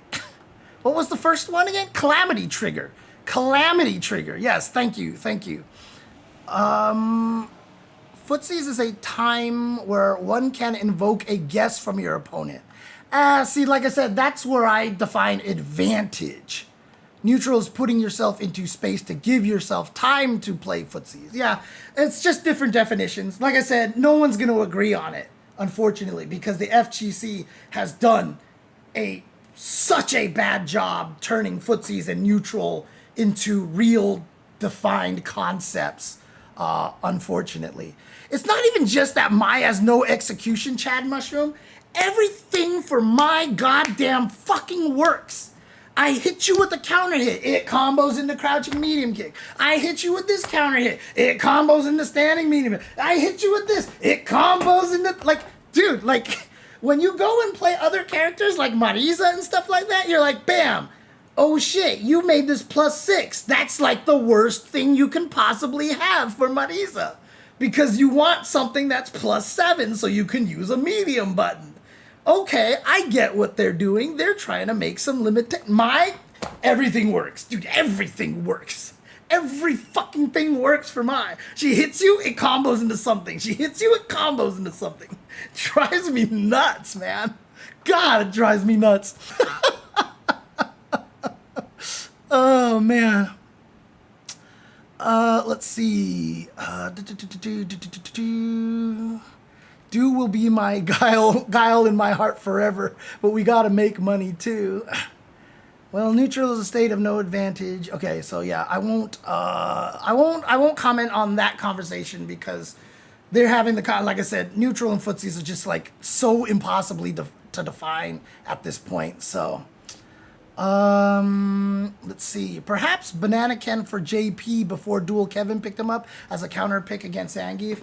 I mean, there's like, like Naji, right? Naji is a super good JP. There's a lot of, Flux Waves is another really, really good JP.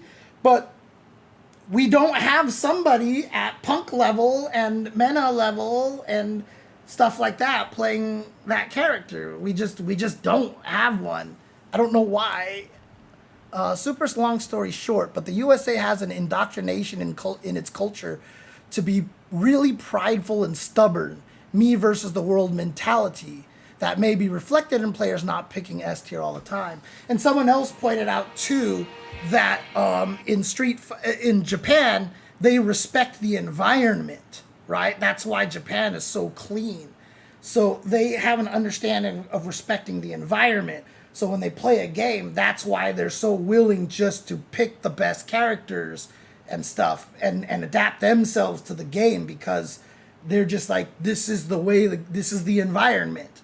I'm going to live in the environment, right? So yeah, there's definitely a lot of that, a lot of psychological analysis that can be done in that situation. So, yeah, and then when Mena plays the cheap character, everyone's like, oh, God, he's so broken. This is dumb. This is dumb. No! Like, when I used to always be like, dude, how do you guys not see Blanca is not, like, top 3 in this game? How do you guys not see it? And everyone's like, you're just making excuses for Mena. No, I'm trying to say Mena is smart. Like, I'm actually trying to say that Mena is actually smarter than all of you guys because he's playing the cheap character in the game. Me talking about Blanca being strong has never been me trying to put down Mena RD. It's just me saying, like, Mena RD is doing the right thing, and you guys are not. And even Mena said it. He put out a tweet with the picture of Blanca. He's like, how are you guys not picking this character? He's free money. You guys are not playing him just because he's ugly? Like, what the hell, right? Like, literally, the character is so good. I had him top 2 in season 1, top 5 in season 2, and now I have him top 3 in season 3. And like everybody told me I was crazy, but I just want to say that I was goddamn right, and I am going to lord over that forever. Okay? Because people gave me shit for saying Blanca was so strong. And everybody was like, it's just Mena, it's just Mena. And the last Japan World Warrior had 3 Blancas in top 8, okay? Like, it's... Blanca's a good character, dude. He's a good character. Oh, man. Yeah, JNV just said it. Japan's World Warrior number 2 had 3 Blancas in top 8. It's a dumb pride that we have in the U.S., just ignoring the obvious and going stupidly into things because of exceptionalism, as B-Boy 20 shared. People will jump into the character that they want to play. Let's see. Influencers throwing out that term too. Yeah, I hate the term neutral skip. What if the drive gauge just didn't regen and you had to hit your opponent to build it back up? Then it's just another super meter. Right? It's not as interesting. I love the drive gauge. Okay, I love the way it works, even though I am really bad at drive gauge. I burn myself out. I cannot manage my drive gauge at all, which is exacerbated by the fact that I never know which drive gauge is mine on the screen. Oh, God, I hate that. I just don't know which drive gauge is mine. But I'm really bad at managing it. But it is literally my favorite part of the game on how a lot of the decisions that the players make. Because, like, normally in a lot of games when you land a combo, you do the optimal combo. Now in this game, you actually have to think, do I want to do the combo that burns drive gauge? Do I not want to put myself at 1 bar to get more damage? Is the corner carry worth the drive rush cancel? Blah, blah, blah, blah. There's a lot of things to think about until you get a level 3, and then the level 3 removes all thought. Anyways, I really love the way that the drive gauge works. I think it's perfect. So, Lost Mystics, smile watching your first Attack 2023 videos. Thank you. I need to continue that. I intend to continue those. Because they were talking about that concept that I have of neutral leads to advantage, leads to, you know, all that stuff. I'm trying to, like, build that up. And I just never have had every time I try to do those videos, it was just ADHD and all this stuff like that. But I just have to be better about it. I have to take more responsibility to actually doing the work. And I'm having a trouble with that right now. So,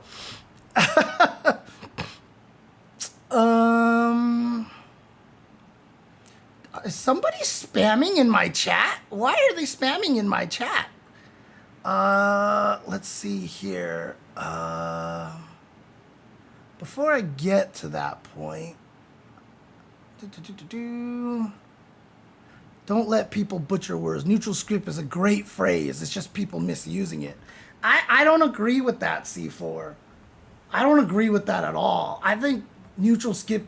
I thought neutral skip was dumb the first time I heard it. I hate that term. I hate it so much because people are just not using it correctly. And I just don't think there's such a thing. I really just don't think there's such a thing.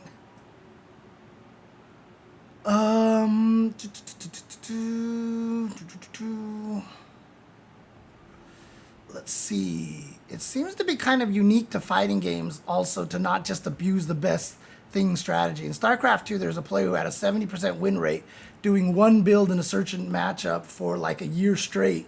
In MOBAs like League of Legends, you're expected to play what's meta and switch according to balance patches.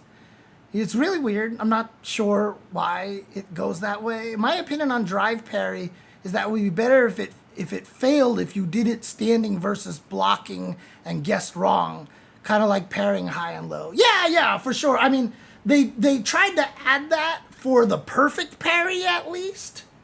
But I'm not as frustrated with parry because it's really easy to punish now with the extended throw box and longer recovery on whiff. So like if you do bait out a drive parry, like throwing them, like it sucks to get thrown out of a parry, honestly. So I don't think that the drive parry is a problem for me. Perfect parry, I think, is a bigger problem because it leads to a parry, which makes it so that perfect parry has, you know, kind of low risk. But you just have to be good about baiting it out. That's all. You just have to be good at baiting it out. In a recent interview, the devs stated they have no plans to add additional mechanics due to the game already being mechanically rich. What else could they do, sir, as that seems to prevent your idea of a mechanic spending SA meter to curtail the use of SA3s? Yeah, so other ideas that you can do is that if you're burned out, your SA3 loses its 50% minimum scaling and actually just drops to 10% minimum scaling. So like doing the thing where you burn yourself out into the level 3 makes it so that the level 3 doesn't do any damage, right? So you have to be mindful of keeping meter, and it kind of lessens the damage a little bit more. You could also just lower the minimum scaling of a level 3 from 50% to 40% and lower the level. And in fact, level 2, you could just leave at 40%. and then leave level 1s at 30%. Or maybe even just like do 40% for all the supers. Just do 40% for all the supers so level 1s can actually be more useful. So people would want to spend that more. Obviously, that would make characters like Mai and Viper stronger. And for the level 2s, well, the level 2s wouldn't change. But they would get stronger because the level 3s got weaker. So you'd have to do balance for all the characters. Again, all these things that I suggest are not the only the only thing that you have to do. You have to balance everything afterwards. But there are ways to nerf the level 3s without adding new mechanics in there. So, or what you can actually do is like,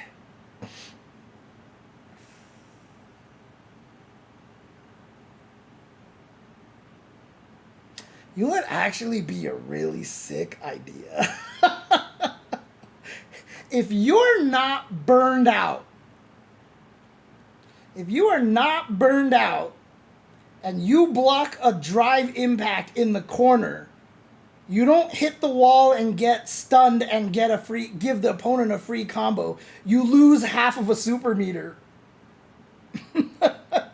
Or something like that. Right? Like, there's lots of ways. Again, when you're doing a fighting game, the options that you can come up with are limitless. You just have to come up with one and try it. And if it doesn't work, come up with another one, try it. If it doesn't work, come up with another one, try it. If it doesn't work, etc., etc. I think you could seriously do that. It would work. So a serious player will be changing what they play according to what's top tier. Oh, they're talking about League. The thing with Drive Rush is that when somebody Drive Rushes, the game kind of shifts your inputs in time. And even though Capcom tried to fix this, sometimes your inputs just won't come out. Most of the time they will, unless you're in the middle of something. So I get what you're saying, Mad Max. So basically, like, you whiff a move, they Drive Rush. You have the timing to press the button in your head when the move recovers already in mind. But because the Drive Rush extends your move for an extra 9 frames because of the freeze, you miss the button of the second attack. Yes, for sure. For sure. That kind of stuff definitely happens. Like I said, I don't think that Drive Rushes are flawless. I really think that Drive Rushes need to be nerfed. Right? As much as I'm saying all this stuff, that it is the neutral. Again, I think that if you just increase the risk on the Drive Rush by a lot, then people won't be as annoyed by it in neutral. And again, my solution, I'll repeat it again. I'm sorry, because I know some people have heard the solution 700 times. But just make it so that when you hit someone out of a Drive Rush, you get the +4 that they get. It's not a punish counter. You just get the +4 that they get because some punish counters knock the opponent down, and that would actually make it so that the punish counter is worse. So instead, you just hit them, you get the +4, and because they're Drive Rushing at you and have all this momentum, when you hit them, they keep stumbling forward. Their hit stun is them going, whoa, forward instead of getting hit backwards normally. All the hit stuns and everything will be the same for every move. It's just the animation makes them stumble forward. So now if I'm Marisa and you Drive Rush and I hit you with a crouch medium kick, you stumble forward, I get an easier link off of that. I get the same easy to confirm link that you get when you Drive Rush at me, because I hit you with a long range button, like a, button that isn't cancelable but hits really far, and I hit you, you stumble at me. Now I can combo into something with an easy link, just like they can to you. So now, without spending meter, I get tier 1 damage. And now 1 drive cancel gets me tier 2 damage, and now 2 drive cancels gives me tier 3 damage. Exactly the same way as they get when they hit you with the Drive Rush. The problem right now is that to hit Drive Rushes, you need to use long buttons, and oftentimes long buttons are not cancelable. And so as a result, you want to maximize the damage on the opponent's Drive Rush, so you try to use buttons that have a little bit shorter range, but that makes it more susceptible to Drive Rush into special, etc., etc. Right? Now, my only caveat is that I would probably make it so that Fireballs do not trigger the stumble forward. Projectiles do not trigger that. So if you get hit by, like if you drive rush into a projectile, you still just go pow normally. And I've checked, none of Dhalsim's moves that are long range would give you a combo at like a link combo. I think the frame data on all of his normals are so that the +4, if I just hit you and you stumble forward, I don't get a link. So for Dhalsim, if I hit you with a limb when you drive rush forward and you stumble at me, I don't get a combo off of that, which actually is kind of bad for Dhalsim because you would rather have them fall backwards. So it's not necessarily going to buff Dhalsim, etc., etc. So when are you going, James, when are you going to get the respect you deserve from the FGC? I mean, you called out Blanca being OP, you called out Cammy being OP, but for some reason people are shocked when the results come out and you're right. People don't like to be wrong. That's the problem with society these days. The worst thing you could possibly be is wrong. So even if you back, like, let's say a corrupt politician, and it turns out the politician is corrupt, you will come up with every excuse possible why your decision to vote for them is still justified. Well, he may be bad, but imagine if he won, he would have been way worse. Like, you can't be wrong. And so even when it turns out that I'm right, no one's going to tell me that because that means they're wrong and then they just won't do that anymore. So,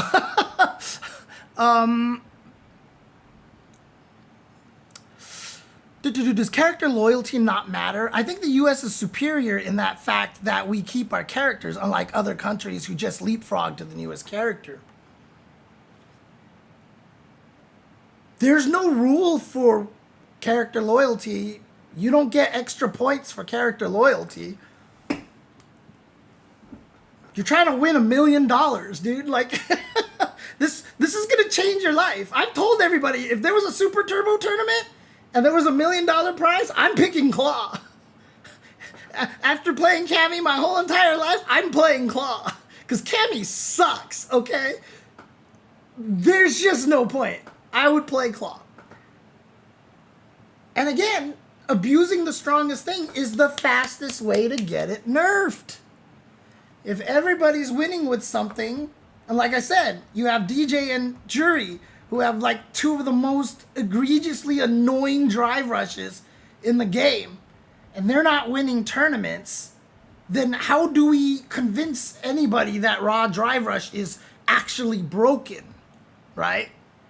If we could abuse drive rushes and kill everybody all day, and the match just turns into drive rush, drive rush, drive rush, drive rush, drive rush, drive rush, drive rush, drive rush, drive rush, drive rush, Capcom will nerf that. I don't know why they haven't nerfed throw loops, because throw loops are clearly ugly and they happen all the time. But I don't know why that hasn't quite been nerfed yet, honestly. So, why does a lot of super moves in SF6 have insane fast recovery after animation? A whiffed raw super always needs to be highly punishable. Is that true? I'm not sure. I'm not sure, actually. A lot of them might just be that you're just not used to it. Like, do you have examples? Do you have examples? James, sorry, Mike, it took me so long to respond to this. James, in the late 90s, early 2000, were they using the term neutral then? Yeah, people were, well, they were definitely using footsies, and people definitely use the word neutral from time to time. Wow, you're blowing my mind, Mike, because I'm not sure now. I think we just called it footsies. I don't think we really use the term neutral all that much. Now that you mention it, Mike. Huh. Yeah, when you said that, I was like, no, we used it. And then I was like, wait. I think it was just footsies. We always just said, yeah, we're playing footsies. How do you play footsies? Here's the footsies triangle. Bucktooth didn't call it the neutral triangle when he was talking about it on SRK. Wow. You just blew my mind, honestly. Well, again, MVC2 has its own brand of footsies and neutral. MVC2's footsies and neutrals is just different than what we play in other games. Because I still think UMVC3 has some of the sickest neutral in fighting games right now. I love the way that the neutral is played. But, you know, to your point, Mike, though, that's why I kind of don't define neutral and footsies as two different things. I define neutral as the state when neither character has an advantage, and footsies as the tools to use in neutral to get you to the advantage, whether it's a knockdown or plus frames, etc., etc. So I kind of just have neutral and footsies as the same thing. Neutral is the state, footsies is the action, right? So obviously that's blurred because people say, how do you play neutral? Which, you know, doesn't quite, like, the way I define it would be, how would you play when you're in the neutral? So really, they're just kind of interchangeable. It's really, really weird, honestly. When did I first meet Mike Ross? I actually know this. It was when, and I just hung out with Dogface, Omni, and Madge this past weekend. The four of us actually hung out. We actually went to Second Loop Arcade in Torrance to check that out. Actually, it was really cool. It was a lot of fun. We just ended up playing Third Strike because none of us are good at Third Strike. So it was a fun, even game for all of us. But the reason why, yeah, you've never heard that description of footsies and neutral before, C4? Because that's my definition. That's literally my definition. That's how I logically deduce it. But the first time I met Mike Ross was with Gutex when Dogface decided to record the very first Dogface show episode. So I met Mike Ross when we all met up to film that episode, along with Mike Ross's brother, who was one of the other cameramen, which is why that joke about talking about Mike Ross's brother wherever he is was kind of an inside joke in that interview. Because he was literally right there. But that's the first time I met Mike Ross. And he came up to me and he was like, Mike said to me, he's like, I will be honest with you, I always thought your name was J.C. Hensor, not Jay Chenzor. And I think it was there that he learned I'm actually Jay Chenzor and not J.C. Hensor. But that is the first time I had met Mike Ross. And I'll tell you right now, that Dogface interview, when we knew that when Vic was going to interview everybody, me and Derek and Madge, and we didn't know the questions he was going to ask. We thought it was going to be an earnest interview. And then the interview started. And I will tell you right now, it was the hardest thing, maybe the hardest thing that I have ever done in my life. Me, Derek, and Madge, like, not laughing during the entire interview. Like, the three of us, we wouldn't even look at each other. Because I think if we looked at each other, that would have been it. We would have just started cracking up. But I swear to God, like, when he was asking the questions and then the answers that Mike and Ryan were giving, like, dude, I'll say in particular Mike, but, you know, like, the answers that they were giving, like, dude, like, it was painful. It was literally painful when, like, Vic started pulling out all of the character boards of his characters that he was making up. And when he got to the last one, Mike, you remember the Shumagorath? I still remember what its name is.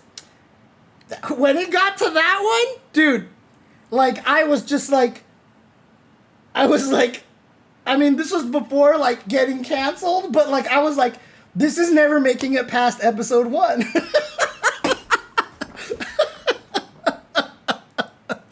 Oh, my God.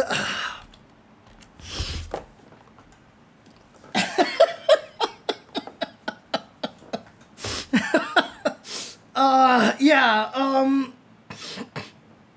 I just typed it into the chat, Mike. But yeah, that's how I met him. That's how I met Mike Ross. And since then, trust me, it has been a love affair. Since then, I like, not to get all super emotional on you, I adore this man to death, man. My level of adoration and respect for Mike Ross is way up there, you know, honestly. Mike is just like, he's one of the people that I am really, really, really glad I met. Oh, look at this. Chanchai VF just rated with 15 viewers. Hey, I promised my stream that after Evo was done that I would start learning VF5 because VF6 looks like a goddamn blast. So I legit want to like start learning some VF like really, really well and such. So Stone Phoebe asks, Stony Phoebe, as an aside, did you continue your endeavor into Tekken 8 with King? Switched around to another character? Are you still playing something? I haven't played Tekken 8 in a long time. I haven't played it in a long time. I feel bad about that because I really wanted to get better at that game, but I just haven't had a chance. That was the first time I had ever visited Second Loop KC Fusion. I had heard about it because it was a, you know, it's a Vampire Savior spot now that people play. And so I only know, that was the first time I had visited it. And because Vic was going to be in Long Beach anyway. So we were like, oh, well, let's just go hang out in that area because it's so close. And so we ate lunch together and then we're like, let's go across the street and do that. So, yeah. But I hope I can play some VF pretty soon. Sup, guys? Hope everyone is going well. Just dropping to say hello. Thank you, Karasuba Shiro. Kudama, how do you break autopilot in faster-paced fighting games? I can get into a rhythm with Strive, but any tag fighter, I'm lost. It's hard. Autopilot is one of the most dangerous things in fighting games. The hardest part of breaking autopilot, I will tell you this right now, is the reason why we don't break autopilot is because we don't want to mess up and lose. But in order to break the autopilot, you have to make a mistake and lose. Every time I try to break my autopilot, I always mess up. First time, second time, third time, fourth time, I mess up. Fifth time, I finally get it right. And when you get it right, something clicks. And then the worst part is that becomes your autopilot. So it's really hard to break autopilot, honestly, muscle memory. I am a muscle memory god, and that's why I'm good at combos. But that is also why, like, I have labbed like 900 mix-ups with Kimberly. I have all these dirty tricks. I have never used any of them in a match because I keep forgetting to try them. And when I'm in the situation, I forget to eat, like, I'm like, wait, what am I supposed to do?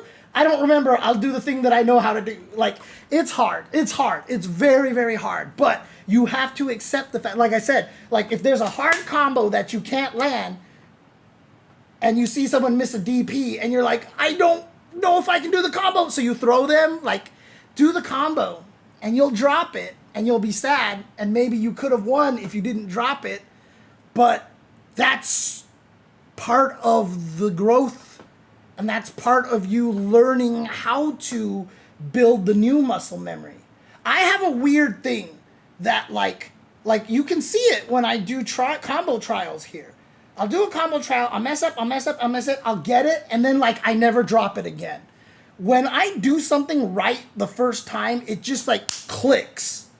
And all of a sudden I can just like do it all the time. I don't know why I'm like that. It's just, it's weird, but that's how my brain works for some reason.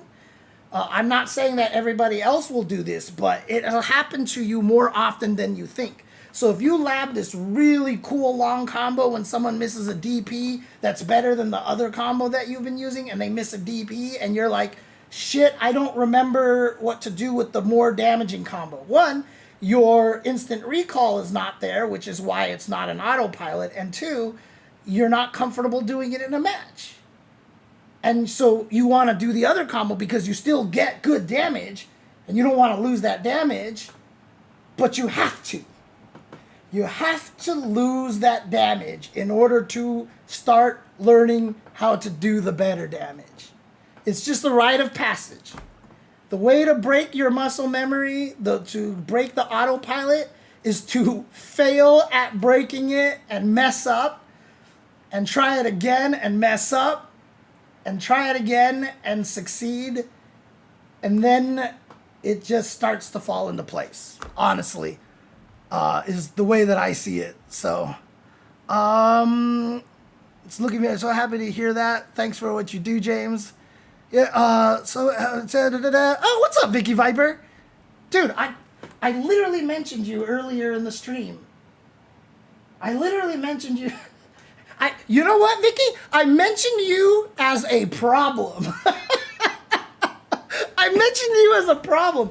I was talking about how much I want, back when I was friends with Mr. Wizard and I would always throw him ideas for Evo, one of my suggestions was to throw a retro tournament. Because I was like, I want to see EX2 on the big screen. Like, I want to see high-level EX2. I want to see high-level UMK3. I want to see high-level TMNT tournament fighters. But if we only did one retro game a year, we would never get through all the games that we should be playing. So my idea was to come up with, have it so that retro game was a category, and there were 4 games listed there, but you could only enter one of them, to prevent the Vicky Vipers and like the Chris G's from entering all of them and holding up brackets everywhere. That's how I brought you up.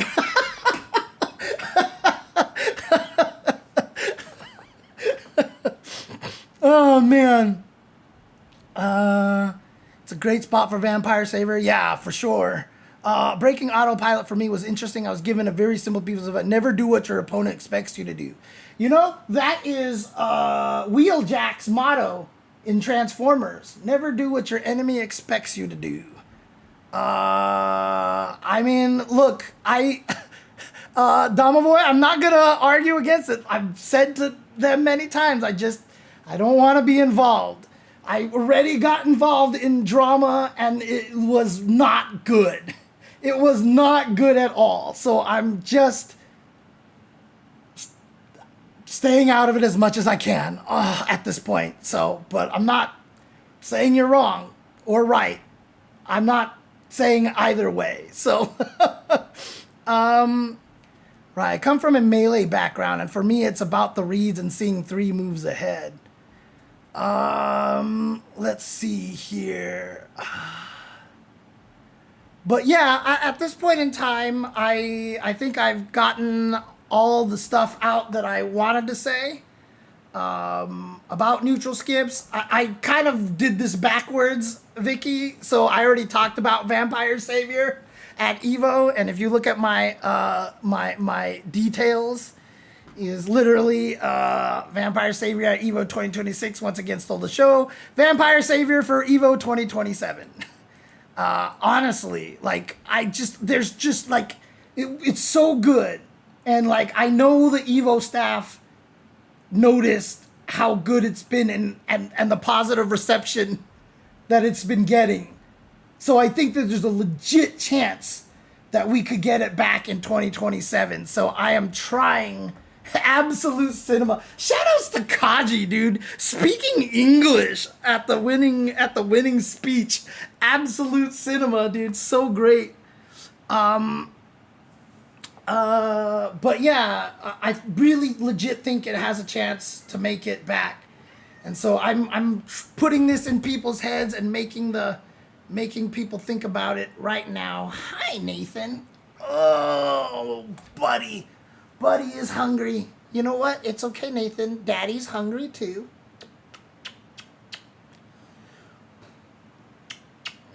Clearly they're not doing it for numbers. Otherwise, Third Strike would make it each year. Yeah, the hard part is if they did Third Strike and Vampire Savior, that would cause a logistical problem because they were using the same machines to play Vampire Savior that they were playing Third Strike. So I don't think that they could run both in the same year. Otherwise, I think they should. but it would be hard. Ugh. Hi, Nathan. Look at this fuzzy boy. Look at this fuzzy boy. He is a good boy. Dude, I want Kaji and Nakanishi on the big stage every year. If Nakanishi can win one, because I don't know if I could take seeing Nakanishi heartbreak. So, like, I don't know if I can take it. It's so tough, man. Ugh. Especially as a Bishamon fan, you know, I'm just like, no.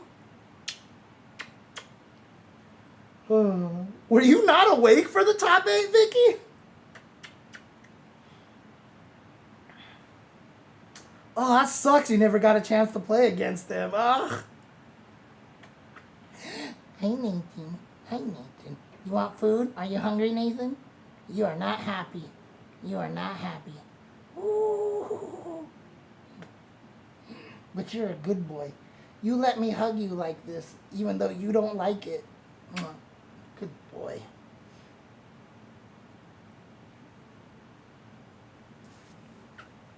There you go. All right. Adventures happened. Vegas happened. Yeah. It was a good top 8. It was a very, very good top 8. I will only be selfish and say that I am sad that I didn't get to commentate top 8. Not saying that Yeti or Hagure did a bad job, obviously. It's just that I really wish I could have commentated top 8 for completely selfish reasons. Because that's been a dream of mine. I got to do Evo Japan, sure, but like being able to commentate VSav top 8 to an English audience, like that's the dream. The reason why I brought up those retro tournaments idea, Vicky, was because I was telling everybody that I secretly kept pitching that to Wizard for Evo because I secretly and selfishly wanted to get VSav into Evo so I could commentate a top 8 for VSav at Evo. So I'm sad that, you know, I didn't get that opportunity, but if we can get it in 2027, fingers crossed, man, fingers crossed. Oh, man. Is there a character from Darkstalkers you need to see in Street Fighter 6? Who could it be? If there was going to be a character in Street Fighter 6, I would put Talbane in there, probably. And maybe Talbane in human form or something like that, you know? And he fights with nunchucks or something? Like, I mean, literally, I made a human Talbane for Soul Calibur 6 for Li Long. I like actually made Maxi. Was it Li Long or Maxi in the game? I can never remember. But I literally made a model of Talbane for that game. But see, that's the thing is like I would make him in human form because I don't know if I could give him the beast cannon in that game. Or else it would have to be a really, really nerfed beast cannon. Maxi, oh yeah. So I made a human Talbane for Soul Calibur 6 with the create a character. But in any case, I think that's it. I think that's gonna be it for me. And you know, I'm sure Vicky, you would not be opposed to Vampire Savior for 2027 and such. Like, that game needs to come back. That game needs to come back. I'm sorry. It's just like, it was too good. It was like positive all around. Everybody was happy. Beast form as level 2. Yeah, for sure. Yeah, look at this, Lucky J. Look at this cat. Look at this cat. Hang on a second. Let me see if I can do this here. Yoink. Sorry, Nathan.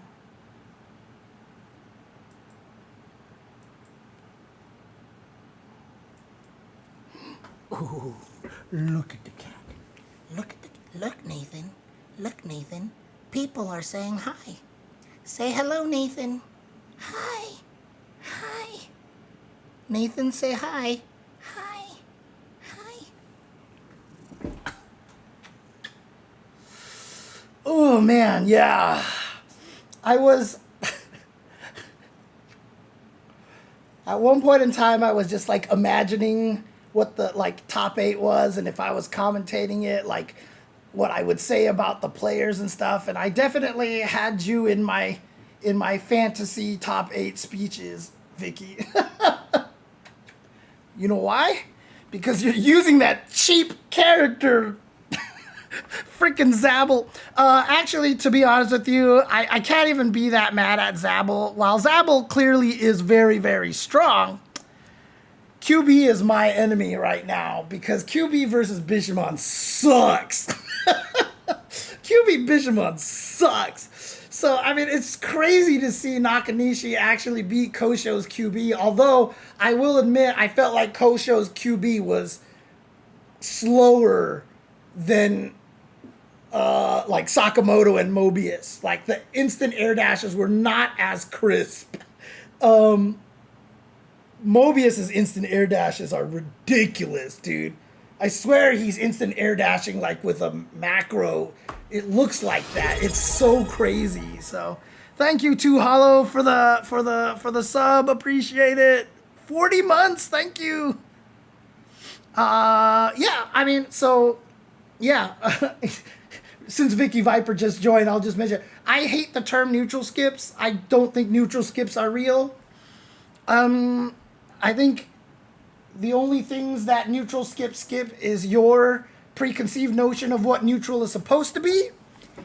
But, like, if the game has that thing and it's very prevalent, it's not a neutral skip, it is the neutral. And if there's a character that is clearly broken because he has too good of a neutral skip, that's not a neutral skip, he's just broken. We used to just call that character broken. Claw in ST is broken. It's not because he has a neutral skip. He's just broken. So it's kind of how I feel about it. So I hate the term neutral skips. I feel like it just gives everybody a way to hate on video games without knowing why they hate on it. But sounds like they know why they hate on it. But you play the game that you're given. I mean, Vicky's a great example. She's playing Zabel, right? Like, anyways, you should watch the archives, Vicky. I'm sure you'll agree with a lot of it. So, anyways, I'm going to go feed this little guy here, okay? I'm going to go feed this boy here. I am going to go feed myself as well. Thank you guys for tuning in. I'm going to try to stream tomorrow if I can. I might actually stream some more Resident Evil 9. I'm already halfway through the game, but I have been enjoying the fuck out of that game, so I want to play it a bunch. So I might stream myself playing that a little bit tomorrow. And then on Thursday, we might try to do an episode of Synchronize. We'll see what happens. But I'm definitely going to try to stream a lot more, okay? But thank you guys for tuning in. Thank you guys for watching. And as always, the day that this podcast graced your ears was the most important day of your life. But for me, it was Tuesday. All right, guys, I'm going to try to raid somebody. Why is this the wrong picture? Why is this the wrong picture? That's weird. That shouldn't be the wrong picture. It should be the same picture as the other one. I don't know. What? How does that happen? I'm so confused. Anyways, I have no idea why it's doing that. But I'm going to try to raid somebody. Let me go see if there's anybody to raid right now.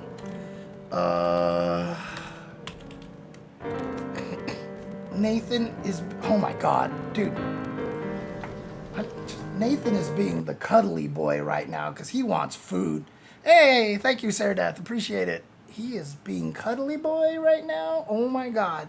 He is trying to cute his way into some food. And it's going to succeed. I'm just letting you know right now. It's going to succeed. Why is Punk to God streaming right now? Is it because there's like a tournament going on right now? It's so hard for me to keep track. But you know what? I'm going to raid Punk to God just because that way maybe his audience will see that I have a stream. So that's why you raid people sometimes. So when you raid bigger channels, that's why you do it. So let's go ahead and do that. Anyways, have a good night, guys. peace out, and I'll see you later.